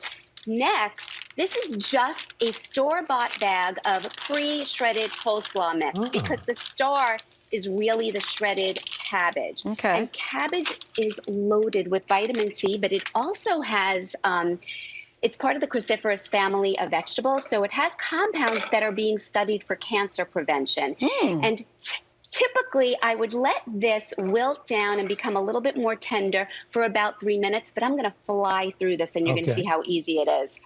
Next, lean ground turkey meat. So this is just 1 pound. You could certainly use a lean ground sirloin if you want, or you can use ground chicken. And it's all about the marinades. It's all about the flavors. Well, I was just about to ask you, because right there, it can go a number of ways with the taste. How do you get it to taste like, a traditional egg roll? That's exactly right. So all this is, I'm sprinkling on 2 teaspoons of ground ginger, 2 teaspoons of garlic powder, a little bit of salt. And if you want to kick up the heat, you can also put in crushed red pepper flakes. And now for the wet marinade, this is just reduced sodium soy sauce, a little bit of rice vinegar, and we have a dash of sesame oil. And you're just going to cook this and break it up. And I'm going to bring you over to my counter and show you what the finished product looks like. So if you can imagine, in 20 minutes, this is done. So come on with me. Oh, Cole Bauer, Joy, come impressive. over here. 2-camera shoot. Wow. It's all about Ian Bauer. And I have a real taste tester. Cole Bauer is in the house right Hi, now. Cole. Show what you're eating. Cole can't hear us. He doesn't have the air conditioning. Yeah, we heard. He's so cute. And he's going in with chopsticks. Very good. Yeah, this is what it looks like. I'm going to garnish it. Look, it's all shredded just like the real McCoy. It's like the inside of an egg roll. And can you see that? I could eat a whole bowl of that right now. And really quickly, Joy, you've got a homemade duck sauce. Okay, we need the duck sauce. 3 ingredients, Al. All it is, this is an all-fruit apricot jam, 3/4 cup, and I'm adding in a tablespoon of soy sauce and a tablespoon of rice vinegar. And once again, if you want to kick up that heat, like Joy Bauer, you put in a little bit of red pepper flakes. All you do is you mix this up. It is so tangy. It is so sweet, and it just like brings it over the top. I'm going to show you. This is one I just whipped up that Cole's been eating. That is fantastic. But Cole is Joy, so lucky. That is so terrific. And you could use that Cole, later. come on back. Any leftovers you could probably throw into an omelet or a frittata. Oh, really yeah. great. Joy, thank you so much. Cole, thank you. For more recipes, go to today.com/food. If you're watching the Olympic athletes and wondering, what do they eat to stay so fit and healthy? Wonder no more. I've certainly wondered. Irish rugby player Harry McNulty posted a tour of the main dining hall in the Athletes Village, showing off the wide variety of cuisine offered to these athletes. And here's the reality. These athletes are in the best shape of their lives. Yeah, so we asked Today nutritionist Joy Bauer how to create a gold medal meal at home. Hey, Joy. Hi. Hey guys, this is so exciting. I have been glued to my TV. And of course, I can't help but wonder all of the healthy food that these athletes are eating. to fuel their endurance, their strength, their focus, their agility. I mean, it's quite amazing. Yes. And in this case, you really are what you eat. Yeah, and Joy, obviously we don't need to have the same caloric calories, the same intake that some of these athletes have because they burn in a way that we do not by our power walking and jazzercise. But if we stick to the same category, so let's start with protein and what we should be thinking about. And Jenna, you're exactly right. Because at the end of the day, whether you're a serious spectator or athlete, it's about balancing 3 macronutrients: protein, high quality carbs, and fat. So starting with protein, it's sort of the golden child because it helps to build and repair muscle. And protein also transports oxygen and essential nutrients all over our bodies. So we just feel energetic and fabulous. The best protein sources will be poultry, fish, seafood. I have tofu over here, eggs, and all of the plant-based sources as well, nuts and seeds. Here I have dried beans, lentils. This is Greek yogurt. The cool thing about Greek yogurt, it's so loaded with protein and you can use it for dips. You could top bake potatoes with it. So there's all sorts of ways throughout the day that you can get your protein fix. And the idea is to include it with breakfast, with lunch, with dinner, and if you can, with a snack as well. Can we get to carbs? Because I feel like once and for all, you're tiny, Joy, and so many of us feel like, oh, I can't have any carbs because, I'll gain weight. What is your response to carbs? Okay, and that's a fallacy. You want to go for the high quality carbs, but here's the deal. Carbs helps to fuel continuous energy. It's crazy important to get carbs, but you want to get the right carbs because the right carbs come with fiber, which helps slow down any spikes that you may experience, and you get this even-keeled focus and energy. So when we talk about the right carbs, people don't often realize that fruits and vegetables are carbs. So I have a lot of produce over here. The more color, the better.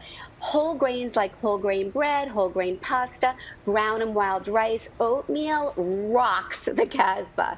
And this is whole grain cereal. And interestingly enough, you saw on the protein I had beans and lentils. They are also loaded with carbs. So they sort of fit both categories. They have protein. They also have fiber-rich carbohydrate. And a few easy ways that you can get carbs in.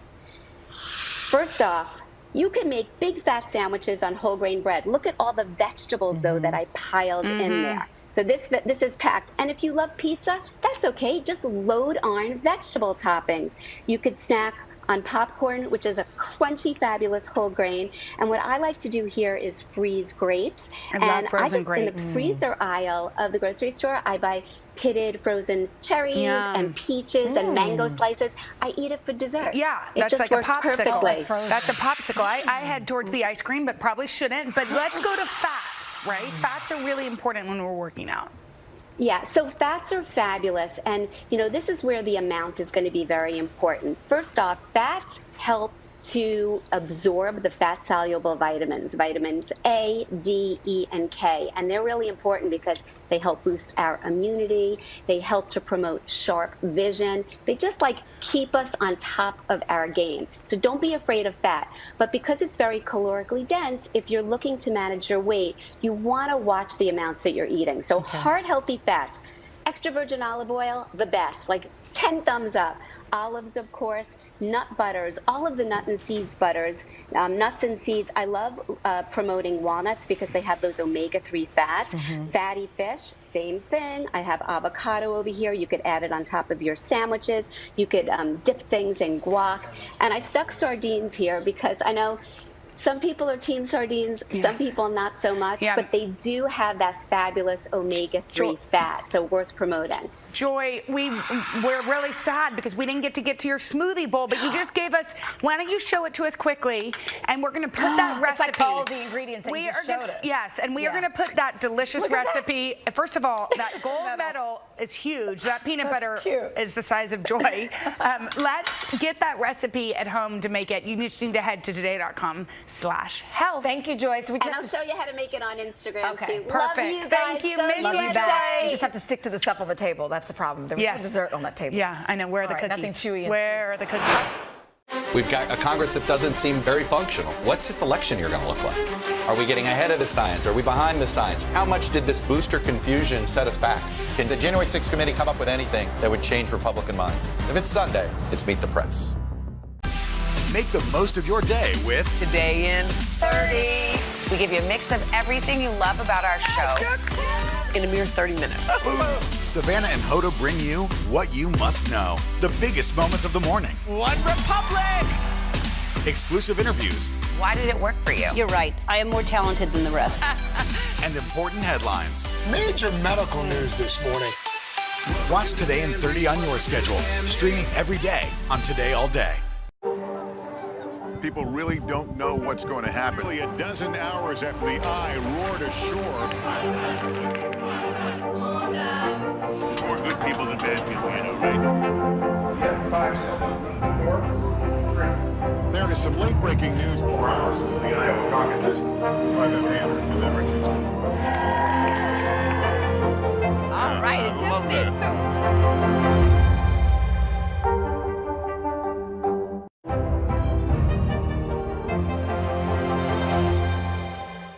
For breaking news in our changing world, download the NBC News app.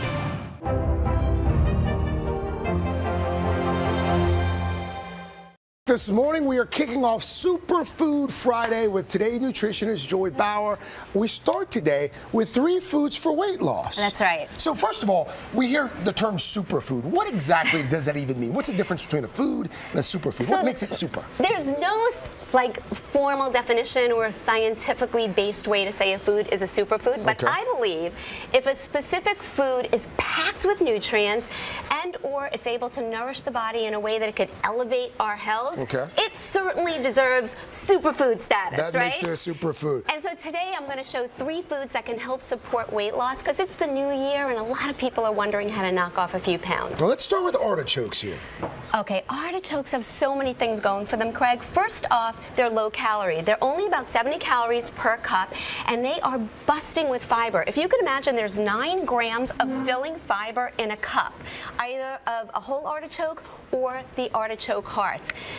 I know some people are a little bit intimidated with whole artichokes. I am. I don't know I don't know where to start with these They're great, things. and they're actually not difficult, but I'm going to show you something super simple to do with artichoke hearts because everybody could pick up a can, or you could also get them frozen. This is what I'm calling my artichoke salsa. Artichoke salsa. You take a can of the quartered artichoke hearts, you're going to chop them up, and all you're going to do is add in there, I have basil, I have cilantro, go ahead, let's put them all in. Red onion, red pepper, some tomato, mix that up, a little bit of salt and pepper. Look how pretty it is, right?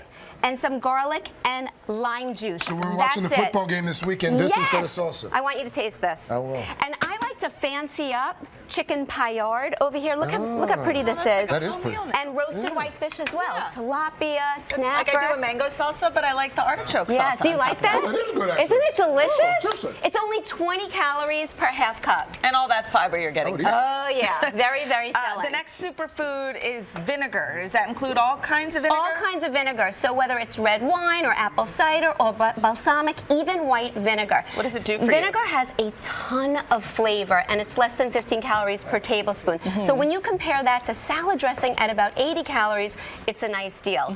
But here's a really cool fact. If you incorporate any of the vinegars into the beginning of a meal, it can help to blunt the rise in blood sugar that you would typically get from eating things like pasta or potatoes or rice. Isn't so that just cool? like a shot of vinegar? Well, you could use it as a marinade. No, don't Okay, drink that makes it. more Or sense. you could also put a little bit on a salad. So you made pickles with apple cider vinegar. yeah, so this is apple cider pickled cucumbers. All you do is I boil a brine. It's a little bit of salt with apple cider vinegar, water. I like to add in, some garlic Some and spiciness. yeah. And then Awesome. you put the pickles in, you pop it in the fridge, shake it up a little bit, Okay. and see what you think.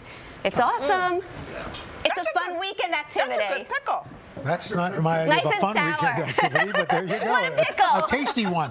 Shrimp. I didn't realize shrimp's a superfood. Shrimp is definitely a superfood because when it comes to weight loss, it's only 8 calories an item. Well, you could eat about 12 of these for less than 100 calories, but the best part is it is pure protein. And we know when you eat anything, carbs, fat, protein, you get a slight uptick in your metabolism, but you get the biggest boost from protein. Show us your skillet lime cilantro. Sure. Such a breeze. So this is just a chopped minced shallot with a little bit of garlic, some cilantro, and salt. Then I'm adding in extra virgin olive oil. That's lemon juice. You mix it up. Has about 2 minutes on each side. Look what that looks like. That's beautiful. It is a fabulous meal, and it's a breeze to put And together. if you got some left over, you can do a nice little salad. This is all 3 foods in one. This is the ultimate slenderizing salad. A voluminous vegetable salad with shrimp, with shrimp, artichoke hearts, and a little bit of vinegar. Nice. That was a lot of vinegar. Yeah. I like vinegar. I love the balsamic vinegar on a salad. Thank you so much. And there you go. Beautiful. Perfect. For these recipes, today.com/.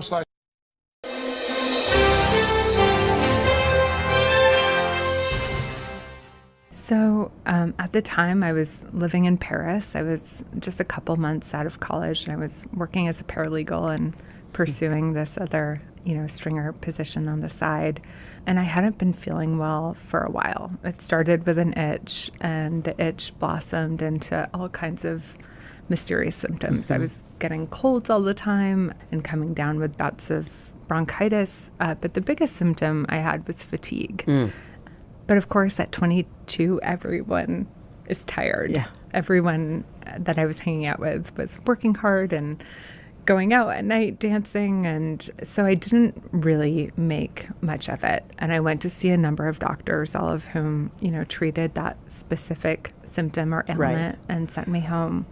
And toward the end of my time in Paris, I started to get the feeling that my doctors that I was seeing weren't taking me seriously. But I think the truth is I wasn't entirely taking myself seriously. And it was only when I got to a point where I was so weak, it was a struggle to walk up and down the stairs, that I found myself in an emergency room. And within 24 hours, I was on a plane back home to upstate New York, and I got the bone marrow biopsy that led to my actual diagnosis.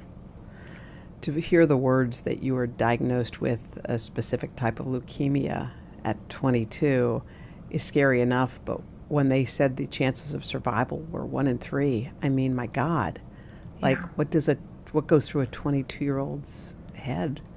I think there was this immediate sense of fracture. There was my life before and everything that came after. And, I never returned to Paris, to my apartment, to my job. Friends packed up my things and sent them to my house. And I had this sense, even though I couldn't quite wrap my head around what it meant to have a cancer diagnosis at 22, that the person I'd been before was buried. There was no returning to that pre-diagnosis self. The cancer fight, and I don't know how you describe it, but usually there's a beginning and an end point for it. I mean, I had breast cancer. I think for 6 or 8 months I went through stuff. Yeah.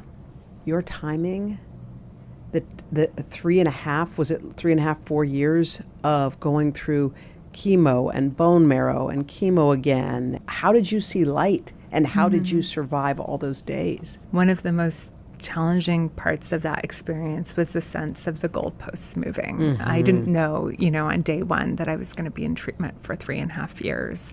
And they say you can survive anything as long as you can see the end date in sight. And there came a point in my treatment where I couldn't see that end in sight. And that was the most challenging, I think, to know how to kind of anchor yourself when you're swimming in a sea of uncertainty.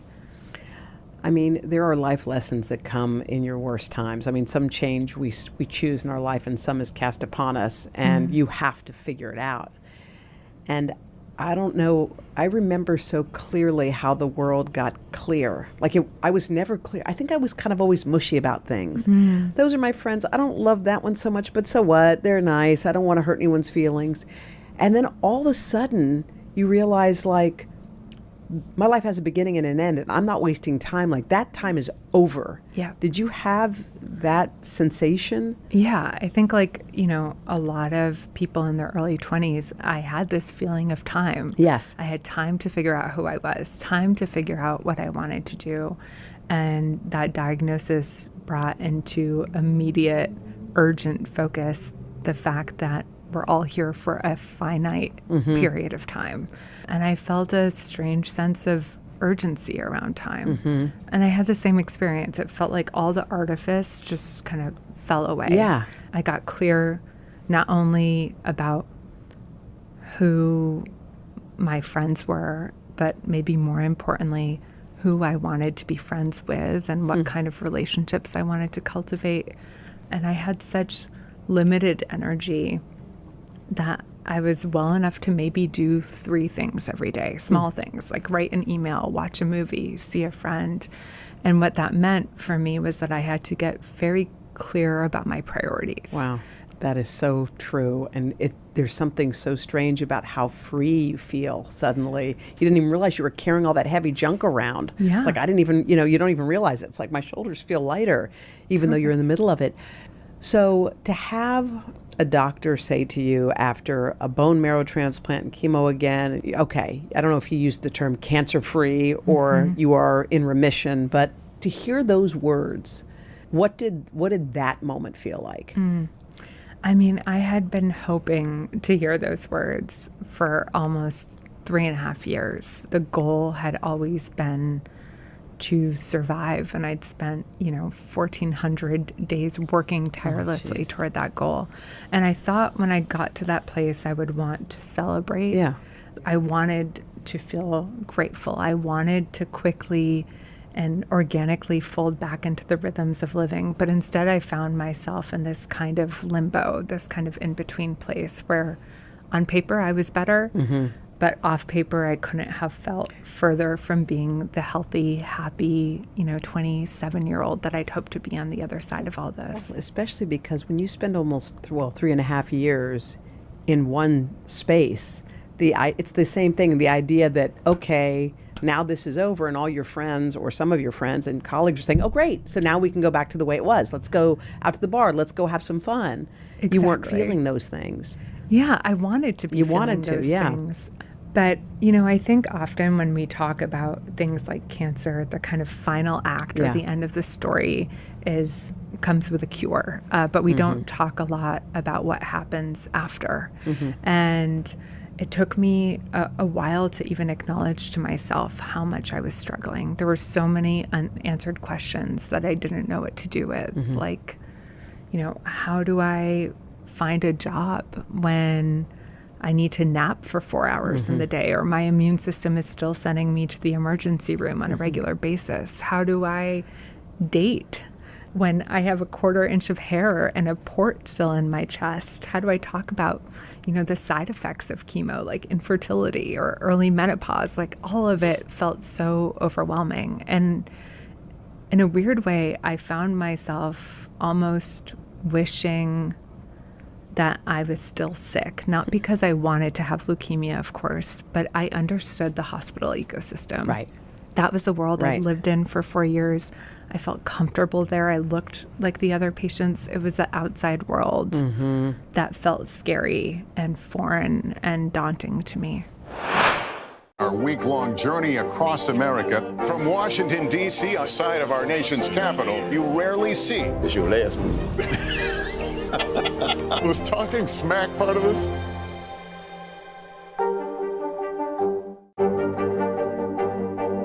What are you doing for teachers who feel that they're being stretched too thin? Did you understand how prevalent hunger was in your own community?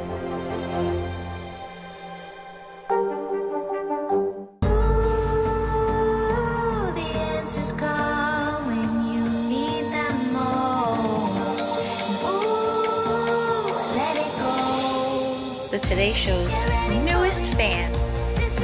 Little Al Roker. What am I doing here?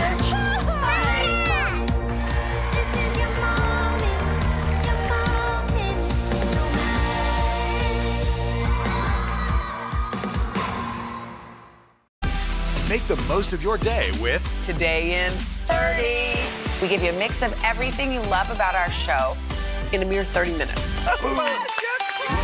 Watch Today in 30 on your schedule, streaming every day on Today All Day. We've got a Congress that doesn't seem very functional. What's this election year going to look like? Are we getting ahead of the science? Are we behind the science? How much did this booster confusion set us back? Can the January 6th committee come up with anything that would change Republican minds? If it's Sunday, it's Meet the Press.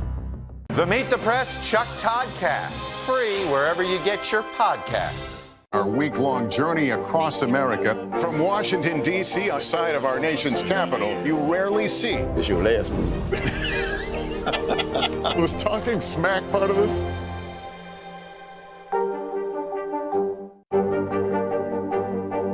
What are you doing for teachers who feel that they're being stretched too thin? Did you understand how prevalent hunger was in your own community? Nearly a dozen hours after the eye roared ashore.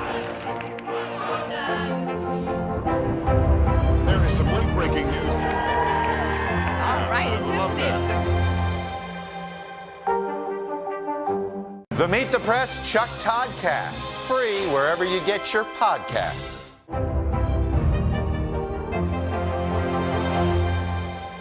So I loved your New York Times column. I thought it was so beautiful and riveting and moving. But what I loved so much more was when people reached out to you because they connected with you. You had this way that whether you were sick before or you weren't, or you knew, somehow people felt you, like you reached across and you grabbed them by the heart. And people wrote you letters. And you know, in this industry, sometimes you get a letter and you got beautiful letters and you read them, but then you did something totally amazing. Like I have not heard of someone doing this, but what did you do with those letters that you got? So, you know, in that year after I finished treatment, I was in the most lost place I've ever been. I knew I wasn't a cancer patient anymore. I knew I couldn't return to the person I'd been pre-diagnosis, but I had no idea who I was. And so I started thinking about these different rites of passages that we have in our culture, these kind of ritualized ceremonies that help us move through transitions, like baby showers and weddings and funerals. And I realized that there wasn't a kind of ritual or rite of passage when you emerge from a long illness. And I needed that. I needed time to reckon with what I'd been through and to reflect on who I wanted to become. I needed the space away from my home and my kind of cancer identity to really kind of come into my own. And so I hatched this kind of boondoggle of a plan, and I decided to learn how to drive. You didn't have your license? I did not have my license. I rented out my apartment and I borrowed a friend's car, and I ended up embarking on a 15,000-mile road trip across the country to meet some of the strangers who'd written me letters about their own major life interruptions and their own stories of transition. And they really, you know, those individuals, there were about 22 of them that I visited, became my sort of breadcrumb trail through the wilderness of survivorship. I was always prepared for the other shoe to drop, prepared for something to go wrong. And what I found instead in these encounters and on that road trip was that the world really welcomed me at every turn. I ended up, you know, staying on someone's fold-out couch. I stayed on a ranch in Wyoming with a family of survivalist ranchers. I visited a high school teacher in California who was grieving the death of her son. I went to a maximum security prison in Texas to visit a death row convict. And each of those conversations helped me gain a sense of perspective on my own predicament. But more than that, I think it showed me a way to reimagine community. And it gave me this sense of connection that at a time in my life when I felt so lost and so isolated, really helped me see a path forward. Are you happy? I'm so happy. What makes you happy now? The strange thing in the last year of this pandemic is I found myself living a version of the life that I had when I was sick, which is to say that my circle is much smaller. Right. My life is quieter. And I don't know about you, but I have spent so much of the last decade striving and working and hustling. And I feel so privileged to get to do work that I love. But I've also been thinking about the way that working at that pace can be its own kind of trauma response.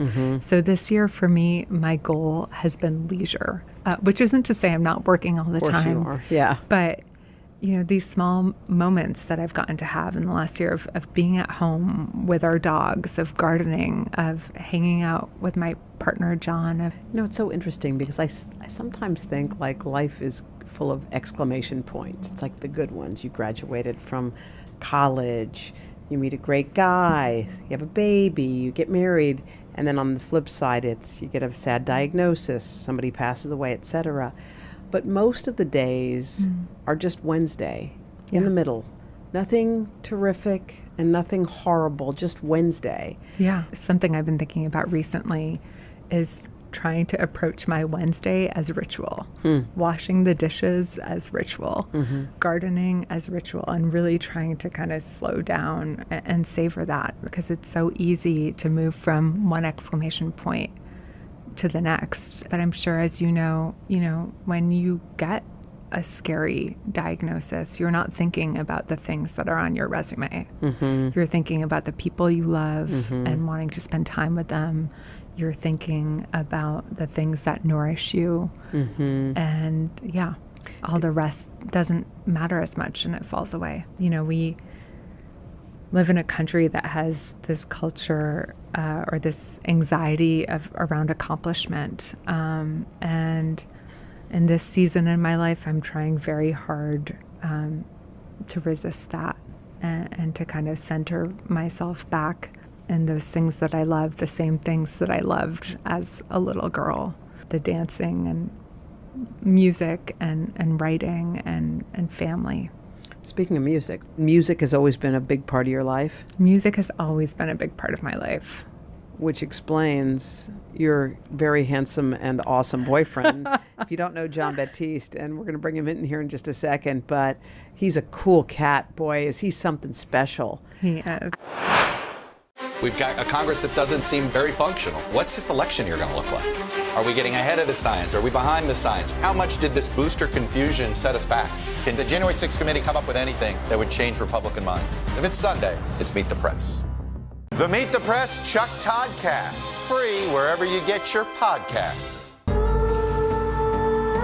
The answers come when you need them most. Ooh, let it go. The Today Show's newest fan. Little Al Roker. What am I doing here?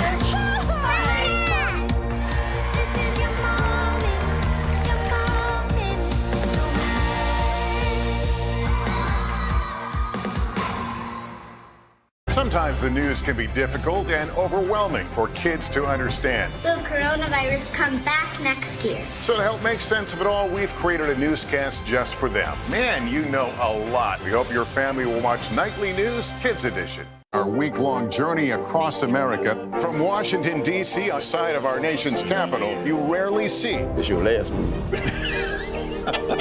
Was talking smack part of this? Make the most of your day with Today in 30. We give you a mix of everything you love about our show in a mere 30 minutes. Savannah and Hoda bring you what you must know. The biggest moments of the morning. One Republic! Exclusive interviews.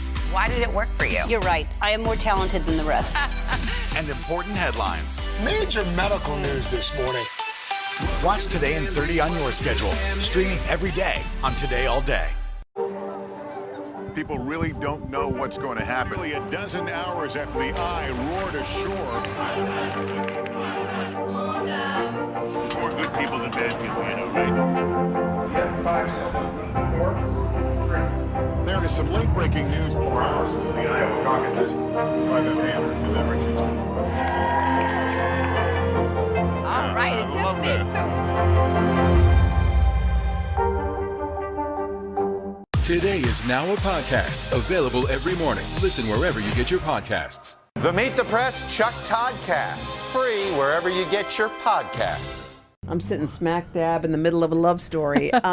Okay, so you're 13 years old. You're both geeks. I know you are at 13 because nobody was not a geek at 13. yeah. So are you guys close to the same age? Yeah, we're about a year and a half apart. A year and a half apart. So, John, do you remember your girl from band camp at age 13? So here's what I remember. I remember Birkenstocks. This is not an You had endorsement. Birkenstocks on? Before they were cool. Yeah. She was ahead. Zuleika was ahead. Now, and I also must say, I am honored to talk to you because when I was growing up at that time, I was watching you on WWL. Come on. Come on. So when I was growing up in New Orleans and Kenner, Louisiana, you'd be on TV. My first time leaving was to go to this band camp. First time leaving home and being somewhere for the summer. You go somewhere for the summer for the first time, it's like a new world. Yeah. Where was band camp? Where were you? Saratoga Springs. Oh, so you took a big trip. This was Yes. not a nothing. All right. Upstate New York. So you were already, what instrument were you playing, John, at the time? Piano. And I saw her in the courtyard. And this is, again, I thought this was maybe a New York thing. People wear Birkenstocks. Nobody was wearing that in New Orleans. No, they weren't. Those were not cool in New Orleans. And I thought what immediately came to my mind was, oh, she's like a hippie. Like granola. Like that Crunchy vibe. granola. And how did you, at 13, did you have any confidence level at 13? Or were you like a lot of 13-year-old girls? You did? She did. Definitely. I was a 13-year-old going on 20. I thought I was far more mature than I actually was. That's impressive. Most 13-year-old girls feel so incredibly awkward.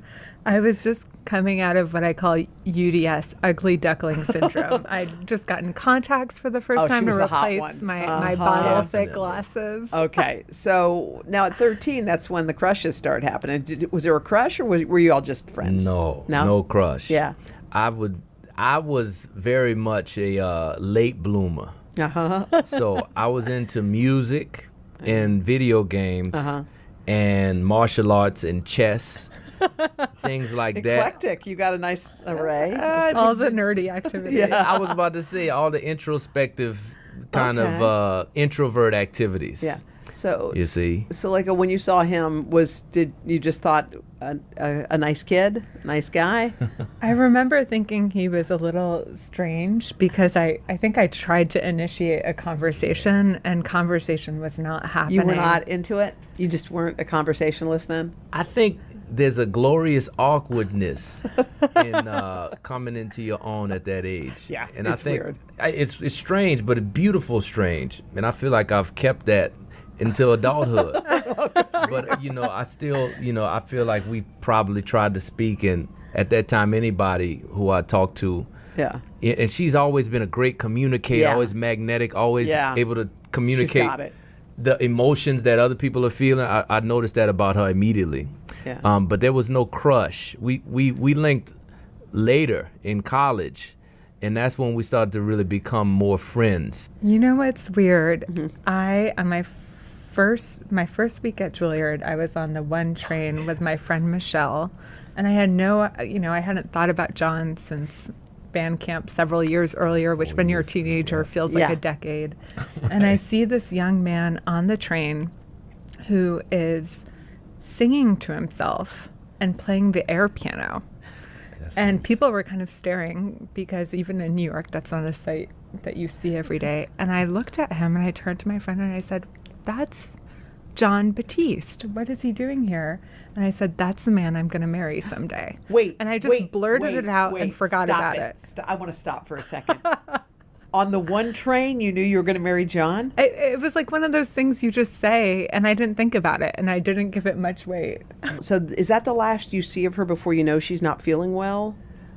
No, we saw each other. This is in college, my first year, her last year of high school. Then she doesn't end up going to Juilliard. She goes to Princeton. Then at Princeton, she has this incredible time. We don't see each other. In passing, we see each other at performances here and there. We have mutual friends, but we're not really as connected. Yeah. Then she has a going away party because she's moving.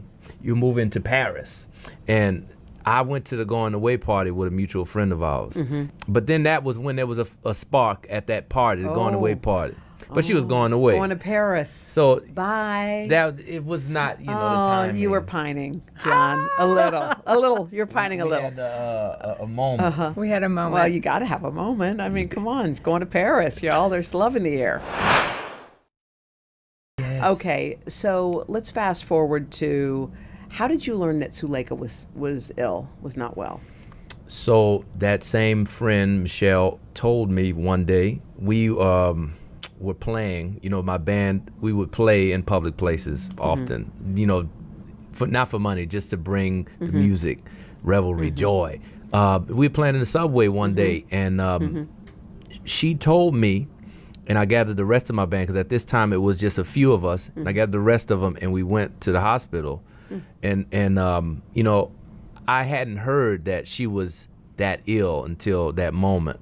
It was a real moment of clarity that I had to do something, and what I do is music. I just felt I needed to bring that to the situation to help in any way that I could. So that's what I did. But that must have been emotional, because you didn't expect to see her in that way. I guess there's an impact that a person has on you that you don't know the full extent of until you're in a moment of crisis. So it felt like I needed to do something in that moment. Even though we weren't super close friends, it felt like, oh, I really connect with this person. I respect this person, what she's all about, what I know of her. This is important. So that's why we went to the hospital. We played, and it was a beautiful experience. Did you feel like you were doing some good? Yes, I felt like we were doing good, but that was a special thing for our relationship, a special time to you see each other through these different phases, and you see what a person is like when they're 13, 14. Then you see what a person is like at the beginning of college. Then you see what a person is like when they finish college and going out into the world. Then you see what a person is like when they're going through tremendous duress, the impact of that on their life, meeting the family, understanding, how that impacts a whole community. But it's also a testament to John, because John is someone who shows up in the difficult moments and who keeps on showing up, not just for me, but for everybody. And he's always been that way. Well, you got to show them.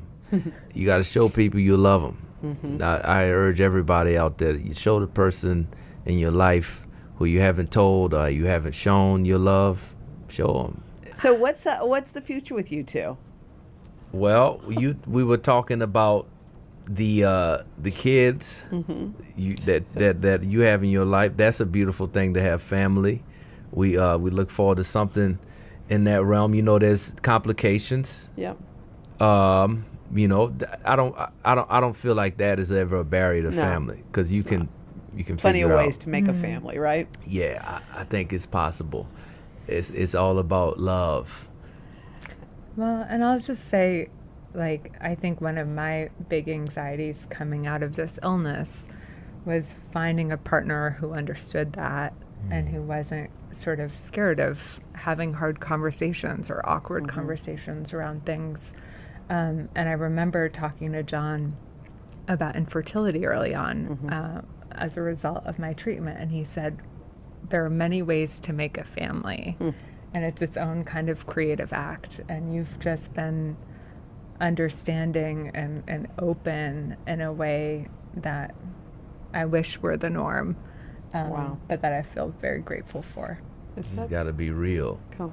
She's a very real person. By the way, eloquent, but she can say she's real. So it's easy to have real, authentic conversations. Well, I think John is one of the most creatively brilliant people I know, but what I've loved observing and learning from is the way creativity informs every aspect of his life, including our relationship. And so one example of that is we both travel a lot for work in non-pandemic times, and because of that have to spend sometimes several weeks apart. And he came up with this idea early on in our relationship, which was to write each other a letter every day.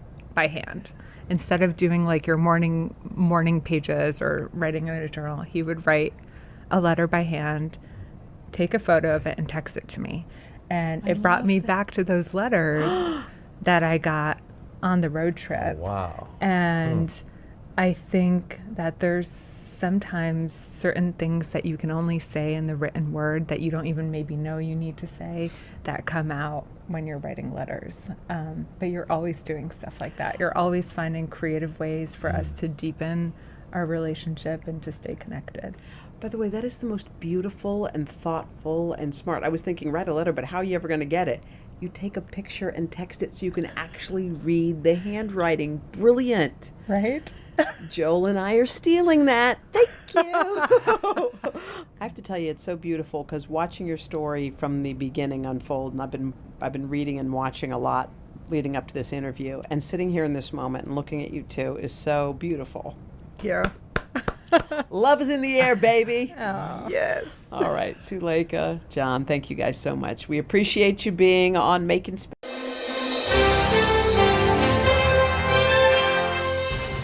Lynn, great to see you. Good to see you. Thanks for doing this. It's my pleasure. I told you I just finished Tick, Tick, Boom, and I have days worth of questions. But I'll Great. try to condense it for you a little bit.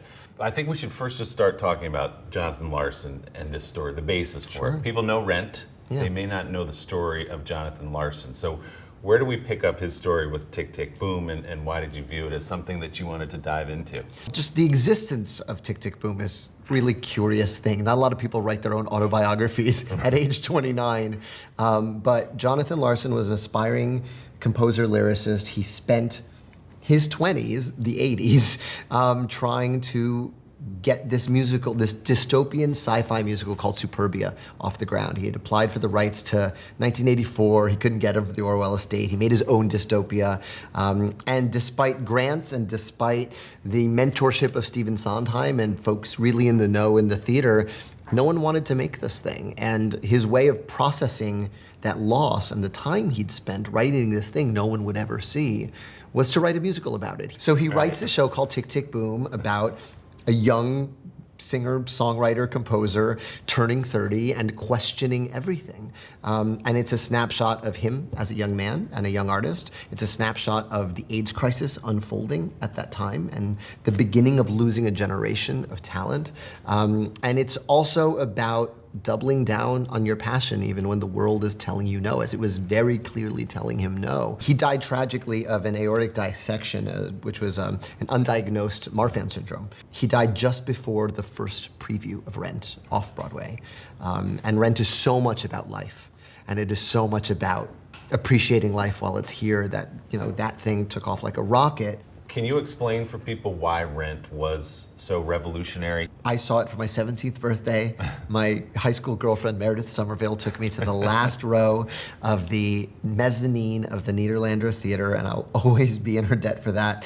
It was the most contemporary feeling show I'd ever seen. It incorporated pop music and rock music and techno, and it just sounded like today. It was the most diverse cast I'd ever seen on Broadway. That beautiful, like, mosaic of humanity that comes downstage for Seasons of Love at the top of Act 2 made me feel like I could have, I mean, it's echoed exactly in the opening line of Hamilton, right? When they're all singing Time.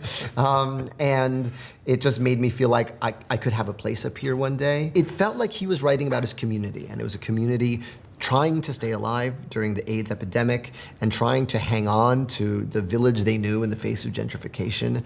And it was the show that gave me permission to write a musical because it felt like he was writing about his friends. And I was like, oh, I could write one day. And no other musical made me feel like that. I admired them and I loved being in the school play, but they always just felt like they were in some other time and some other place. And this felt like here and now and accessible. And opened a door, I guess, to In the Heights. I can make a show about where I live. It's a very short walk. It's just 200 blocks uptown.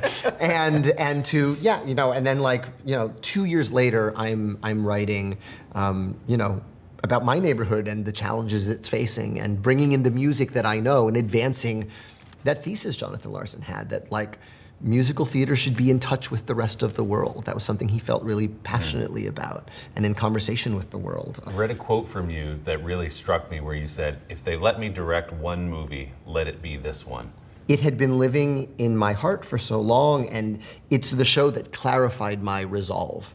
I remember saying to myself, I will do this even if the world doesn't notice. I understood Jonathan's struggle, I knew a lot about it, and I also, know a little bit about what it is to be a songwriter for theater, where the gulf between what's in your head and anyone seeing it is so wide. Right. It's not like we're novelists and we can self-publish. We need other people to realize the thing that's in our head, and it's an enormous pressure. I think the reason this movie is going to resonate with so many people is not just because it reflects your story, but it reflects everyone's story in some way. Not that they're a playwright or that they dream of writing the great musical, but they've been in a position like he was, like you were, where you're like, I think I'm good at this. I'm working really hard at it and no one's noticing. How do I get over that wall? This is a movie about someone who spent 10 years making something no one wanted to see and no one has seen.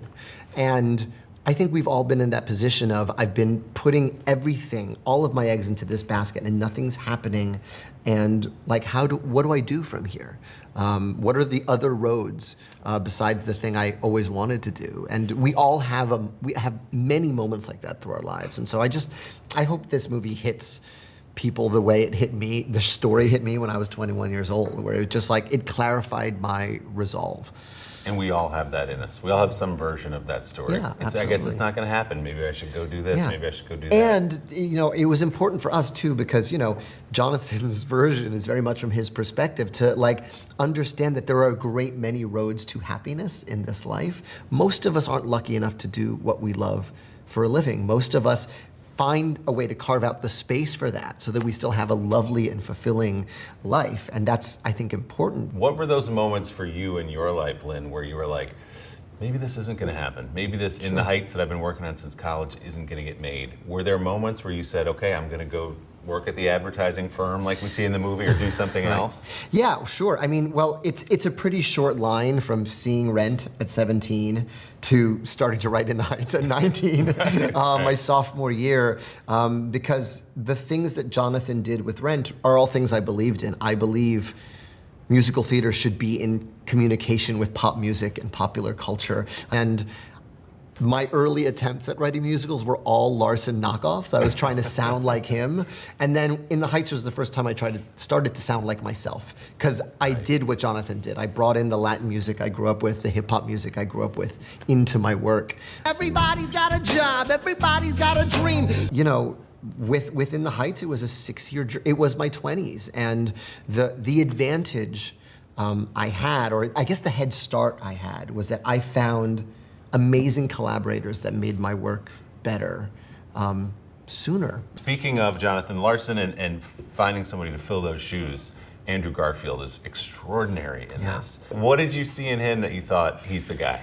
Yeah, well, I knew I needed a theater beast. I knew that you can't just cast a movie star as Jonathan Larson, because Jonathan Larson lived and breathed the theater, and in my conception of the movie, he would be playing piano and singing for half the film. And I was lucky enough to see Andrew Garfield in a play prior in Angels in America, Tony Kushner's masterpiece at the National in London before it came to Broadway. And it's a 6.5, 7 hour show. It's in 2 parts. You see the matinee, you eat dinner, you see part 2. I did it, yeah. And I remember just taking the cab home being like, that guy can do anything. That guy can do anything. And he, he became Jonathan Larson in my head in that moment. Does he remind you in any way of Jonathan, based on what you know about Jonathan 100%. Larson? Well, they're both incredibly deep thinkers about their craft, and they think about why they do what they do so intensely. And he can sing. And Andrew Garfield can sing. He can really sing. As soon as he told me, it's something I have not done, but it's a thing I've always wanted to explore, I knew we were good, because I knew he would go all the way in on doing what he needed to do, and I just needed to give him the resources and the time to get where he needed to get. What does it take to wake up a generation? And we had about 1.5 years between that first conversation and really starting to pick up steam with the project, so it was, I wasn't worried. What are you doing for teachers who feel that they're being stretched too thin? Did you understand how prevalent hunger was in your own community? Today is now a podcast, available every morning. Listen wherever you get your podcasts. These days, the news never stops. The morning's headlines change by afternoon, and by the end of the day, it's all totally different. So let's get into it. What's happening right now, what it all means for you for an hour every day. I get it. I know that it can be hard to keep up. So let's get started together and go from there. Hey, I'm Hallie Jackson, and we have a ton going on tonight. Here's the deal. Hallie Jackson Now, weekdays at 5 on NBC News Now. Nearly a dozen hours after the Eye roared ashore. There is some late-breaking news. All right, Today is now a podcast, available every morning. Listen wherever you get your podcasts. What are you doing for teachers who feel that they're being stretched too thin? Did you understand how prevalent hunger was in your own community? For breaking news in our changing world, download the NBC News app. As you look back on your own story pre-Jonathan Larson, when did you start to discover that you maybe had a talent or at least a passion for making music, writing songs, performance? Yeah. When was that moment? Well, I was a film baby first. So I was, my dad had an early camcorder and I was making movies since I was 7 years old. And in the summers, my grandfather owned a video store in Puerto Rico called Miranda Video. He would lend me, he was a bank manager at the local town bank, and he would lend me the camcorder that they used for surveillance footage that was mounted up in the corner. And I would film movies, and you can see I have like old stop motion videos of G.I. Joes hitting each other, and in between them you see footage of people online at the bank. But again, like it was there were amazing summers. I would just watch any movie that I felt like taking home, and some of them very age inappropriate. But I just watched anything and everything, and then was like making little movies just sort of at my grandparents' house. And so that was my first love. And then I fell in love with theater because of my elementary school music teacher, Barbara Ames, and our shop teacher, Robert Sherman. They would always direct the 6th grade play. And, the whole school sees the 6th grade play. So by the time you're in 5th grade, you're like, what are we going to do for our 6th grade play?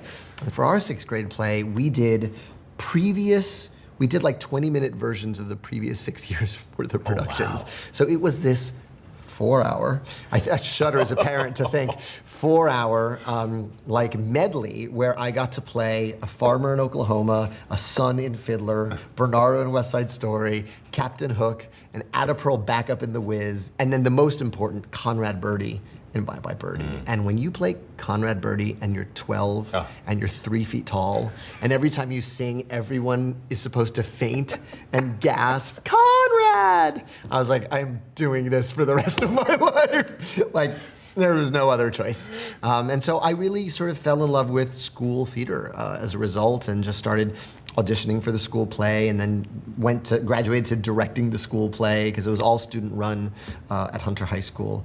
And that was my path. But I always wanted to do both things. So I've sort of come a long way to come back around to my first love of, stealing my grandpa's bank camcorder. That's incredible. That's incredible. I didn't even know those came off the ceiling. That's very impressive. Yeah, it wasn't the smaller ones that they have now. It was the take out the cassette.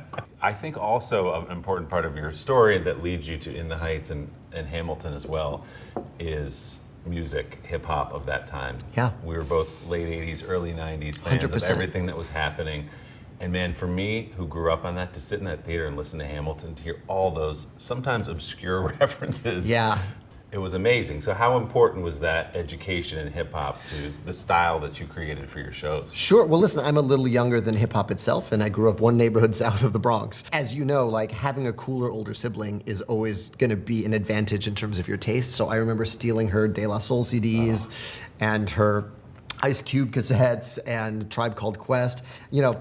everyone thinks the music they listened to when they were a teenager is the best, but we're right.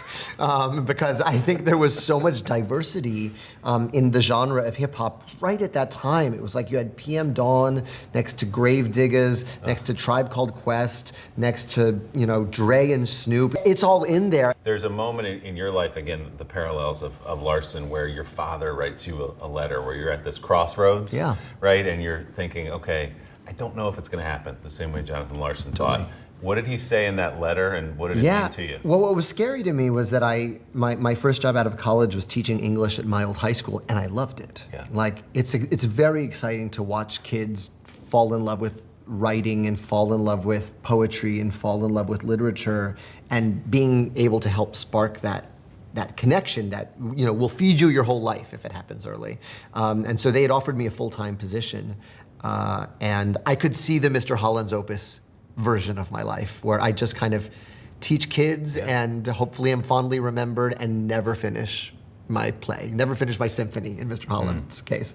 And I wrote my dad and said, like, what do I do? Like, I could also just quit and sub, and I may not make my rent month to month, but I'll have time to work on this thing. And he said, I really want to tell you to take the full-time job. I really want to tell you. But I would be betraying, the memory of my own mother, who, when I told her I have to go to Puerto Rico to go to school, didn't blink. You have to do the thing that matters the most to you, and follow your gut. What a blessing. An absolute blessing, because that guy was also saying be a lawyer the entire time I was in high school and college, and so something switched, and the way in which he kind of gave me the right advice right when I needed it. We've got a Congress that doesn't seem very functional. What's this election year going to look like? Are we getting ahead of the science? Are we behind the science? How much did this booster confusion set us back? Can the January 6th committee come up with anything that would change Republican minds? If it's Sunday, it's Meet the Press. Make the most of your day with Today in 30. We give you a mix of everything you love about our show in a mere 30 minutes. Watch Today in 30 on your schedule, streaming every day on Today All Day.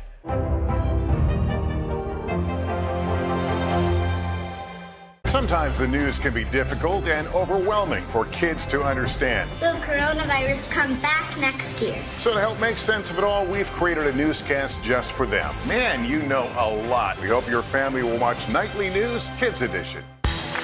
These days, the news never stops. The morning's headlines change by afternoon, and by the end of the day, it's all totally different. So let's get into it.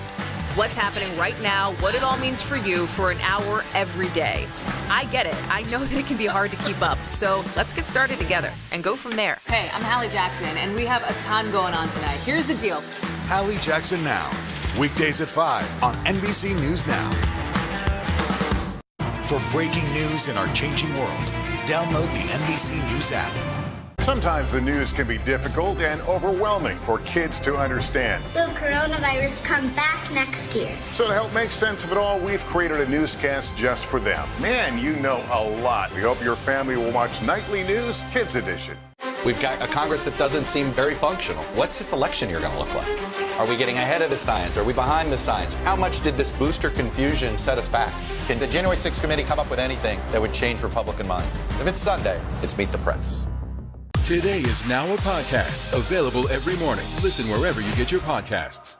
So when did In the Heights click? You finished it. This is your great work. You've hung in. You put in all these years to get it done.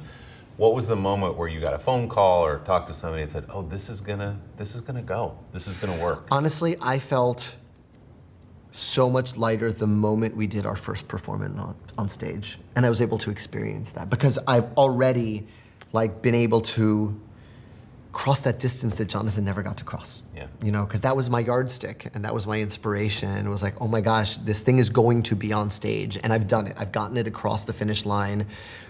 Forget how long it runs. Forget it exists. Other people know it. It is on sheet music. It is no longer just in my head. It's out in the world. So many people in the country, around the world, picked you up after Hamilton exploded. But you have to look back at In the Heights, where you won 4 Tony Awards. You were Best Musical. I thought it did everything a show can do. Like we did it. Like we won the big prize. Yeah. We made back our investors' money. And we had suddenly all these incredible roles for Latino performers, which was an incredible, is the incredible legacy that kind of keeps on giving as I meet more and more artists for whom Heights was their first show, or Nina first spoke to them as a character. Yeah, then you go on vacation, read Yeah, Ron 2008. Chernow's book. Yeah, it's a good book. It's a very good book. And you come up with a preposterous idea. You're going to tell the story of the Founding Fathers with Black and Latin cast through hip hop. The earliest pitch of that idea, how was it received? Luckily, it was to people who'd been with me before, so they're like, all right, But it was, it's a terrible pitch. It's a terrible elevator pitch. But it's funny. Like the first time I ever performed anything from it was at the White House. It was 2009. Right.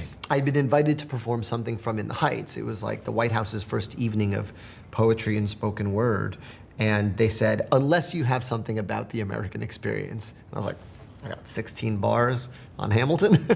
I don't really have a chorus yet. I'll write it for this occasion. And I just thought, if it doesn't work in this room, it's probably as bad as everyone says it is. But if anyone's gonna get it, it's this White House and this, this group of folks who are well-versed in hip hop and in the history of the room in which we find ourselves in. And I've never been more nervous in my life. I'm sure. In a lot of ways, it was insane and foolhardy to perform such an unfinished piece on such a, national visible stage. On the other hand, it gave me resolve for, and strengthened my resolve that this is a good idea because I saw how it played in that room. Right. Alexander Hamilton, we were waiting in the weeds for you. What was the moment where you and everybody in the cast said, there's something happening It was here? when your mom called you and said, we have to see this play, because She did? she saw it at the public. She did? That's a true story. That's the moment. Well, there was a lot of little moments. I remember thinking, if nothing else, this will have a healthy life because school groups, if they can get over the 3 uses of the F word, will bring their kids. I knew enough about the business that if you can get the school group crowd, you can fill a Wednesday matinee. Field trips. Field trips are the lifeblood of our industry. And I knew that we had overlap with AP US History. So that was my pragmatic thought. Right. We can run a couple of years on school trips alone. And then I think when we announced our second extension and the tickets went on sale, I remember Oscar Eustis came into the theater and said, the phones are broken. We've had the website go down due to ticket sale demand. We've never had someone break the phones. This is another thing. That's when I knew we were in a weird other place, that somehow we'd gotten the thing that no one can buy, which is everyone who left the show told 5 people you have to see the show. Right. And you can't buy that and you can't fake that. It happens or it doesn't. And it has, we just celebrated our 2000th performance on Broadway yesterday. That's amazing. And I never in a million years would have imagined it.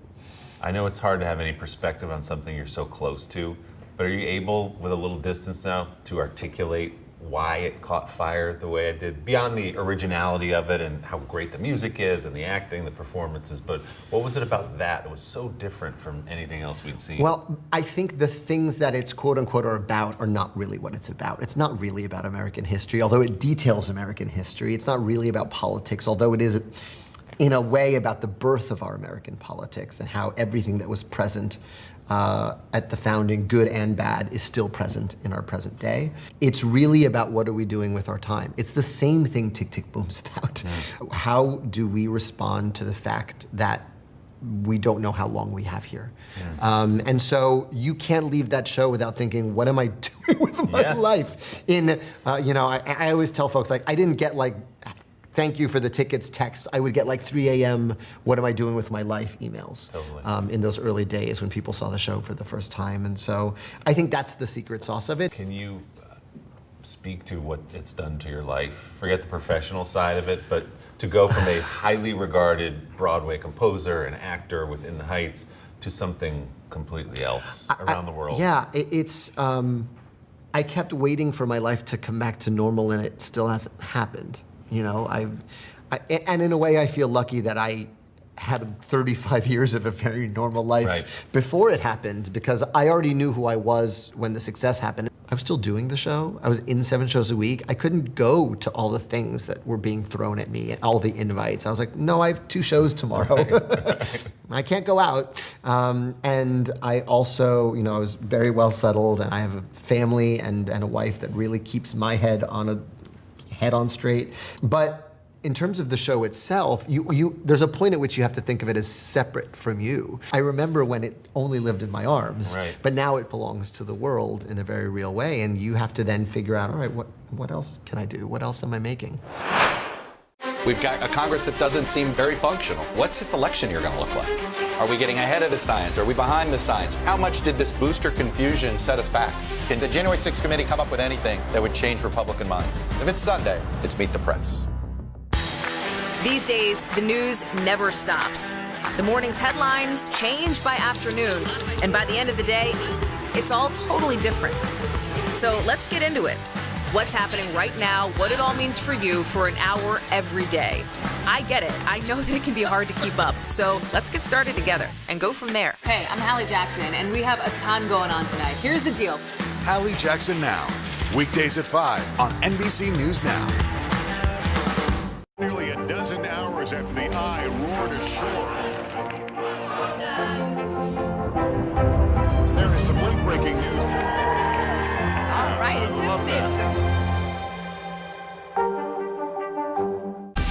Make the most of your day with Today in 30. We give you a mix of everything you love about our show in a mere 30 minutes.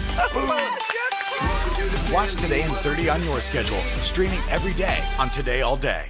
Today is now a podcast, available every morning. Listen wherever you get your podcasts.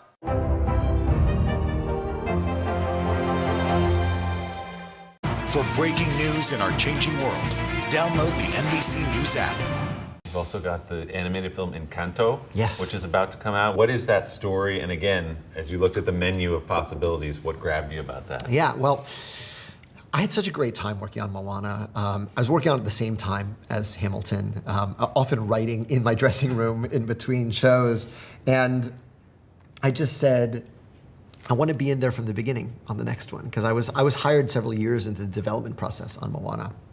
And if it's Latino themed, like, I'm there, like, you just have to call me. And so I was able to be there from the beginning of the process. We knew we wanted to set in Latin America, and the team was really inspired by the literature and culture of magical realism that came out of Colombia. And then the fun part was we really wanted to write a thing about family. Like, that's what kind of kept coming up in our conversations. So often in the movie making process, it becomes about your main character and their quest, and anything that isn't to do with that quest and the stakes, like, gets pared away. When I got hired for Moana, Moana had 8 brothers. Moana had more important stuff to do. Goodbye, 8 brothers, like, let's go save the world. And so we really kind of started with the thesis of, can we make the relationships between our family members the actual meat of the story, and how those relationships shift and change and grow, or the distance between how you see yourself versus the role you play in your family. And sometimes that's really short, and sometimes it's a gulf. In time, every member of our family, Cecilia, up top, was given their own magical gift. To then explore that in Colombia through the sort of amazing prism of Colombian music and culture has been just this joyous 5 years. And again, working at the same time as I'm editing Tick, Tick, Boom. But when I do have more than one project, something that I kind of do that is, it's like a helpful, like, trick I play on myself, is I just pretend I'm back in school. And I go, these aren't projects, these aren't responsibilities, they're classes. I'm auditing Jonathan Larson Intensive. I'm auditing this Disney songwriting process. And if I think of it that way, because college sets you up to think this way, I think about the ways in which they feed each other. I don't think about, like, oh God, I've got all this to do, and oh God, I've got all this to do. Right. I think, oh, this informs this, and I can take what I'm learning from this and apply it here.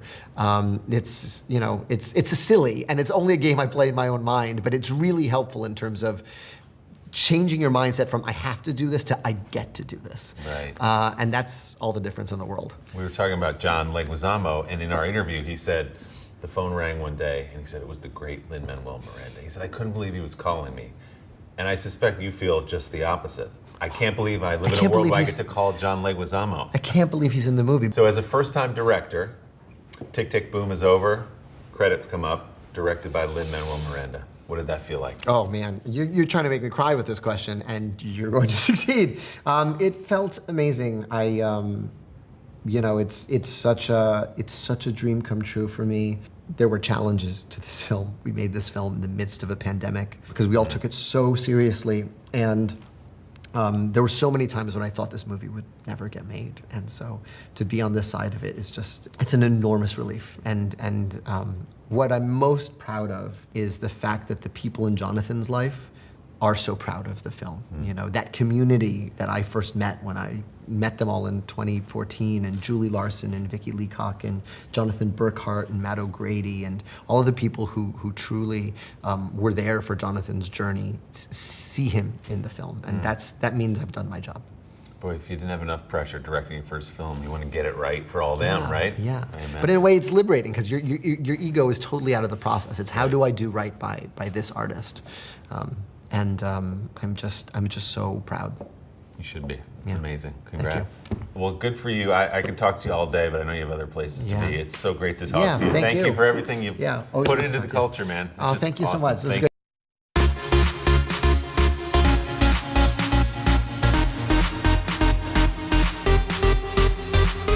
Hey everybody, welcome to Popstar Plus here on Today All Day. As you can see, I'm rocking the Team USA Olympic gear. Beijing just a few weeks away.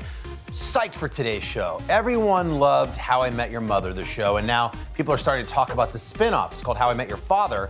Well, we're going to hear from one of its stars today. Plus, the multi-talented Kristen Bell swings by Popstar Plus, and we're going to take a fun look back at the beloved movie A League of Their Own.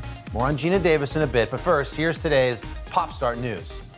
Who's ready for Super Bowl? Yeah! All right, we are only a few weeks away from the big game, and this morning we have an exclusive first look. It's actually a trailer. I didn't know they had one of these for the Pepsi Super Bowl 56 halftime show. Features, now this is at SoFi in Los Angeles, so this makes sense. All LA artists. We got Dr. Dre, Eminem, well, he's from Detroit, that's different. Mary J, Kendrick Lamar, and Snoop Dogg, the legendary artists answering the call to unite at SoFi Stadium next month for the performance. Take a look.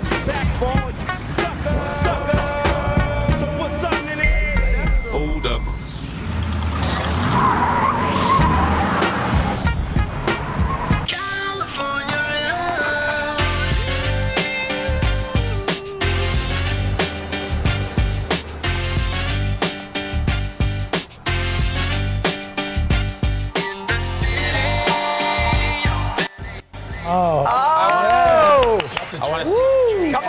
This is going to be the first time those 5 artists have performed together on stage. We cannot wait to see what they have in store.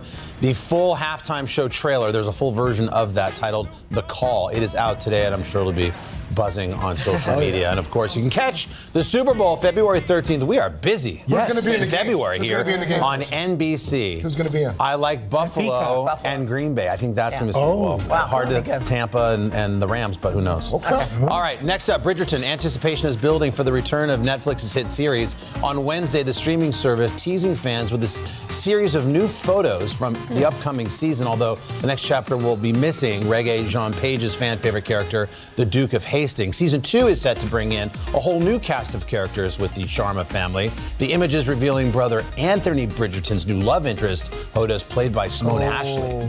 I've never seen the show, so saying these names is funny. Bridgerton Season 2 starts streaming on March 25th. Wow. Next up, Law & Order SVU. All right, guys, we need to talk about Captain Olivia Benson and Detective Elliot Stabler for a second, because this week, Mariska Hargitay, our buddy, stopped by the Drew Barrymore show and had this to say about her character's relationship with Stabler.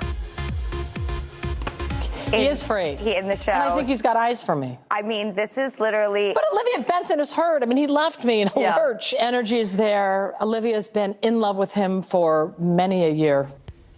Wait, what does all this mean? Uh-huh. It's on. Could this decades-long-awaited romance finally be happening? This is it. I don't know. Obviously, the fans went nuts when they saw this, not just because they're dying to see what happens next for the show, but because they just care so much about that relationship. Check out some of these tweets. One user wrote, "Can you release footage of Hoda and Savannah reacting to this news?" Another adding, "I need to know how they all reacted to this." Well, guys, what do you think?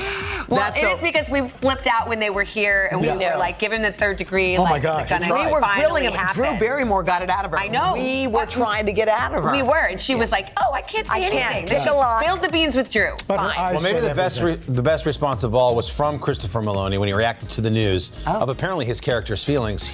He added, "I had no idea." No, don't be coy. That's what he wrote. That's a game. I had Don't no play idea. games. Yeah, Chris. He's flirting. Someone's got to sell tickets. That's smart. That's Good it. cop, Sure. bad cop. It's like we didn't know that there were going to be all three Spider-Men. Right. Come on. Next up, Serena Williams. Earlier this week, we showed you that great video, the tennis superstar, of her 4-year-old daughter, Olympia. She was working on her backhand, right? Oh, my God. And in a new post, it looks like Olympia and Mom are working on honing a very different kind of skill.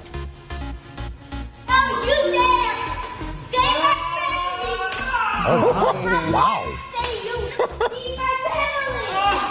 That's what the umpire does. That's cute. Empire striking back there. Isn't that good? That's actually a tennis drill. So you got to play hard and work hard with the kid. Get them out there, work on the backhand for 6 hours, and then you do like 10 minutes of lightsaber work. Yeah. Finally, our friend Noodle the Pug. You remember Noodle the Pug? Sure. Well, Bones, No Bones? yeah, he was the beloved Bones or No Bones TikTok pup. It's come a long way since he visited us here in Studio 1A last year. Noodle now is coming out with his very own picture book. It's titled Noodle and the No Bones Day. The story is written by, and what a personality, on Noodle's owner, Jonathan Graziano. He was so great. Illustration is done by Dan Tavis. Here's a quick message from our friends Noodle and Jonathan about this exciting new project. Good morning, Today Show. It's Jonathan and Noodle here, and we are so excited to tell you about Noodle's new book coming out. It's called Noodle and the No Bones Day, and it's a sweet little picture book, and it's a fictional day where it's all about Noodle having his very first No Bones Day, and me sort of figuring out that is not a bad thing, that everyone is allowed to have a no bones day, and days where you need to just kind of slow down and be alone are still good days, because it really is such a sweet story, and we're so excited to get to share it with so many people. Sweet. I'm living a no bones life. I wonder what Noodles has to say about that. Wow. And we've got even more news for you. After all, it is Popstart Plus. So we'll start with Charlie Puth. After teasing new music for months on TikTok, today Puth finally dropped his latest single. It's called Light Switch, and here's a quick peek. Oh, no, I don't wanna fight this. You know how to just make me want you to turn me on like a light switch. When you're moving your body around and around, you got me in a tight grip. You know how to just make me want you, baby. Well, it sounds like classic Puth to me. Nice falsetto, up-tempo pop. Light Switch is the name of it. Is the first single off Charlie's third album, simply called Charlie. Next up, and finally, speaking of singers, how about Bill Murray? That's true. The Golden Globe winner can sing, and this week he surprised unsuspecting New Yorkers with an impromptu performance of West Side Story's I Feel Pretty in Washington Square Park, of course. Check it out. I feel stunning and entrancing. I feel like running and dancing for joy, for I'm loved by a pretty, wonderful boy. Makes you wonder why Bill Murray would do something. Is he doing it for fun? Is that you going to see that later? Maybe he just wanted to be creative and he went to Washington Square Park, but he can do it all. We know that. Those are your headlines for today. Still to come, everything you need to know about the new How I Met Your Mother spinoff coming up.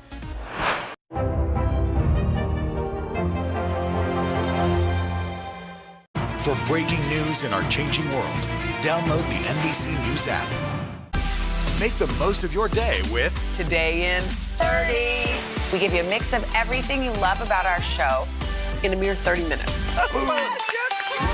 Watch Today in 30 on your schedule, streaming every day on Today All Day. Nearly a dozen hours after the eye roared ashore.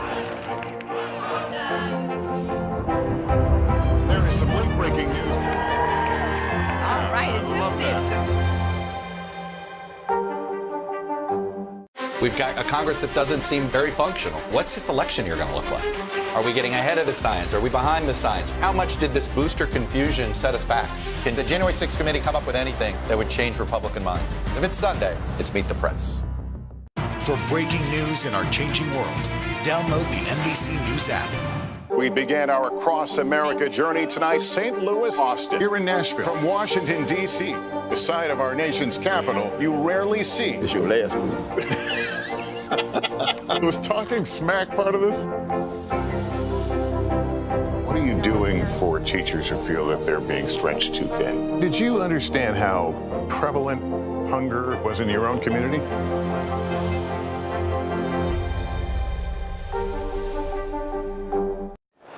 Welcome back to Popstar Plus. For 9 seasons, How I Met Your Mother was one of the most popular shows on TV, following the adventures of a group of best friends in New York. Now Hulu is bringing us a spin-off. It's called How I Met Your Father. Francia Raisa, who plays Valentina on the show, spoke to us about it. How I Met Your Father is its own standalone sequel to the original. I know that's like the big thing, like how can it live up to it, but it's really its own show. Hi, Mom. Oh, hi, sweetie. Oh, you look tired. Okay, thanks for calling. Are you busy? Not really. Just finished studying. Good, because I want to tell you the story of how I met your father. 2005 and 2022 are two different worlds, especially when it comes to dating.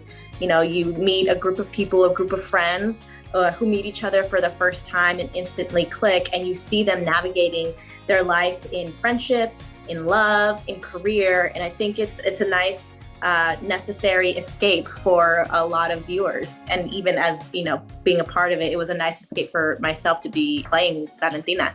How I Met Your Mother is legendary, and obviously we have to pay homage to it. So there's definitely a lot of little Easter eggs that we throw in the How I Met Your Father that I think a lot of viewers will be very happy about.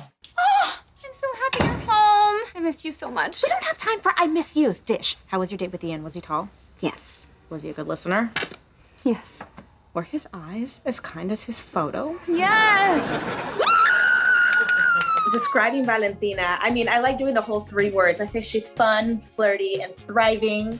She loves to have a good time, and for some reason, I just feel like she's fun, she's a good time, and if you try to set boundaries on her good time, you will meet her. Like, don't you dare. She sees like a glass half full, and she's loyal. I love her friendship with Sophie, and how welcoming she is to new friends coming in this circle that they're now forming. My favorite part about playing Valentina, you know what? I'm so grateful that with Hulu, we can really push buttons and we can really go there. So overall, I'm having a good time playing her. When I first got the audition sides, I instantly connected. It was like, I saw her clearly. I saw her fashion. I saw the way she spoke. I heard her. And it was like, it was almost meant to be. I knew from the first instant that I had to do her because she's fun, but I just saw her clearly. I don't know how else to explain it. Man, being on set with this cast on and off screen is so much fun. And, the cool thing about it is being in television so long, I've met a lot of people throughout my career, but there are certain people that you get really excited about. And I had no shame when I came on set. I did meet Hillary about 10 years ago, and I asked something so awkward and potentially inappropriate, but she was very, very sweet about it. She was pregnant with her first child, and I asked her if she had lost her mucus plug yet. Yep, I did that. She did that. So seeing her 10 years later and having the opportunity to work with her and, get to become genuine friends on and off screen has been fun. And then, with Chris as well, I think the last week of filming, I gave him a hug and I was like, you didn't deserve that. Private Practice reference. And even, Josh as well, he's so charming in this series. It was really fun to work with people that, we all kind of grew up acting, but we had never really worked together. So it was fun to kind of bring us full circle. I'm most excited for viewers just to watch the show. I am also a fan of the original. And of course, when you hear about a sequel to something that you love so much, you're like, please don't ruin it. But as an OG fan myself, not just because I'm in it, I think you guys will be very, very happy. And we create our own world. There's going to be quotes that you guys love from us, gags that you guys love from us. It's so different and it's so fun, and it's very much, today, 2022. So, and it's also nostalgic. One of the things that I love about it, growing up in the era that I did, is we make a lot of references, like in, the birthday episode when, Sid drops a keg and he goes, "We're going to take this to the grave. I know what you did last summer," style. That was so funny to me because I grew up in that era, and there's more nuggets like that we say throughout the series that I think a lot of millennials will appreciate. And again, big thanks to Francia. And again, you can find How I Met Your Father on Hulu. Coming up, our buddy Kristen Bell gives us the inside scoop on her new Netflix series. These days, the news never stops. The morning's headlines change by afternoon, and by the end of the day, it's all totally different. So let's get into it. What's happening right now, what it all means for you for an hour every day. I get it. I know that it can be hard to keep up. So let's get started together and go from there. Hey, I'm Hallie Jackson, and we have a ton going on tonight. Here's the deal. Hallie Jackson Now, weekdays at 5 on NBC News Now. The Meet the Press Chuck Toddcast, free wherever you get your podcasts. Make the most of your day with Today in 30. We give you a mix of everything you love about our show in a mere 30 minutes. Watch Today in 30 on your schedule, streaming every day on Today All Day. Sometimes the news can be difficult and overwhelming for kids to understand. Will coronavirus come back next year? So to help make sense of it all, we've created a newscast just for them. Man, you know a lot. We hope your family will watch Nightly News Kids Edition. For breaking news in our changing world, download the NBC News app.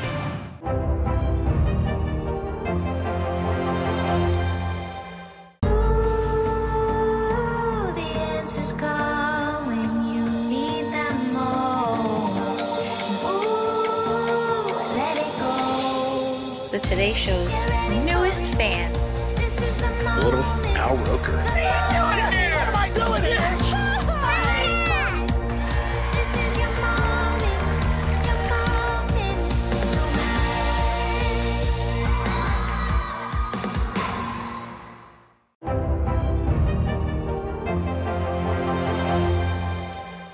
For breaking news in our changing world, download the NBC News app.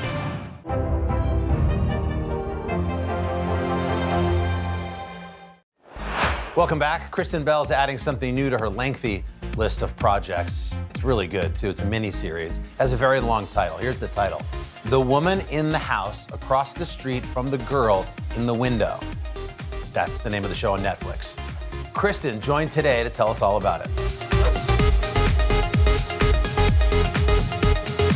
In her latest role, Kristen Bell stars as a housewife turned armchair detective after witnessing a murder outside her very own window. And Kristen, we see you, but before we talk about it, we found someone who knows a thing or two on the subject who would love to take it from here. Check it out.